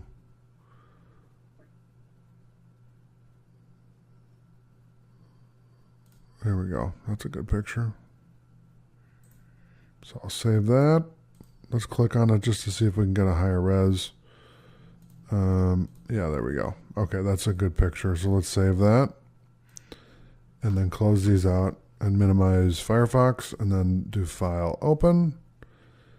And we will open that. Control A, Control C, go to Portrait, paste that in. Okay, so now you can see, now that I found one that will kind of work for what we're doing to a certain degree. If you want a wider shot, it's better to use landscape than portrait. However, if you're just trying to make this the focal point of the picture, like just the middle part, then this is perfect. Okay, so I'm going to save that. And that is the portrait 5x7. So I'll see you in the next video. Thanks for watching.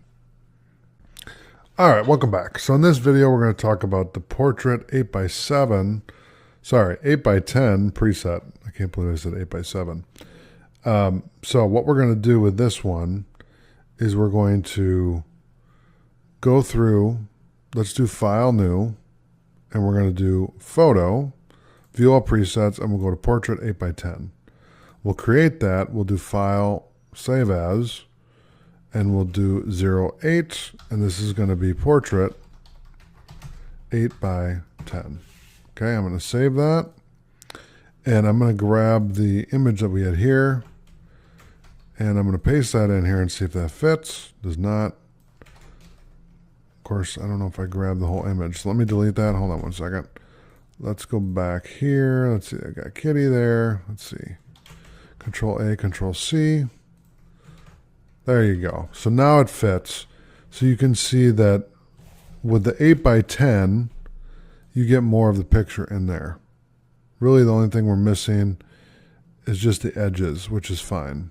You know, so that's a pretty good example of how you should use an 8x10, because really what you want is the focal point in the middle here.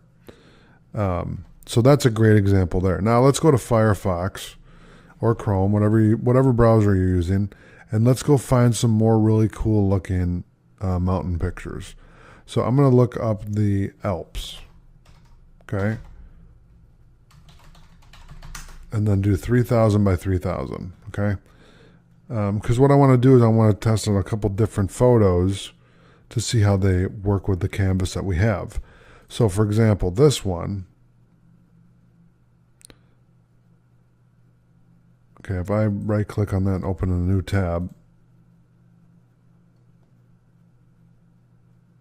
okay, we'll click download, and I'm going to open this. We'll save the file. And then we're going to go to, while that's downloading, let's grab another image. Let's do let's see here, the Swiss Alps. Let's look down here. That's a cool one. Okay, that's a good picture.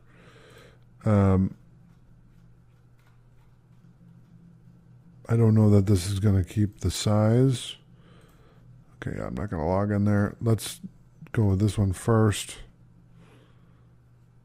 That's too big. Okay, so I'm going to cancel the download of this one because that is taking too long. It shouldn't take that long.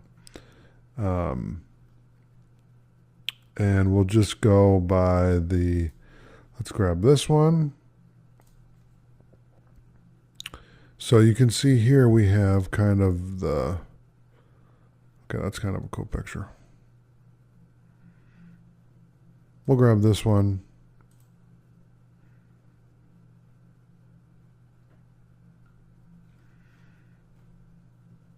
Okay, let's close that one. We'll go back to Google Photos here, and let's close this one out. And what I'm going to do is let's grab this one right here. Okay, I'm going to click on that one. Okay, and then we'll open it up. There you go. Okay, I'm going to right click and save this image to the desktop. And yep, it should be downloaded right away. I'm going to right click on that and open this in Photoshop. Control A, Control C. Let's take it to Portrait 8x10. There you go. And let's see how much it's overlapping. Okay, so you can see that it's still overlapping, but really the key part of the image is presentable. Even though it's a wider image, you can really show the peaks here. So it really works for what you're doing. All right, so you can see here it can fit inside of the canvas, and so that's a way to work with that. Now if you wanted to bring it all in, you could do it like this, but you're going to cut off the top and the bottom, because you see right here this has the auto lock, so it auto adjusts the aspect ratio, which I'm going to Control Z that to undo. If you unlock it, then it will still do that. I don't know why it does that. So that it keeps the aspect ratio, probably is why it's doing that. But what I recommend doing is leaving that on. That way you don't mess up the quality of the image, because if it's kind of jacked up, then it's not going to look right when you print it off. So this is how you really use the Portrait 8x10 preset. Okay? So thanks for watching. I'll see you in the next video. All right, welcome back. So in this video, we're going to talk about the Web Large preset. So let's go to Photoshop, and I already have it open here, and we're going to go to File, New, and we're going to go to Web, and we're going to click on Web Large. So again, we're going to uncheck artboards, because we just want one page. We don't want 5 pages. We're not building out an entire page or entire website. We're just mocking up one page, and I'm just showing you how the preset works. So what I want to do is I want to keep the 1920 by 1080. We're going to hit Create. We're going to do File, and then we're going to do Save As, and we're going to do 02, and we'll do Web Large. Okay, and we'll do 1920 by 1080. Okay, and I'll hit Save. Okay, and I'm going to go to the preset layout. I'm going to hit Control A, Control C. We'll go back to Web Large, and I'm going to hit Control V. Okay, and what you're going to see here is we want to get this to full width so that we can see what it would look like on a bigger screen. Okay, because that's the idea of using these presets, is what you want to do is you want to simulate what you're actually going to be building out when you code. Take it from someone who's a web developer myself. It's important to have a good mock-up so that it's pixel for pixel, pixel perfect, as we like to call it. Well, I like to call it. I'm going to hit File, Save. And so now you can see that this is the Web Large preset. So this is how your website would look if you did a full 1920 by 1080 preset, or if you built your website in 1920 by 1080. Now with web, you can make your site responsive, so it's not just going to be one size. It's not like video. When I learned video back in the day, video has like 4 default presets, or it did at that time. Now it has about 10 to 15. But with web, there's basically, it goes from a mobile phone, mobile device, to a 4K TV, and soon to be 8K down the road. So you can go from 8K to, 240 by 360, or etc. So with this is more for the standard HD monitor, 1920 by 1080, and it's kind of a midway point to where things are going, because a lot of people are converting over to 4K. So that's basically 1920 by 1080 times 4. So I'm going to save that, and I'll see you in the next video. Thanks for watching. All right, welcome back. So in this video, we're going to talk about web medium. So this resolution is 1440 by 900. Okay, so let's go to File and New, and we're going to go to Web, and I'm going to click on Web Medium, and let's uncheck the artboards, and then hit Create. Now we're going to do File, Save As, and we're going to do 03, Web Medium, and we're going to do 1440 by 900. Okay, I'll save that. Then I'm going to go to the preset layout, Control A, Control C, go to Web Medium, paste that in, and then what we're going to do is we're going to fill the page right there, drag that down, okay, and then I'm going to zoom out, and then we're going to hit the crop tool with the letter C and drag that down to full size so you can see what a medium-sized website at 1440 by 900 would look like. Okay, so I'm going to save that, and we can close out 01 and 02 here, so you can get the full idea of what a medium web page would look like on here. And you can see too how you have to adjust the size based on the resolution, like the pixels and the size of the photos and all that. And this is very important when you're building out web pages, to understand what the pixels are. You know, what's the height for the banner here? What's the height for the height and the width of the width and the height of the photos here? You know, you can kind of grid these out. Of course, I goofed that up, but you can line these up and, you know, see where they go, so that if you're just doing the design, then your developer just looks at it and says, oh, okay, so I just need to, you know, match this up, and this is how much space I have between, how much margin is between, you know, this image and this image, maybe 50 pixels or whatever it is. You know, you have a better idea of everything, because when you're building a web page, you want to know the height of this, so it's 252 pixels. I want to know the width. In this case, it's going to be 1440, but if it's responsive, you're going to make it 100%. So these are important things to understand when you're building these presets, is to know that you need to think like a developer when you're designing this, so that you understand that that they can easily convert this to what you're trying to do. Okay, so that's all I have for the web medium preset. I'll see you in the next video. Thanks for watching. All right, welcome back. So in this video, we're going to talk about the web small preset. So let's close the web medium here, and we're going to keep this open here. So I'm going to do File, New, and we'll go to Web, View All Presets, click on Web Small, uncheck Artboards, and hit Create. And then we're going to do File, Save As, and we'll do 04, Web Small. And then we'll do 1280 by 800. Okay, and I'm going to hit Save. Now I'm going to go to the preset layout, hit Control A, Control C, Control D to deselect, and then paste that in. And you can see that this is already built for that resolution. So now we're going to hit C on the keyboard and then drag that down. And now you can see this is what it looks like when you're using the 1280 by 400 resolution.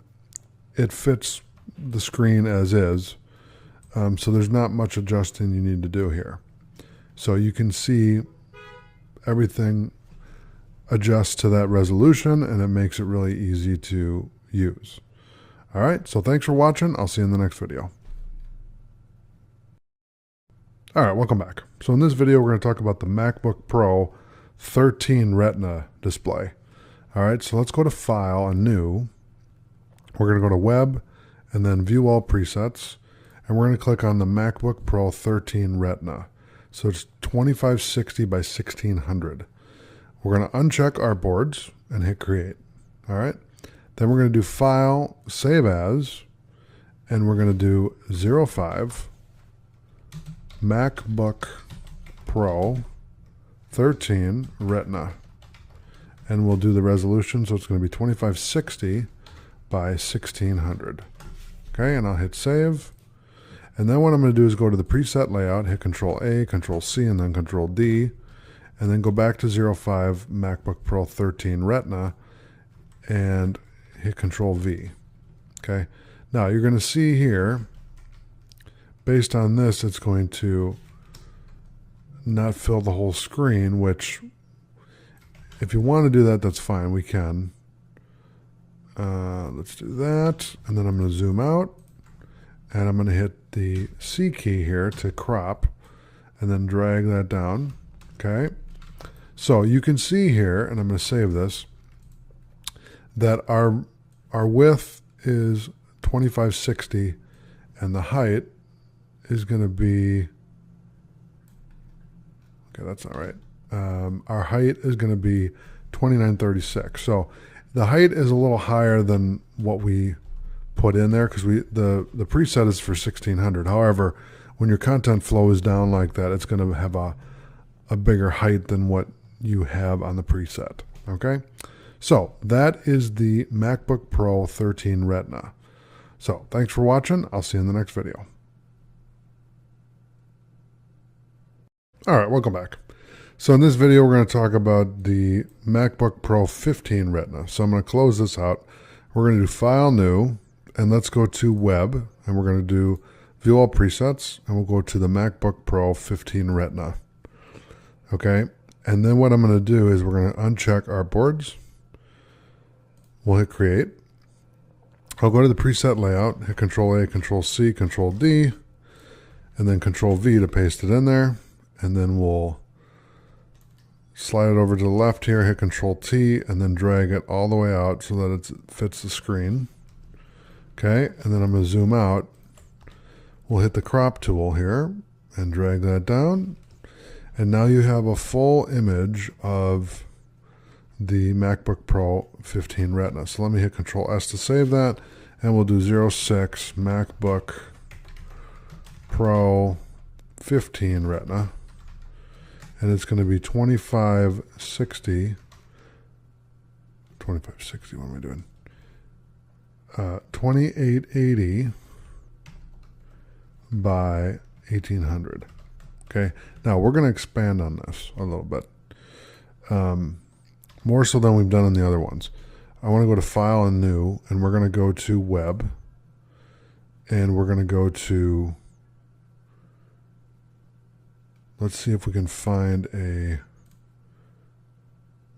let's try that one, a web and mobile view. So I'm going to download this.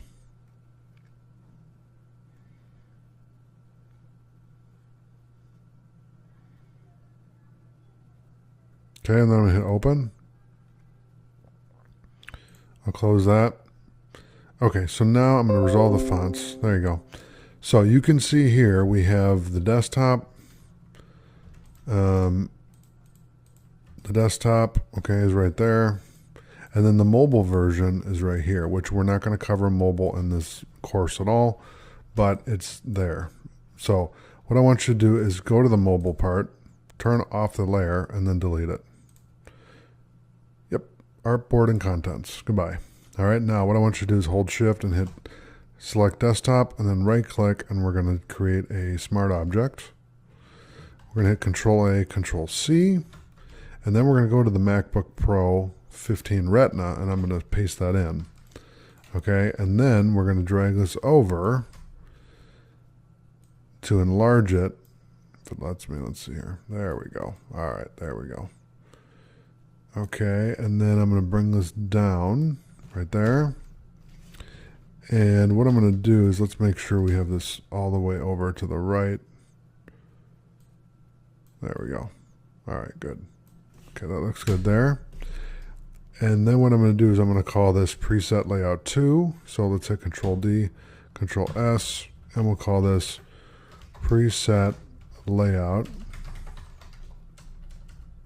2. Okay, save that. And then with this, I'm going to zoom out. I'm going to use the crop tool and drag this down, and you can see that we're missing the content on the left and the right, but it's just like blank space. So it's okay that we're missing it. But what this does is this gives you kind of a better viewpoint of how it looks when you build a one-page website, where when you click on one thing, it goes down to the next and the next and the next. And this would be a good way to introduce you to the artboards. So if you were, I'll give you an example. So if this was this is the About Us page, right? So with the About Us page, if we had an artboard, which I think we can add one. Let me just see. Nope, I can't add an artboard here. Okay, never mind. I'll cover this more in the next course, in the next video.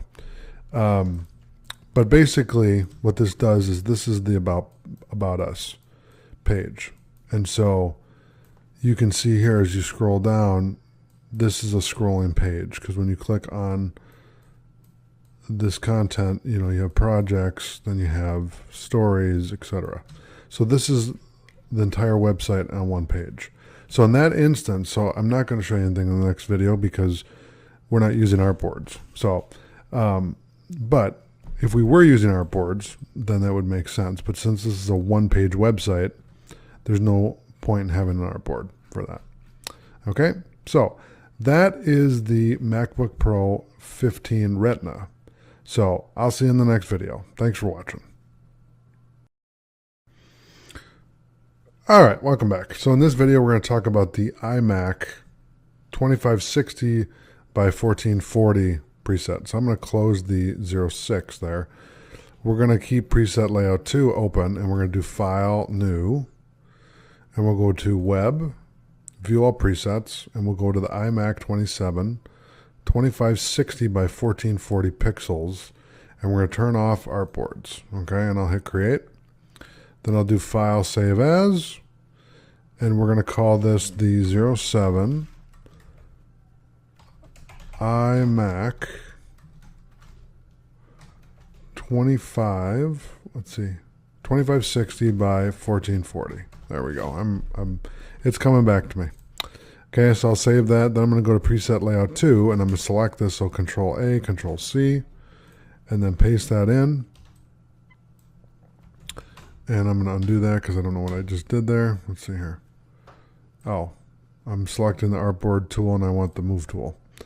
So I'm going to move that over, and then I'm going to Control T to transform this. And we're going to bring it over here to the right.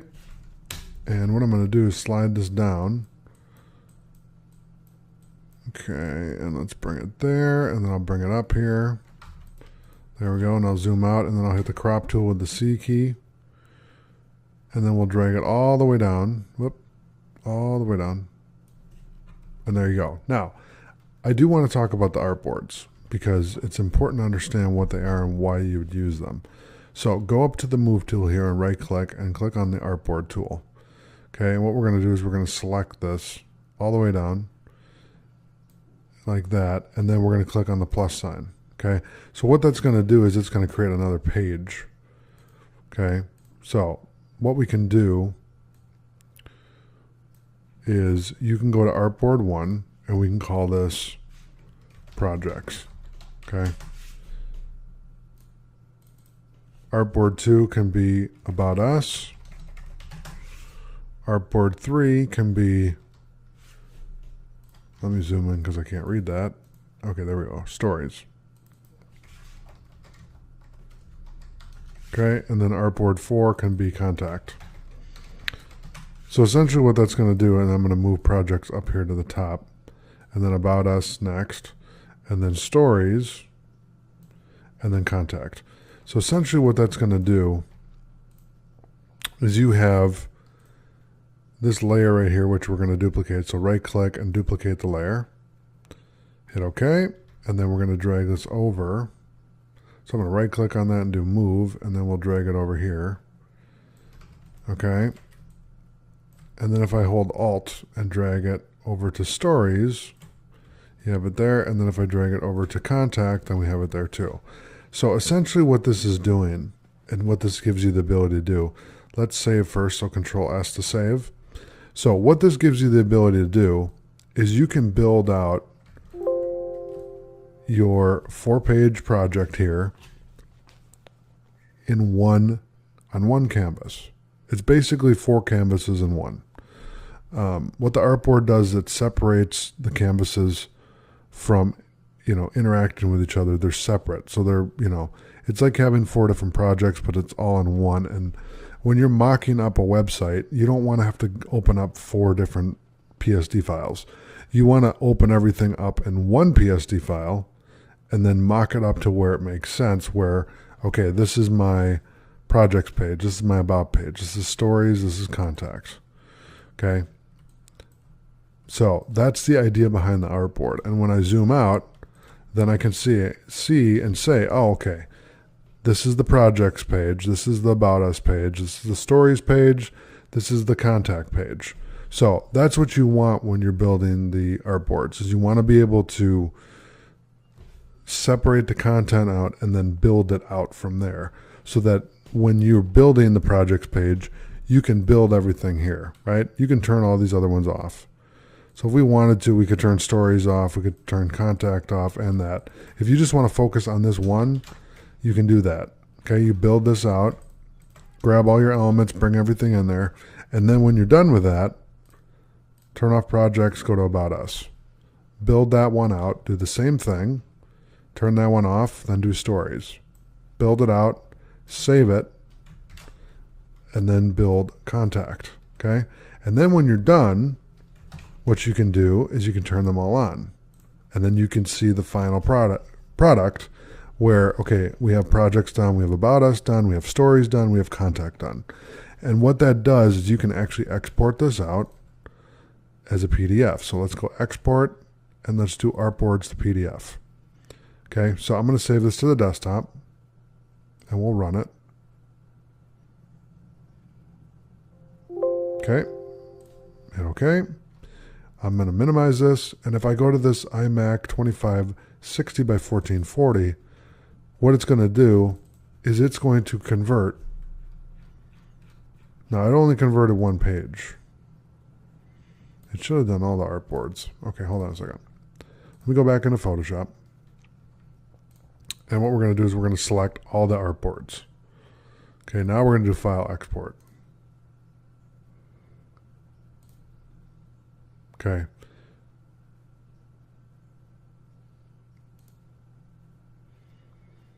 Now, when I do this, it should save it. And it should grab all the content this time. Okay. And then when it does that, this would be your final mock-up. Let's say that this was your final design. Then you would send this to the developer, and then they would be able to see it.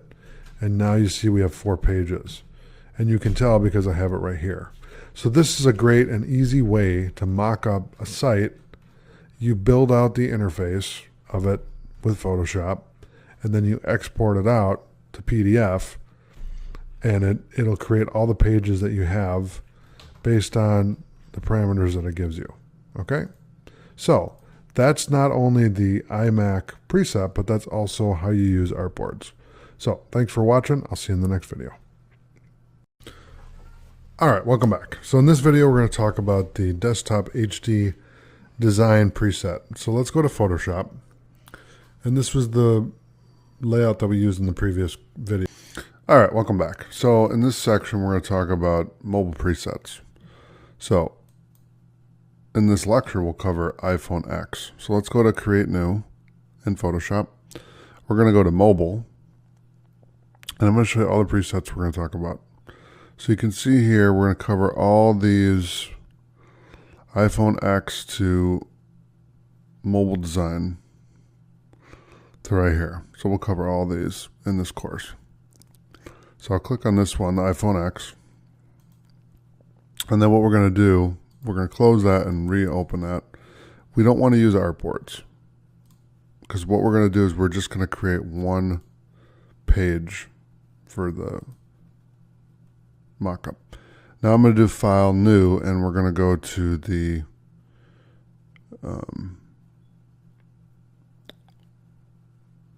files here, and I'm going to get an example. So like this, the iPhone X compatible mockup. This is free, so we're going to download that. So that way you can see what it would look like when you're building out actual content on the preset. Okay, so that's just, so the point of this one is this is just a mock-up of the actual device, but we want to actually get a mobile version of a website so we can test that out. And I believe I have that with this one. So look for the Shasta responsive page layout, okay, and then open that. Yep, there it is. I'm not going to update. And what I'm going to do is I'm going to delete the desktop version. Artboard and contents. I'm going to go to the mobile version. And what I want to do, yeah, we're just going to grab the first section here. So I'm going to right click on number 1 here, and we're going to convert to a smart object. I'm going to Control A, Control C, and then I'm going to take this over to Untitled 1 and paste it in. And then I'm going to drag this out and fill the device so you can see what it would look like.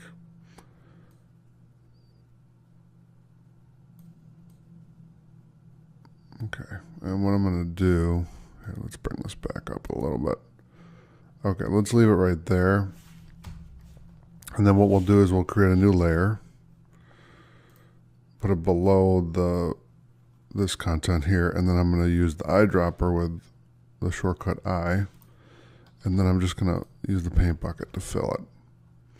And then we're going to save this. So we're going to call this 01 iPhone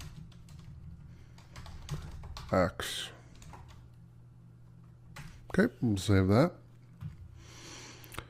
So that's the iPhone X preset. So thanks for watching. I'll see you in the next video. All right, welcome back. So in this video, we're going to talk about the iPhone 876 Plus. So let's go to File, New, and we're going to select Mobile. We'll select iPhone 876 Plus, and we're going to turn off artboards. We're going to hit Create, and then we're going to go to iPhone X, and we're going to select Layer 1 and Layer 2 and merge them together.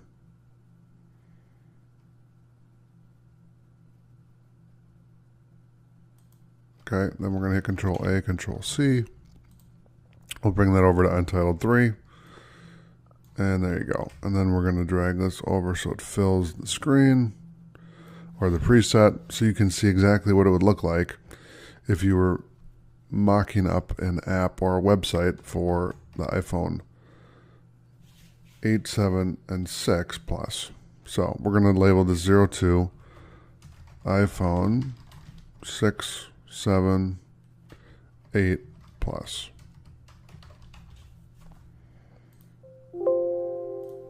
Okay, so we're going to have to do dashes until instead of slashes, dashes. There we go. We'll save that. Okay, there you go.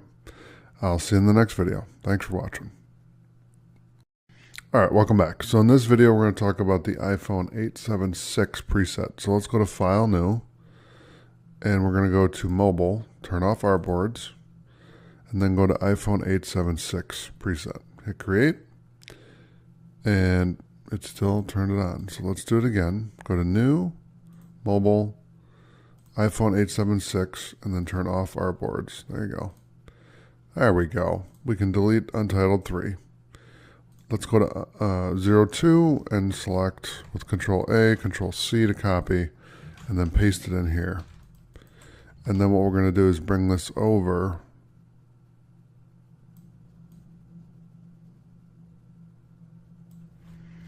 There we go. And then we're going to save this. So Control S to save 03, and we'll do iPhone 6, 7, 8.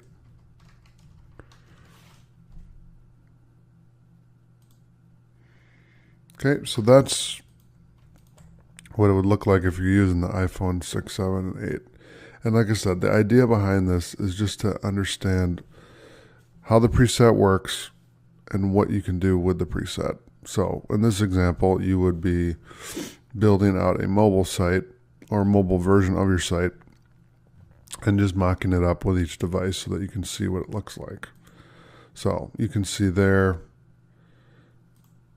I'm going to cancel that. So you can see that one, you can see this one, and that one. And they all have the same look and feel, which is important. So there you go. So thanks for watching. I'll see you in the next video. All right, welcome back. So in this video, we're going to talk about the iPad 12.9-inch version. So let's go to File, New, and we're going to go to Mobile, and we'll go to View All Presets, and we'll do the iPad Pro 12.9, and we're going to turn off Artboards and hit Create. Then go to number 3 here, hit Control A, Control C, and then paste that in, and you can see that this is going to be a little bit different than the other ones, which is fine. So we're just going to have to bring this out like that. Okay, there you go. And then we're going to save this, so we're going to do 04, and this will be iPad 12.9.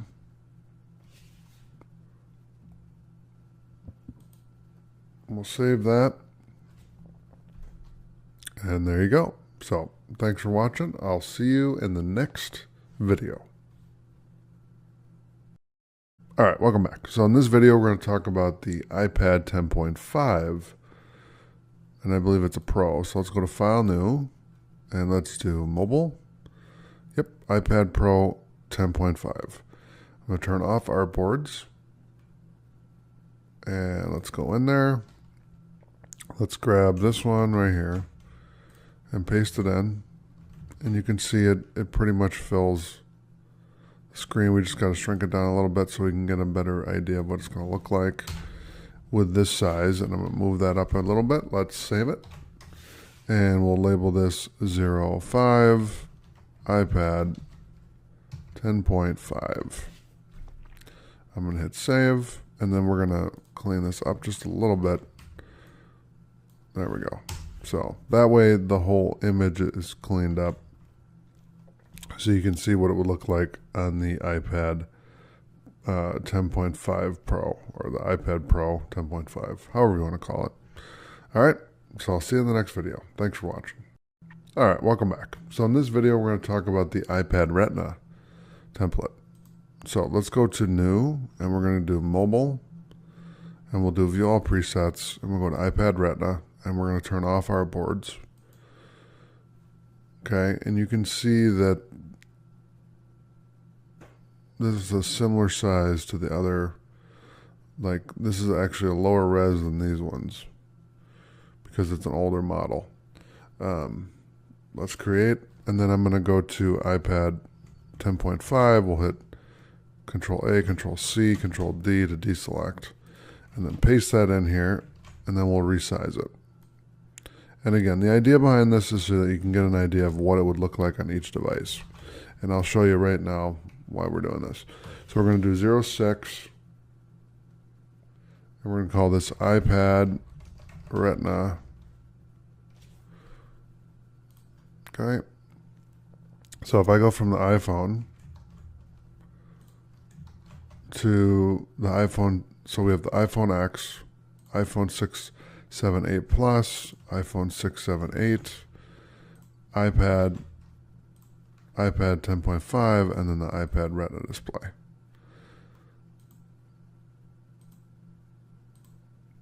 So you can see kind of how it looks on each device. Okay? So that's the reasoning behind it, is I want to show you how it looks on each device so you can get a good idea of what it would take to mock up, you know, a mobile version of the site. Now, what you would do is you would mock up for the iPhone X, and then the iPhone 6, 7, 8 Plus, and then the 6, 7, 8. So these three you would mock up for, and then you would do one iPad. So like the iPad Pro 12.9 and then the Pro 10.5. So you'd mock up for about 5 of them. And all you're going to do is you're going to do the mock up and then flatten the image and then bring it over to the other ones and see how it looks in there. So that way you can simulate what it would look like. Okay, so thanks for watching. I'll see you in the next video. All right, welcome back. So in this video, we're going to talk about the Android preset. So let's go to File, New, and we're going to go to Mobile, and we'll do View All Presets, and we'll do Android, and let's turn off artboards. Okay, hit Create, go to the iPad Retina and copy that. So Control A, Control C, Control D to deselect, and then Control V to paste it into the Android preset. And then we're going to bring this over like that. And let me zoom in. Yep, okay, that looks good. I'm going to bring it a little bit this way. And then what we're going to do is I'm going to do Control Shift N for a new layer. I'm going to use my eyedropper to copy the background color, and then G to select the paint bucket, and then my paint. Okay, I'm going to hit hold Shift, and we're going to make a smart object. Convert to smart object. And let me see, actually can undo that real quick.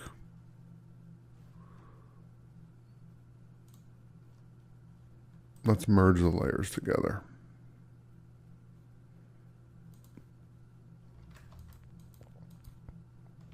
I thought I could see a pixel showing, but when I zoom in, it's not there. So that's just a bug. So that's okay. There we go. All right, so let's save this. So I'm going to do, we'll call this 07 Android 1080p. Okay. All right. So there you have it. So that's the Android preset for basically any Android device with that resolution, which is 1080 by 1920. Okay. So thanks for watching. I'll see you in the next video. All right, welcome back. So in this video, we're going to talk about the Microsoft Surface Pro 4 preset. So let's go to File, New, and we're going to do Mobile, View All Presets. We'll go to Microsoft Surface 4, Surface Pro 4, turn off artboards, Create, and let's go to a bigger device. So let's go to the iPad 12.9, hit Control A, Control C, Control D, and then paste that in here.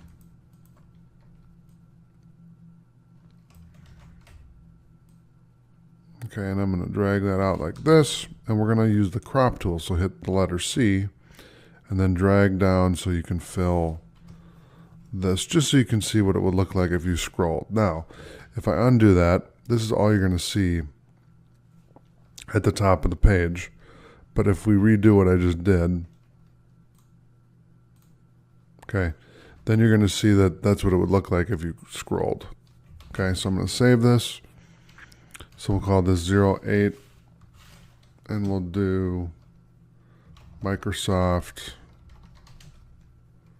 Surface Pro 4. Save that. All right, I'll see you in the next video. Thanks for watching. All right, welcome back. So in this video, we're going to talk about the Microsoft Surface Pro 3 template. So let's go to File, New, and we're going to go to Mobile, View All Presets, and we'll do the Microsoft Surface Pro 3 and turn off artboards, Create, and let's go to the 4. I'm going to copy that, Control A, Control C, Control D, and then we're going to bring this over. Okay, and then I'm going to crop this again. There you go. Okay, and then I'm going to save this. So we'll call this 09 Microsoft Surface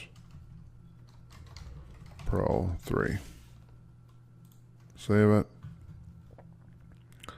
And there you go. So you can see if I go back to the Surface 4 Pro and then go to the 3, you can see the difference in size. I'll zoom in a little bit.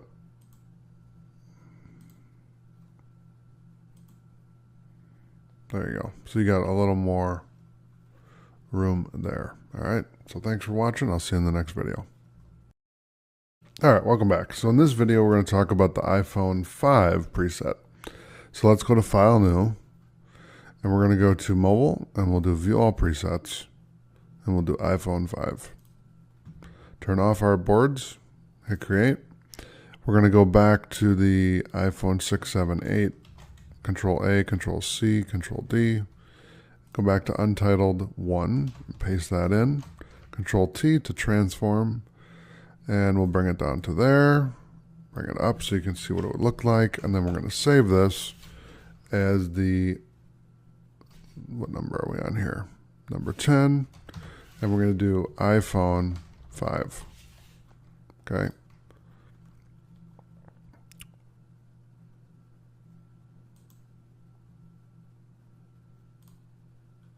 Okay, so if I zoom in for the iPhone 6, 7, 8, and then I go to the iPhone 5, you can see the difference in size. So again, the idea behind all this is so that you can visually see what it would look like on each device.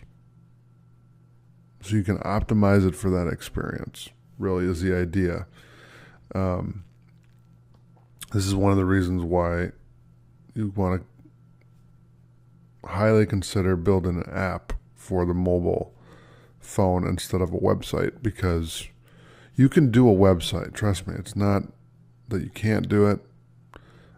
I do it myself. I'm a web developer, so I understand responsive design. But you should also consider doing an app. If it gets to be a lot of stuff, app building can actually save you a lot of time. But if you want to keep the look and feel of the website, then responsive design is the way to go. So there's really two options with the mobile development. Okay, so thanks for watching. I'll see you in the next video. All right, welcome back. So in this video, we're going to do the iPad mini preset. So let's head over to Photoshop, and we'll do File, New, not Open, my apologies for that.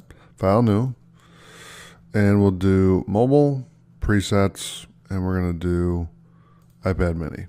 I'm going to turn off the artboards, hit Create, and let's go to the Microsoft Surface, Control A, Control C, Control D, go back, paste it in, Control T to downsize the image quite a bit.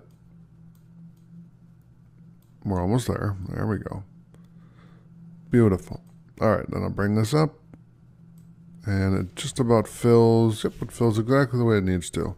So I'm going to save this as number 11, and we're going to do iPad mini. Okay, we'll hit save. And there you go. Thanks for watching. I'll see you in the next video. All right, welcome back. So in this video, we're going to mix it up a little bit. We're going to talk about the Apple Watch 42 millimeter. Okay, so let's go to Photoshop. We're going to do File, New, and we're going to go to Mobile, View All Presets, and we'll go down to the mobile watch, Apple Watch 42 millimeters, and we're going to turn off our boards, hit Create. And then what we're going to do is we're going to just grab this right here. So Control A, Control C, Control D. I'm going to paste that in, and what I'm going to do is I'm just going to display this icon right here. So what I want to do is use the marquee tool. I'm going to hover over this icon, hit Control C, and then we're going to do Control Shift N for a new layer. I'm going to paste it there, and then I'm going to move this down so all we have is the icon showing. Now obviously on the Apple Watch there's a lot more to it than that, but again I just want to show you what it looks like when you just have a little bit of content on there. A clean interface. And this is really clean. So let's save this. So we're going to call this 12 Apple Watch 42 millimeters. Okay, I'll hit save. And there you go. So I'll see you in the next video. Thanks for watching. All right, welcome back. So in this video, we're going to talk about the Apple Watch 38mm version. So let's go to Photoshop, do File, New, and we're going to do Mobile, View All Presets. We'll go down to the Apple Watch 38mm. We're going to turn off artboards. We'll hit Create. And what I'm going to do is I'm going to copy from 12, and we'll go to Untitled 1 and paste it in. And then what we're going to do is do Control-Shift-N, create a new layer, and I'm going to use the eyedropper to copy the gray here, and then G for the bucket tool, and then paste that in. And there you go. So that's how you can build quick little interface with the iPhone, not the iPhone, but the Apple Watch preset. So I'm going to save this. We're going to do 13 Apple Watch 38mm. Okay, I'll hit save. And there you go. Thanks for watching. I'll see you in the next video. All right, welcome back. So in this video, we're going to talk about the mobile design template. So what I want to do first is inside of Photoshop, let's close out with Control W. Let's close out all the presets that we did. And what I want to do is go to the iPhone X preset and leave that one open. And then we're going to go to File, New, Mobile, View All Presets. We're going to go down to Mobile Design and keep artboards on. So I'm going to explain to you what artboards are now. So I'm going to do Create, and we're going to go to iPhone X, hit Control A, Control C, Control W to close that tab, and then paste it in with Control V. And then Control T to, there we go. Okay. Now what I'm going to do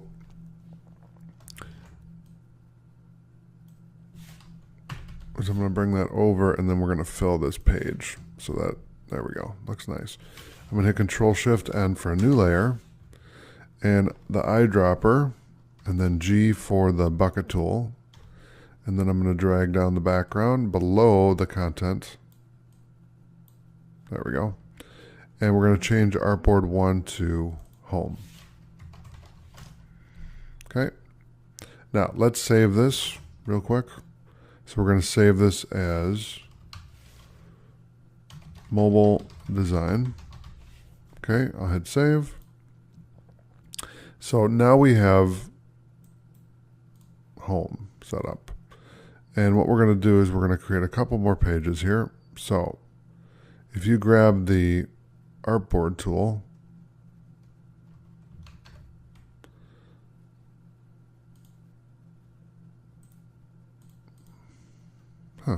it's weird. Normally it works.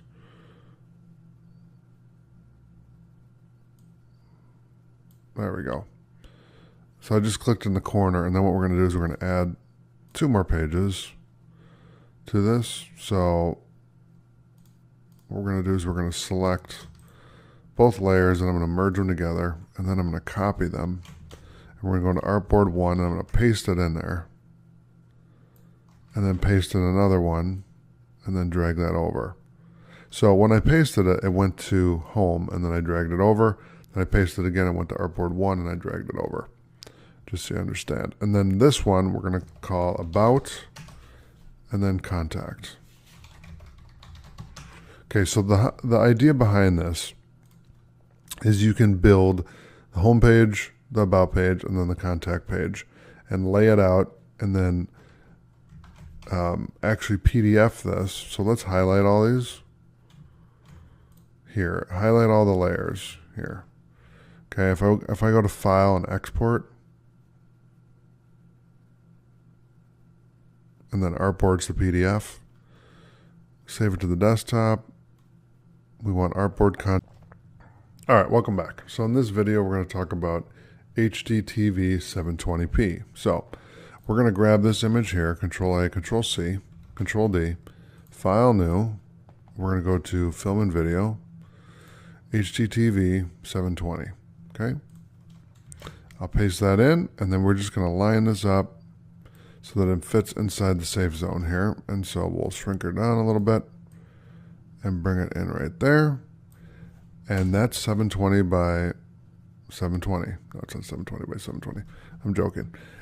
It's just 720 HD. So let's save that as 02. And we're going to call this HD TV 720p, or my joke for it is half HD, because it's half of 1080. So there you go. I'll see you in the next video. Thanks for watching. All right, welcome back. So in this video, we're going to go over HDV 1080p.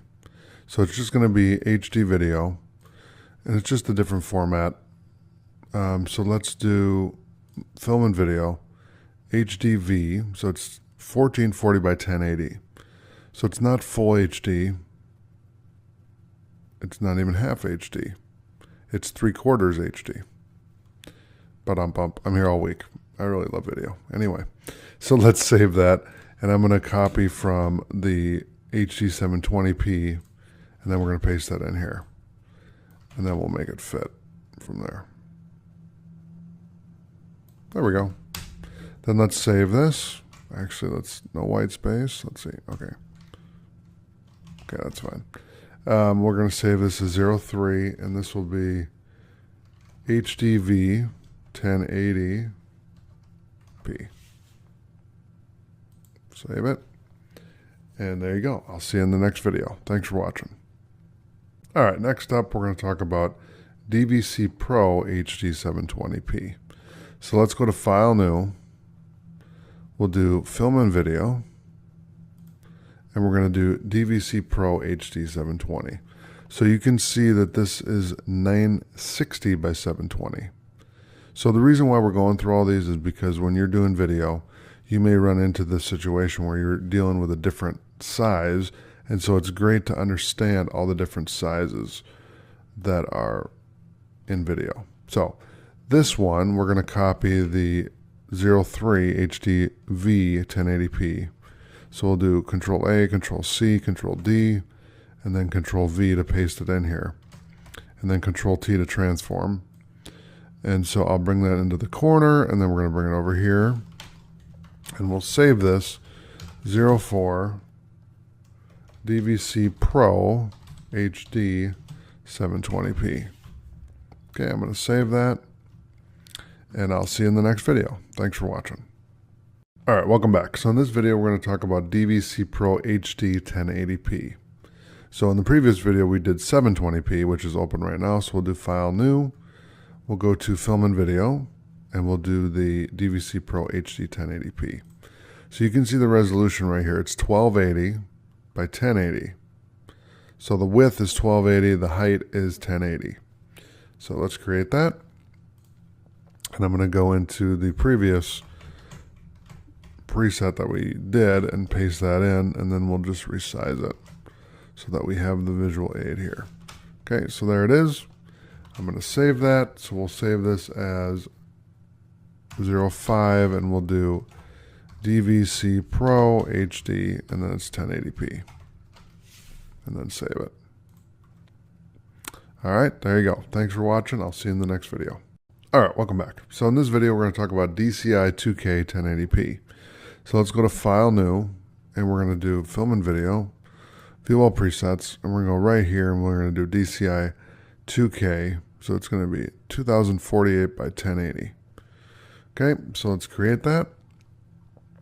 And let's go to the HD 1080p preset, and then we're going to paste that in here, and that should fill it almost to where it needs to be, right there.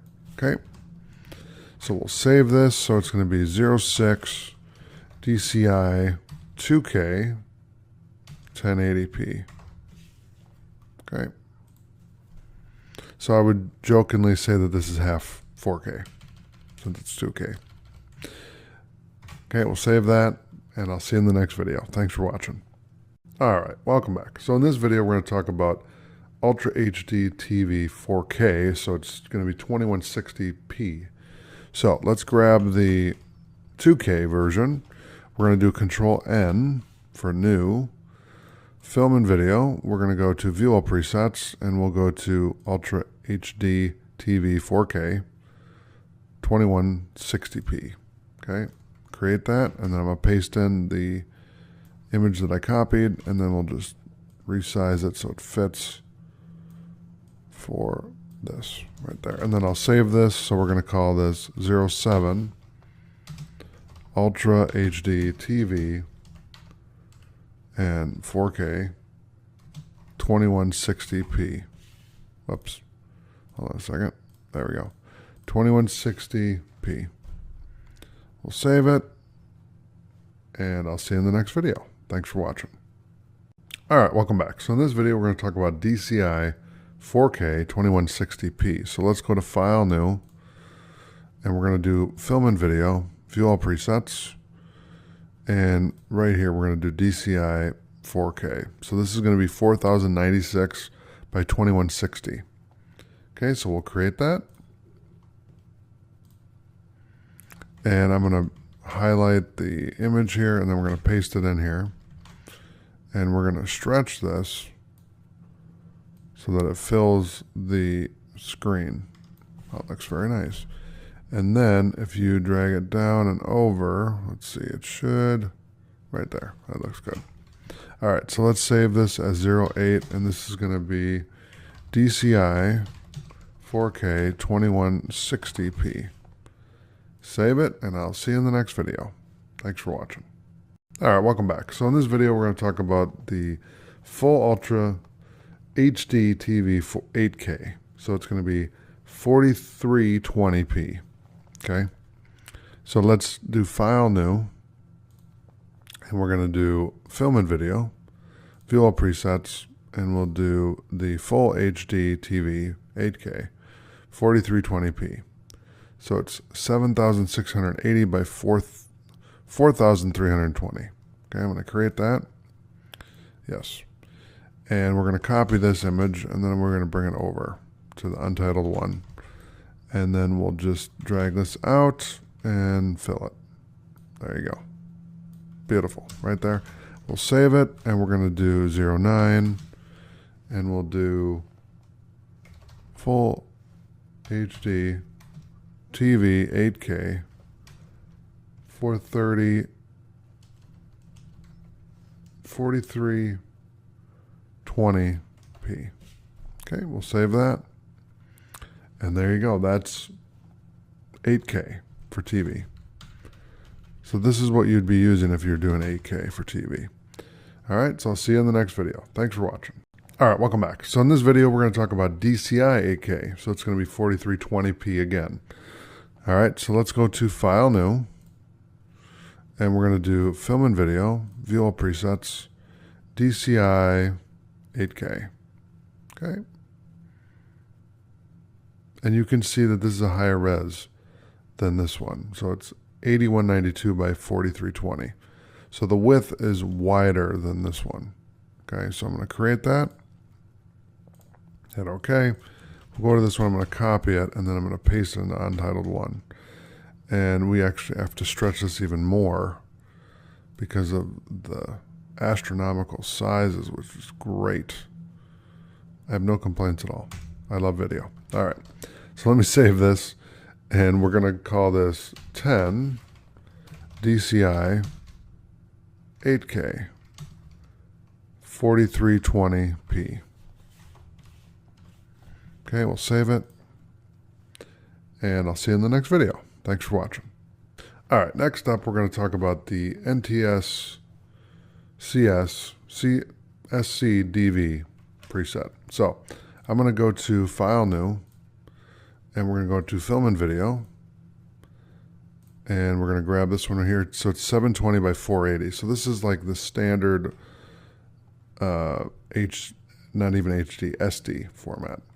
Okay, so I'm going to go to the very first doc that we created here, and Control A, Control C, Control D, and then go back to Untitled 1. We're going to paste that in, and then we'll just resize this so that it fits inside of there. So let's shrink it down a little more, and then we're good to go. There we go. Bring it in like that. There we go, right there. Yes. So I'll save that, and we're going to do 10, and we're going to do NTSCDV. Okay, I'll save that, and I'll see you in the next video. Thanks for watching. All right, welcome back. So in this video, we're going to talk about NTSCDV widescreen. So let's grab this image here. So Control A, Control C, Control D, Control N, and then we're going to do Film and Video, View All Presets, NTSCDV widescreen. Paste it in there, and then we're going to just stretch it out, bring it up, center it, save it. We're going to call this 11, actually 12, NTSCDV widescreen. Save it, and I'll see you in the next video. Thanks for watching. All right, next up, we're going to talk about NTSCD1. So what I'm going to do is go inside of Photoshop here, Control A, Control C, Control D, and then Control N, and we're going to go down to the Film and Video, View All Presets, and we'll go to NTSCD1. Okay, and I'm going to paste in this, and we'll resize it so it fits the whole screen. Then we'll save it, and we're going to call this 13. NTSC D1. Okay, I'll see you in the next video. Thanks for watching. All right, welcome back. So in this video, we're going to talk about NTSC D1 widescreen. So let's do Control A, Control C, Control D, and then Control N, and Film and Video, and we're going to go down to NTSC D1 widescreen. Okay, I'm going to hit Create. I'm going to paste this in. And let's bring it all the way over so it fills. And then what we're going to do is go here, and I'm going to copy this one instead because this one's not working. There we go. And then we'll just tweak for the top and the bottom, save it, apply the transform, yep. And then we're going to save this as 14 NTSC D1 widescreen. Okay, I'm going to save that, and I'll see you in the next video. Thanks for watching. All right, welcome back. So in this video, we're going to talk about NTSC D1 square pixel. So let's do Control A, Control C, Control D, Control N, Film and Video, and we're going to do square pixel, paste that in, resizer, okay. And what I'm going to do is we're going to go to D1 here, select that one. Actually, select this one. Go to number 10 here. This should be number 11. I goofed on this one. So we're going to fix that later. But go to NTSCDV, Control A, Control C, Control D, and then go to Untitled 1, and let's paste this in. There we go. And then we'll just bring this out. I'm going to delete layer 1, go to layer 2, and then we're going to just resize it so it fills. Then we're good to go. Okay, and then we're going to save this as number 15, and this will be NTCS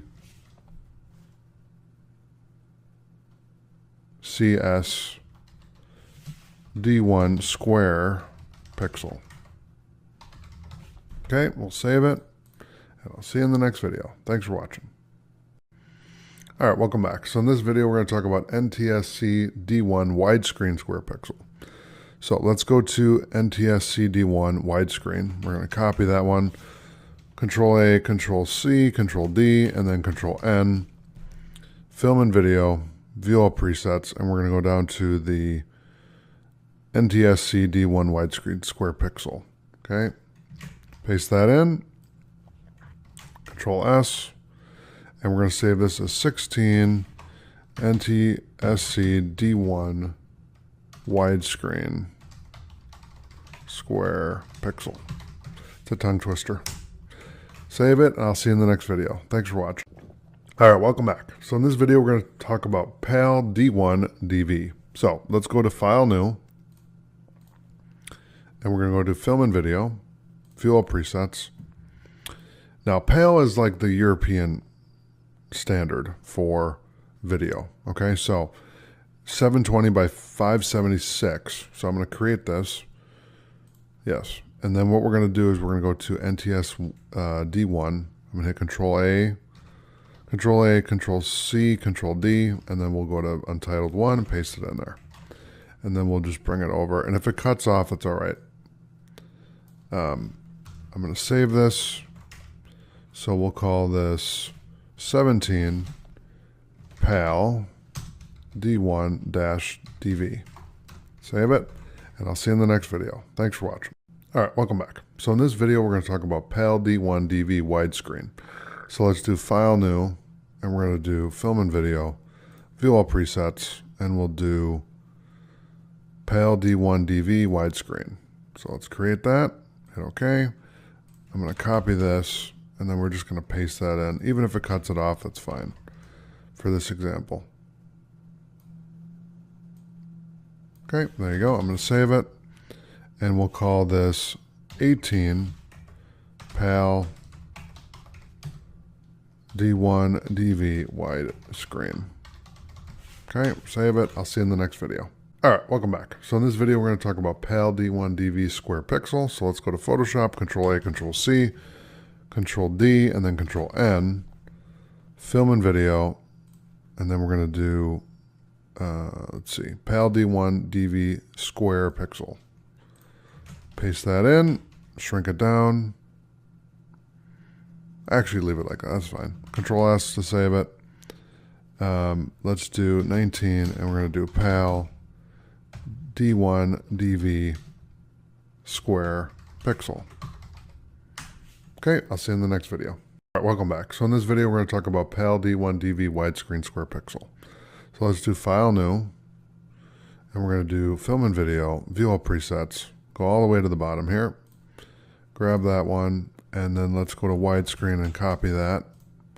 Go over to Untitled 1, paste that in, and then we're going to resize it so that we can see what it looks like. Control S to save, and then we're going to do 20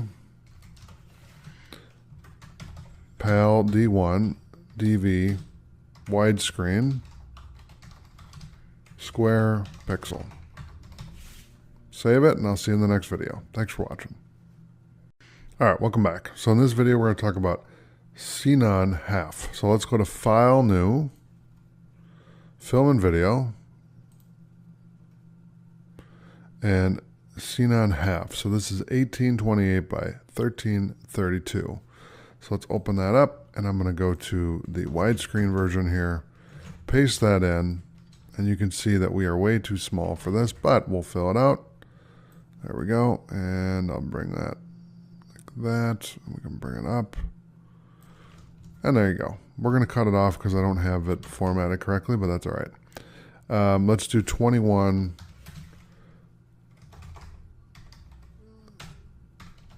Xenon half. Okay, I'll see you in the next video. Welcome back. So in this video, we're going to talk about Xenon full. So let's go to File, New. We're going to do Film and Video, View All Presets, Xenon full. So it's 3656 by 266, 2664, basically. Create new. Let's zoom out a little bit, and let's go to the HDTV preset, and then come back, paste it in, and then let's go up here, and we'll bring it all the way down. And then go this way, center it, save it. This is going to be 22 Xenon full. Okay, save it. I'll see you in the next video. Thanks for watching. All right, welcome back. So in this video, we're going to talk about film and 2K. So let's do File, New. We're going to do Film and Video, View All Presets. We'll do Film 2K. Okay, and I'm going to go to Xenon full, Control A, Control C, Control D, Control V to paste it in, and then we'll just bring this up and then shrink it down just a little bit. That's the beautiful thing about Photoshop, is that with the auto correct, it makes it easy to do everything. So this is 23, Film 2K. Thanks for watching. I'll see you in the next video. All right, welcome back. So in this video, we're going to talk about film 4K. So let's do File, New, and we'll do Film and Video, View All Presets, and let's create that. Go to Scene on Full, and go to Untitled, and we'll paste that in. And we'll bring it down, and then I'm going to bring it over. And there you go. I'll save it. And this is going to be 24 film 4K. Save it, and I'll see you in the next video. Thanks for watching. All right, welcome back. So in this video, we're going to talk about film 8K. So let's go to Film and Video, View All Presets, and we'll do Film 8K. And we'll grab the 4K example, bring it over, paste it in there, and then we'll just resize.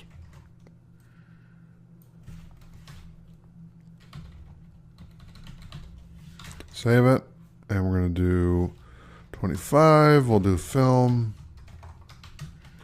8K. Fantastic. Thanks for watching. I'll see you in the next video. All right, welcome back. So in this video, we're going to talk about the iOS 7 Spotlight icon. So let's go to File, New, and we're going to do Mobile, View All Presets, iOS 7 Spotlight. So this is an 80 pixel by 80 pixel icon. Turn off the artboards, create, and then we're going to go to the icon.png, Control A, Control C, Control D, and then paste that in. Turn off the background so you can see the icon. And then we'll save it. 03 iOS 7 Spotlight. Okay, save it, and I'll see you in the next video. Thanks for watching. All right, welcome back. So in this video, we're going to talk about the Mac icon 256. So let's go to File, New, and we're going to go to Mobile, View All Presets, scroll down to Mac icon 256, turn off the artboards, hit Create, and then we're going to go to the icon.png, Control A, Control C, Control D, go to Untitled 1, paste that bad boy in there, turn off the background, and now you have a beautiful Mac icon 256. So I'm going to do Control S. We'll do 07 Mac icon 256. Okay, there you go. So that looks very nice. And with that in mind, I'll see you in the next video. Thanks for watching. All right, welcome back. So in this video, we're going to talk about the legacy iPad Spotlight icon. So let's do File, New. We're going to do Mobile, View All Presets, Legacy iPad Spotlight. Turn off the artboards so you can see it's 100 pixels by 100 pixels. And I'm going to grab the icon.png, so Control A, Control C, Control D. Go to Untitled 2, paste that in, turn off the background, Control T to transform, bring it up. There you go. Beautiful. Control S, and then we'll do Legacy iPad Spotlight.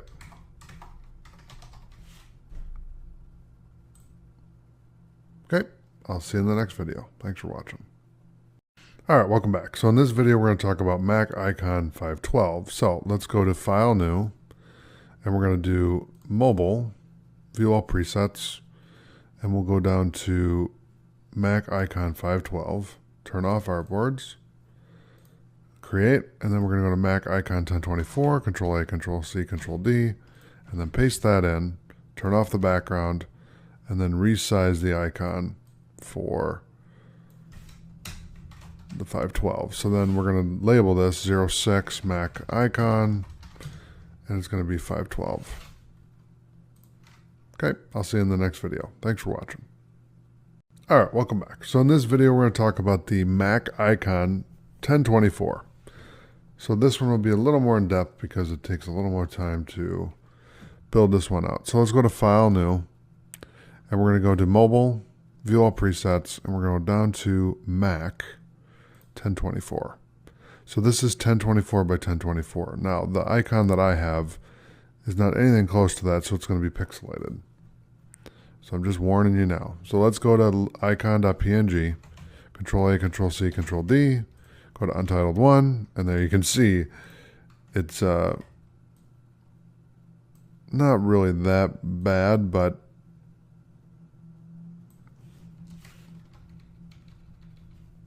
it's blatantly pixelated. So let's do 05, and then we'll call this Mac Icon 1024. But again, the purpose of this course is just to show you the presets so you can see what you would put in there, what it would look like, and how you can use it. That's the whole idea of this. So thank you so much for watching. I'll see you in the next video. All right, welcome back. So in this video, we're going to talk about the Mac Icon 48. So let's close out Mac Icon 128, and let's do File, New. And we're going to do Mobile, View All Presets. We'll go down to the Mac Icon 48, turn off the artboards, hit Create, and then we're going to turn off we're going to go to icon.png, Control A, Control C, Control D, then Untitled, and I'm going to paste that in, turn off the background, and whoa, we can see that we're way off here, which is fine. So I'm just going to shrink this down. Let me zoom in so I can see what I'm doing. And I'm going to kind of reposition this a little bit to where it makes sense. Okay, beautiful. Right there. It's not only picture perfect, but it's pixel perfect. Okay, so I'm going to save this, and we're going to call this 09 Mac Icon 48. Okay. So, thank you so much for watching. I'll see you in the next video. All right, welcome back. So in this video, we're going to talk about iOS 7 settings icon. So let's go into Photoshop here, do File, New, and we're going to do Mobile, and we'll do iOS 7 settings. So this one is 58 pixels by 58, and we're going to turn off artboards. We'll hit Create. And then I'm going to go to the icon.png, Control A, Control C, Control D, and I'll paste that in. And we'll bring this down. There we go.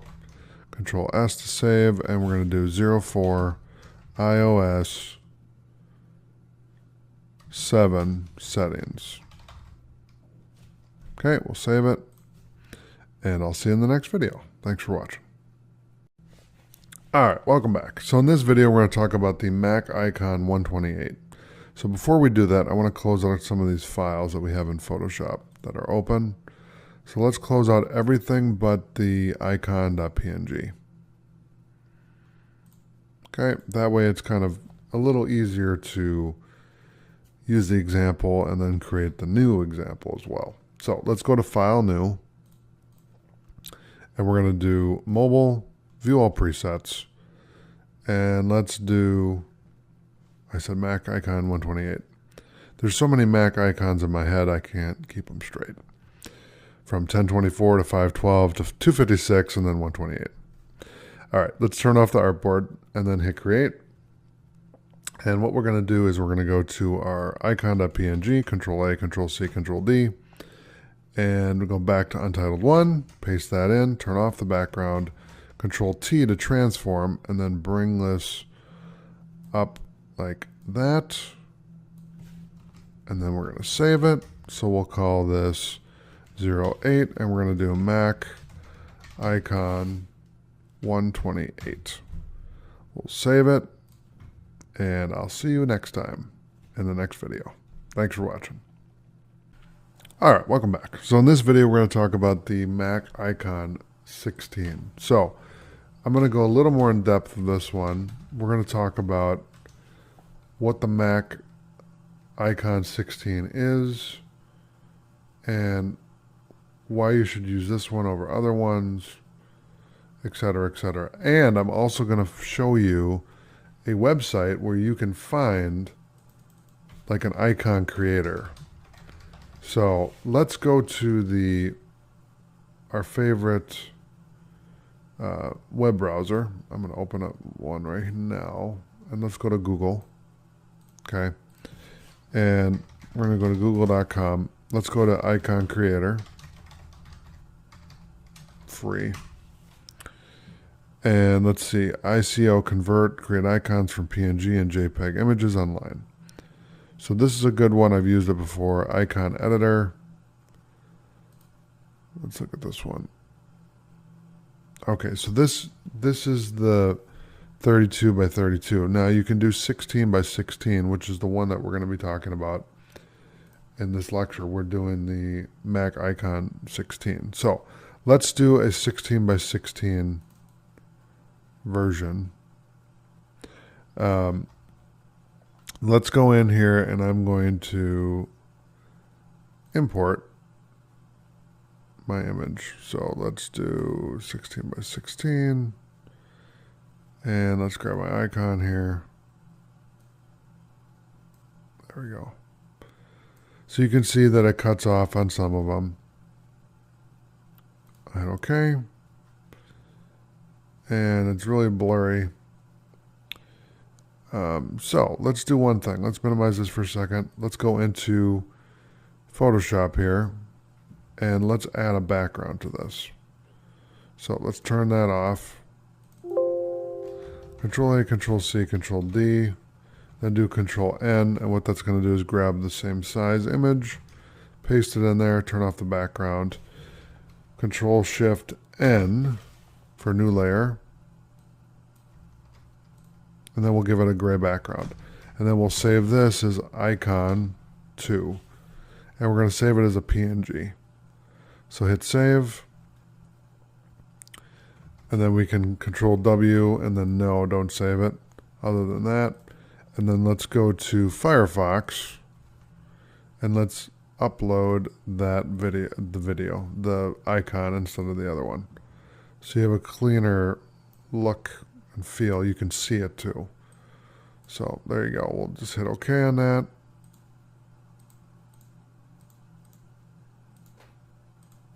Okay. So this is another way that you can create an icon. And what this will do is this will convert it. It'll convert it to the correct format. So let's do preview. Okay, so you can preview the icon here, and then it will show a bunch of examples. Okay, so you can see how that looks. I actually like that. However, the whole idea of this was to make it so that when you look at this, you see its transparent background, and then the foreground has the content there. So what we could do is we could just fill in right here so that you can see the white, and then cut off these areas here so they're not there. So let's do that. So let's go back here and minimize that for a second. Let's open this up in Photoshop. So right click and open with Photoshop, and then what we're going to do is we're going to actually no, I don't want to do that. Let's do this instead. I'm going to Control A, Control C, Control N, and then clipboard it, and then paste it in there. Turn that off. And then what I'm going to do is I'm going to use we can use the elliptical marquee. That's one option. Okay, and what that will do is make a square circle. It's kind of a funny thing to say. Let's do, not that, let's do Control D, Control Shift N for new layer, and then we're going to do this. So we'll paintbrush that. And then what I'm going to do is I'm going to use the magnetic lasso tool, and we're going to go around this. Okay, that's not going to work. So let's try this instead. So what I'm going to do instead of that is let's do this, the magnetic lasso tool here.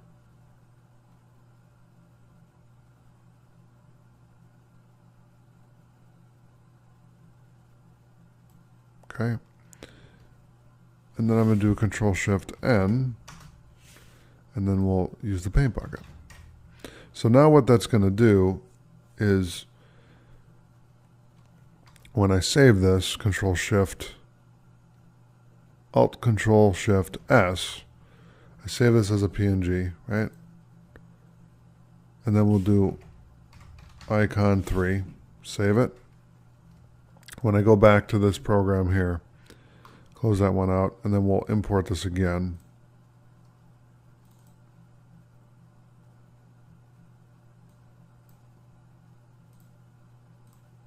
Now, I think that it's missing because I think it should fill here and there. Or it could actually come together that way. It doesn't look like it's missing something. However, this is just an example, so it's all right. Preview your icon. So now you can see there that it's easier to see everywhere because you have the background and then you have the little effect on the side. And then if it's down here or over there, over there, over there, it looks really nice. So that's the whole idea. So let's export this out. And then we'll just save it. Okay. And then I'll right click on that and I can open this with Paint. I believe Photoshop will work. Yes. Nope, it does not work. But that's the icon format ICO. All right, so now that we've done that, now we're going to go into File, New, Mobile, View All Presets, and we're going to do the Mac icon 16. Turn off the artboard, create it, and then what I want you to do is we're going to go to icon.png, Control A, Control C, Control D, paste that in here, turn off the background, and then we're going to bring this whole thing over here. So let's see. Okay, I'm going to zoom out. Okay, now when I zoom in, now we have the icon there. And then when I save this, Control S, we'll call this 11 Mac icon 16. Okay, hit save. And there you go. So thanks for watching. I'll see you in the next video. All right, welcome back. So in this video, we're going to talk about the Mac icon 32. So let's go to Photoshop here. We're going to close out the Mac icon 48. I'm going to do File, New, and we're going to do Mobile, View All Presets, and let's go down to the Mac icon 32. Turn off the artboards, create, and I'm going to go to the icon.png, Control A, Control C, Control D, go back to Untitled 1, paste it in there, turn off the background, Control T to transform. Okay, and what I want to do on this one is I want to mix it up a little bit. So we're going to do something wild in this one. We're going to edit the icon. So what I want to do is I'm going to change the blue to gray. So I'm going to hit the G key on the keyboard to grab the bucket tool, right? And then the play button, I want to make that like a light blue. And you can see right here, if I use the picker, then I can grab that blue and color that in. And then down here, I need to fix the blue and change that to gray. So I'm going to save that, and we're going to call this the Mac icon 32. We'll save that. And now you have kind of a different looking icon than what we have in all the other ones. And like I said, I want to mix it up a little bit so that we're not just doing the same thing over and over again. So in the next video, we're going to do this again. And we're going to mix it up and kind of add a little more oomph to the icon. Okay, so thank you so much for watching. I'll see you in the next video. All right, welcome back. So in this video, we're going to talk about the iOS 7 iPhone app icon. So let's do File, New. We're going to go to Mobile, View All Presets, and we're going down to the, let's see, where is it here? iOS 7 iPhone app icon. So let's create, and actually let's close that because we did the artboard, which is a no-no in this instance. So let's go back to mobile, view all presets. There it is right there, and then uncheck artboards. So once you uncheck that, then you can create the file, turn off the background. Actually, Control-C, Control-A, Control-C, Control-D to select the icon.png and then paste that in, and now we can turn the background off. Get ahead of myself. There we go. We'll resize it, save it, 02, iOS 7, iPhone, app, icon. Save it, and I'll see you in the next video. Thanks for watching. All right, welcome back. So in this video, we're going to talk about the legacy iPhone app icon.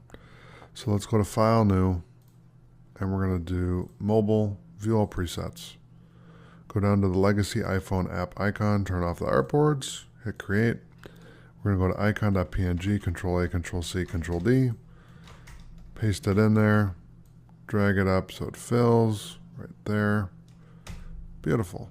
And then I'm going to turn off the background, Control-S to save it, and we're going to call this the 13 Legacy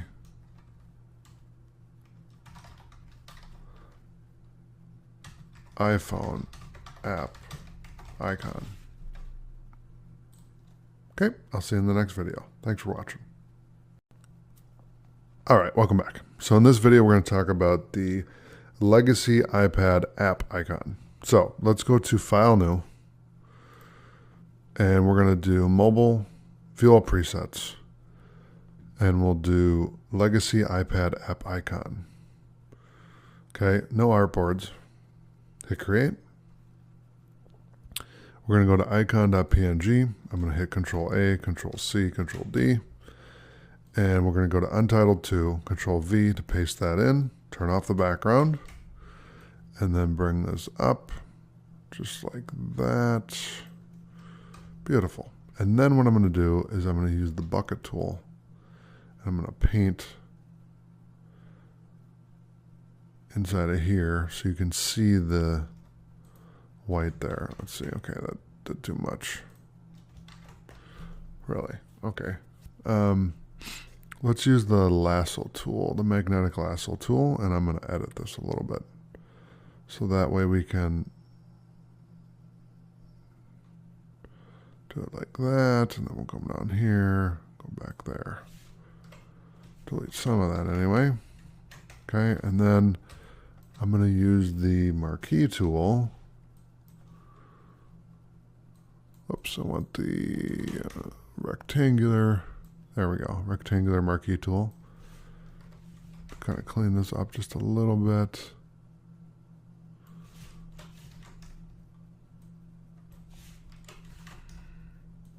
Okay, and I'm going to edit this a little more.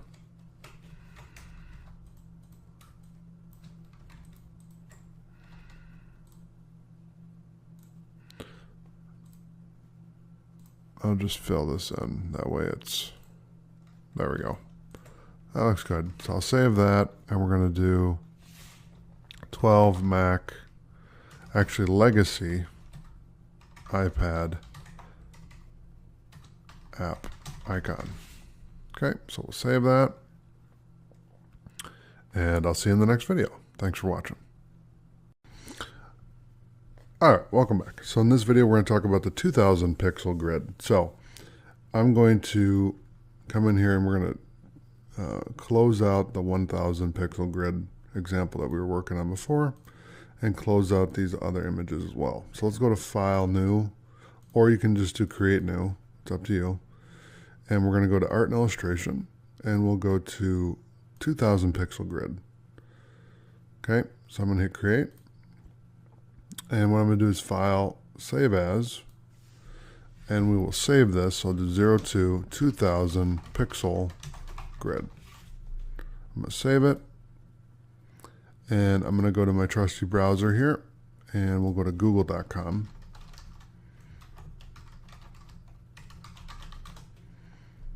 Okay, and let's do Yellowstone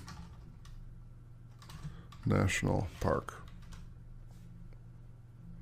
And we'll do images, and we'll do tools, size, large. Okay, so let's find one that's close to 2000 by 2000 pixels. So that's 1600 by 1000. Okay, let's see here. Oh, there we go. That's a good one. So I'll right click on that one. We'll save the image. Okay, we'll save it to the desktop. Minimize Firefox, and then I'll hit File, Open. And we'll grab that file. Control A, Control C, Control D, and then paste that in. And you can see it cuts off some of the image because our width, if you go up here and right click on pixels, is 2592. So we're 500 pixels over the width. And our height is a little short because we're only 1944. So we can adjust this to 2000. And that should, hold on a second. Hit Control T for me. Okay, there we go. So you can write in the height that you need, and then you can fill it out, and it will make it work for what you're doing. And then you can make the waterfall the focal point right in the middle. Okay, so that's one way that you can use the pixel grid. I'm going to save this, and then we're going to go back to Firefox, and I'm going to go to google.com. Okay, and then we're going to go to Adobe Stock again, and we'll do templates, if I can spell stock correctly. There we go. We'll go to templates, and let's click on templates, and let's do Photoshop templates. Okay,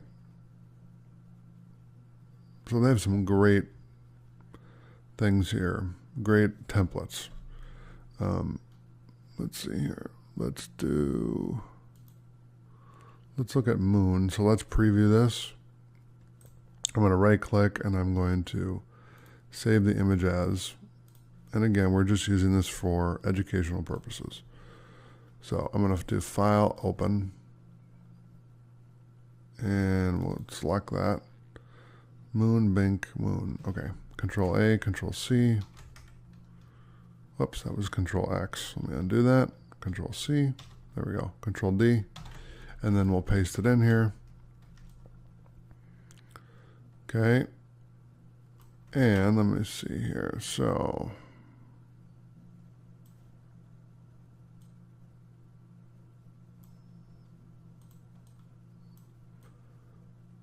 all right, let me shrink this down a little bit. Okay, there we go. Now what I'll do is I'll use the marquee tool again, and we'll grab this right here. We'll Control C to copy it, and then Control X to cut, and then I'll paste it right to the bottom of the page. So you see how the white line is kind of the edge? So we'll use that as the reference point. And then what I'm going to do is I'm going to cut out a chunk right here, okay, and copy that. Okay, well, let me, because I'm not on the right layer, so I'm going to hit Control C to copy, Control V to paste, and then I'll drag that down. And then we'll move it a little bit to the left. Okay, that didn't work the way I wanted it to. That's okay. And I'm going to put this underneath the... Okay, I'm not going to use that. The other thing we could do is we could just erase the background. Let's do that.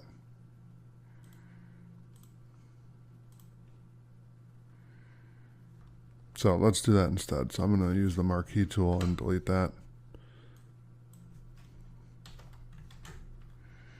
And we'll do it up here as well.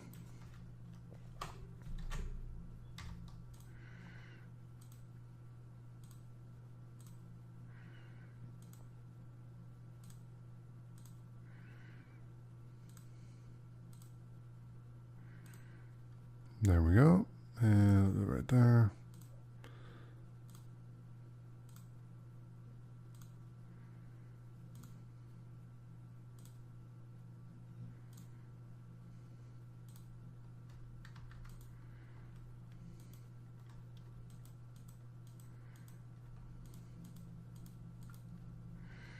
Okay, so then we got moon. So we can move that down just a hair. Let's see here. Oh,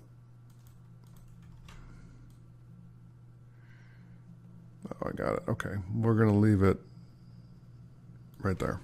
Okay, so I'll save that. So that's the 2000 pixel grid, and that's something, that's a way that you can add an image and then add art to it in illustration. I highly recommend checking out Adobe Stock. There's a monthly fee for that, but they'll get you going in the right direction if you need content right away. All right, so thanks for watching. I'll see you in the next video. All right, welcome back. So in this video, we're going to talk about postcard. So let's do that. I'm going to close out the poster template here. In this example that we used, I'm going to do File, New. We're going to go to Art and Illustration, View All Presets, and we're going to do Postcard. I'm going to hit Create. And what I'm going to do is let's go to Firefox, and we're going to go to google.com. Okay, and I'm going to type in, what would be a good one for this? Let's see. Wish you were here. Since we're doing a postcard, right? Let's do images, and let's do Florida postcard. There we go.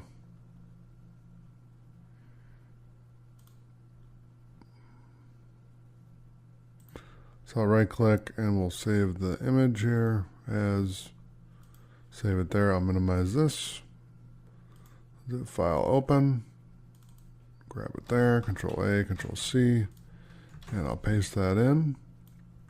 But I'm going to check one thing. I am going to do File, New, and I'm going to see what the, yeah, it is 4x6. Huh, okay, that is right. But what I want to do is I'm going to do File, New. We're going to do Art and Illustration, Postcard, and instead of the portrait, I want to do landscape. So let's switch that around. There we go. Now I'm going to paste in greetings from Florida. Now it makes sense. Because this is postcard, so it doesn't really make sense the other way.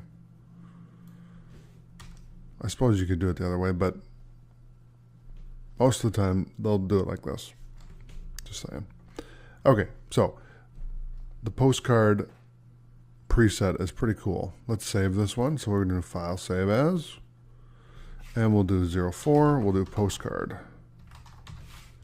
Okay, and then we can close out these other untitles, not untitles, untitled 1 and 2, and also the source here. Okay, so let's go back to Google, and let's get a couple more postcards. So like this one is cool. Let's right click on that one, save the image as. And we'll come back here and open it, File, Open. Control A, Control C, Control W to close it, and then paste it in there. And then we'll just bring it right up here, Control T to transform, and then we'll bring it right there. The land of sunshine, that is true. Okay, let's go back to Firefox for one more example here. Let's see here.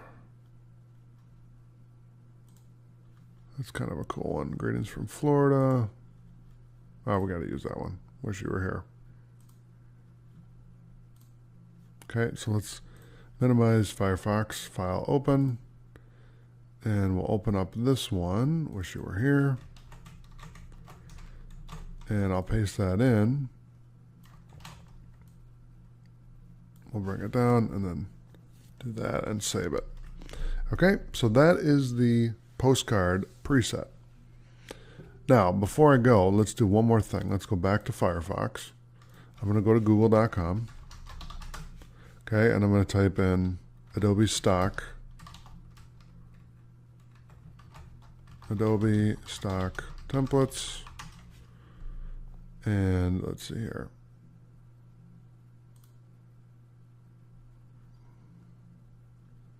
Let's do search PS templates or Photoshop, and then we'll do postcard.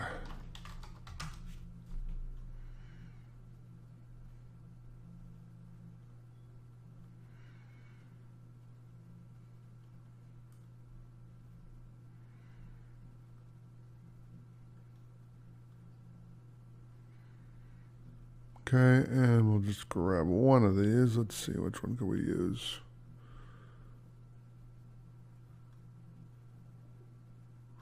Let's do postcard vintage.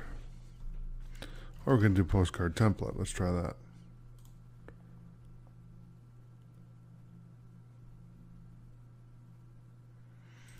There you go. So we'll view the preview, and then we'll save the image as. Just save it to the desktop, and then File, Open. And now you can see kind of an example. And what you can do is if we just hit the C on your keyboard, hit the letter C on your keyboard, we can crop out one of them. And then we can actually see what it would look like. So let's do Control A, Control C, Control D, and then paste it in here. Okay. And then bring it over. And there you go. So there's a postcard, and that's from Adobe stock. But again, it's just for educational purposes. So these are just examples, just so you can see the different things that you can do with the postcard preset. So thanks for watching. I'll see you in the next video.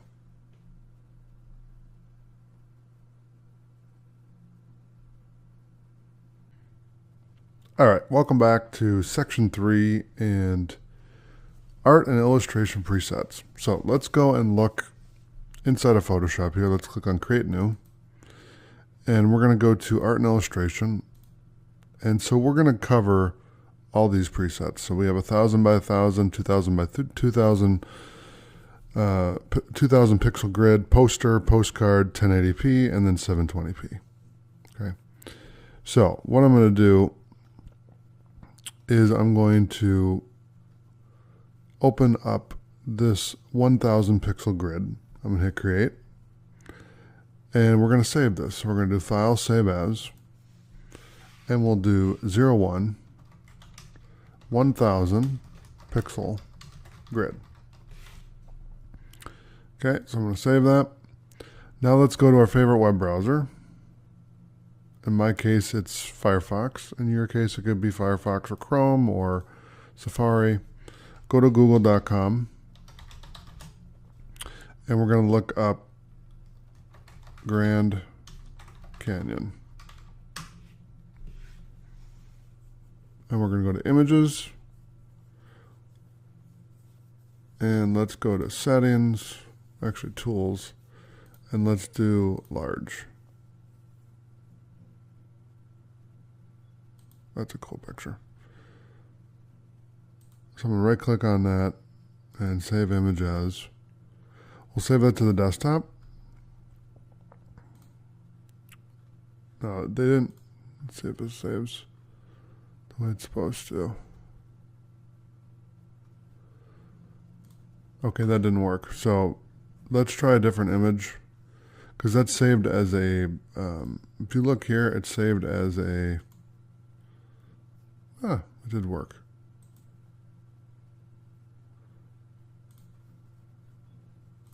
Yeah, it didn't save correctly. So I'm going to right click on that image and I'm going to delete it. And then I'm going to go back into Firefox and find an image that works for what we're doing. So let's look at this one.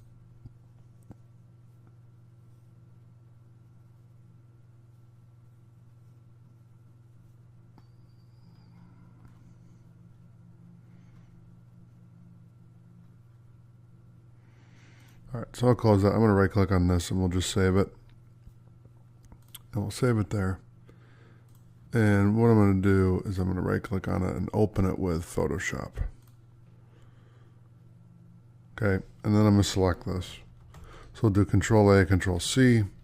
We'll go into the 1000 pixel grid and I'll paste it in there. And I'll show you what we have left over. So it's cutting off half of the image.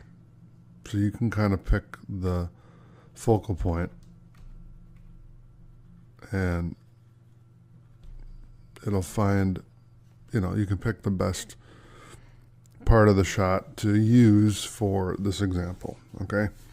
So that's one example that you can use for the 1,000 pixel grid. Now, another thing you could do is we can go to,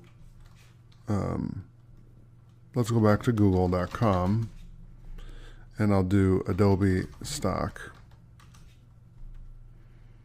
Okay, and I'm not talking about their stock values. I'm talking about Adobe stock, like stock photos, royalty-free images, graphics, that kind of thing. And we're going to go to templates, and we'll do art. Okay. So these you have to buy. Let's see here. So let's try like this one. Let's view the preview. We'll right click and we'll just save the image because we're just using this for educational purposes only. So I'm going to file, open, and we're going to go to desktop, and we'll open that up. Control A, Control C, and then I'll bring it in here, and you can see that it fits perfectly for this example. It's just we need to color the background. So what I'm going to do is use the eyedropper, or we could do this. I can use the marquee tool and just copy that and then paste it down, and then do it again, and then again, right here, and then again. And there you go. So now you have, and I'm going to save this, so now you have a nice graphic in there. And what I'm going to do is we're going to merge these together so that when we turn it on and off, you'll see, well, our image here, and then you'll see this as well. So I'll save that. So that's the 1,000 pixel grid. So thanks for watching. I'll see you in the next video. All right, welcome back. So in this video, we're going to talk about the 720p preset. So I'm going to do File, New, and we're going to do Art and Illustration, View All Presets, and we'll do 720p. I'll do Create, and what I'm going to do is I'm going to actually copy the image that we used in the previous video and paste it in here, and then just downsize it a little bit.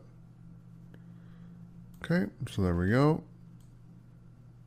Put it right there.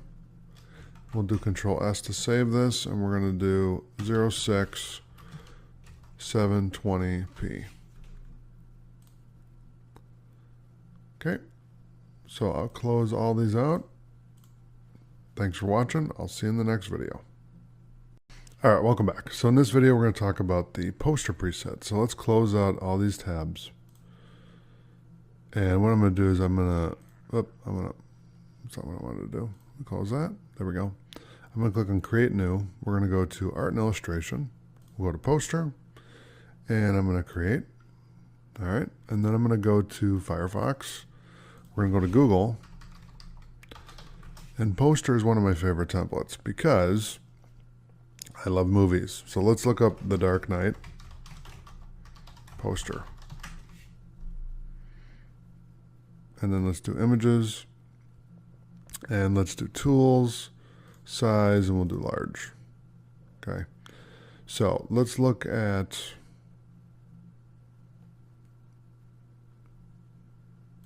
the original trailer first. So let's right click on that and save the image on the desktop there. And let's save the Joker too. I love me some Joker, so let me right click and save that.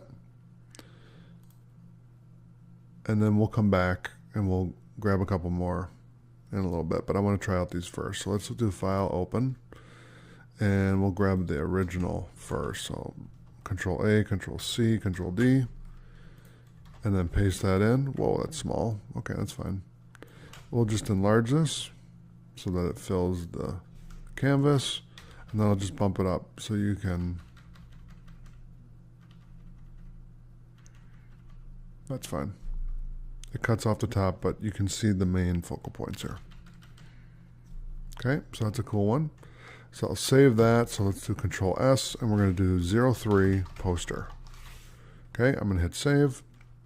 Then I'm going to do File, Open, and we're going to do the Joker. So Control A, Control C, Control D, and then we'll paste it in here.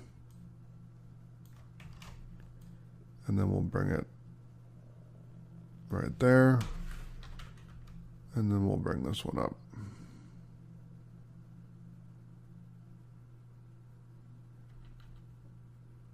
Okay, save that one.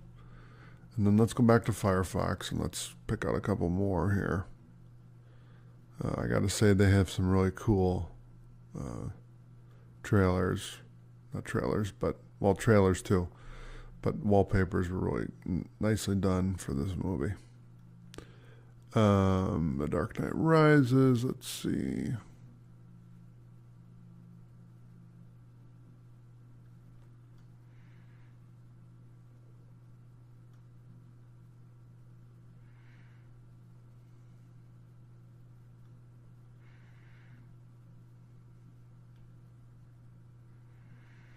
Okay, so we'll just select one more here.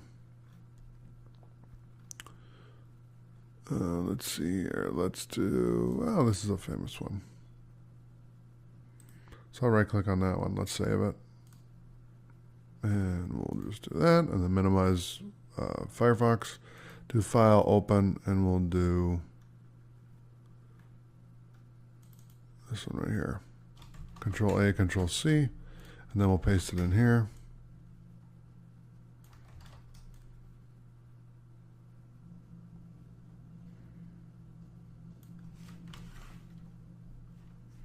Okay, Control S to save. There we go. All right, so I'll close out all these other tabs, and then let's go back to Firefox. I'm going to go to Google, and we're going to do Adobe Stock Templates, and then we'll go to Templates, and let's go to Photoshop Templates and type in poster. Okay, so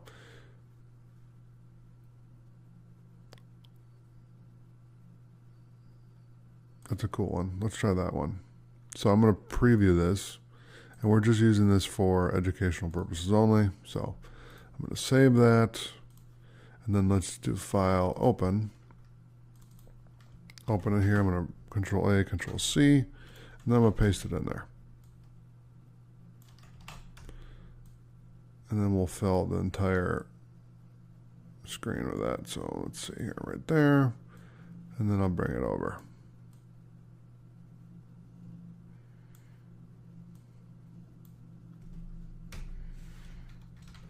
Okay, so we'll save that. And that's another cool looking poster that you can build in Photoshop and use with this preset. Now this is obviously pre-built, and they did a nice job masking the wave and all that, and that's really cool. But I do recommend using Adobe Stock as another source that you could use to create cool posters, and also as like a reference guide, you know, inspiration. So that's all I have for poster. Thanks for watching. I'll see you in the next video.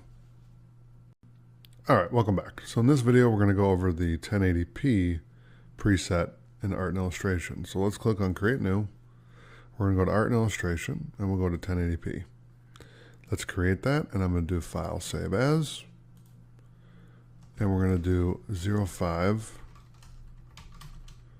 1080p.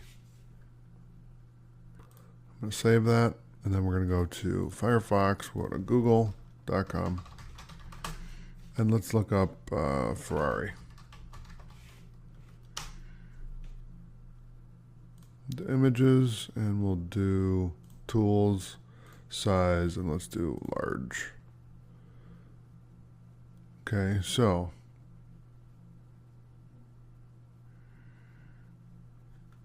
let's grab this one. I'm going to right click on that and save the image. Okay, let's save it. I'm going to minimize that. File, Open. And we will bring it in right here. Control A, Control C, Control D. Paste it in there.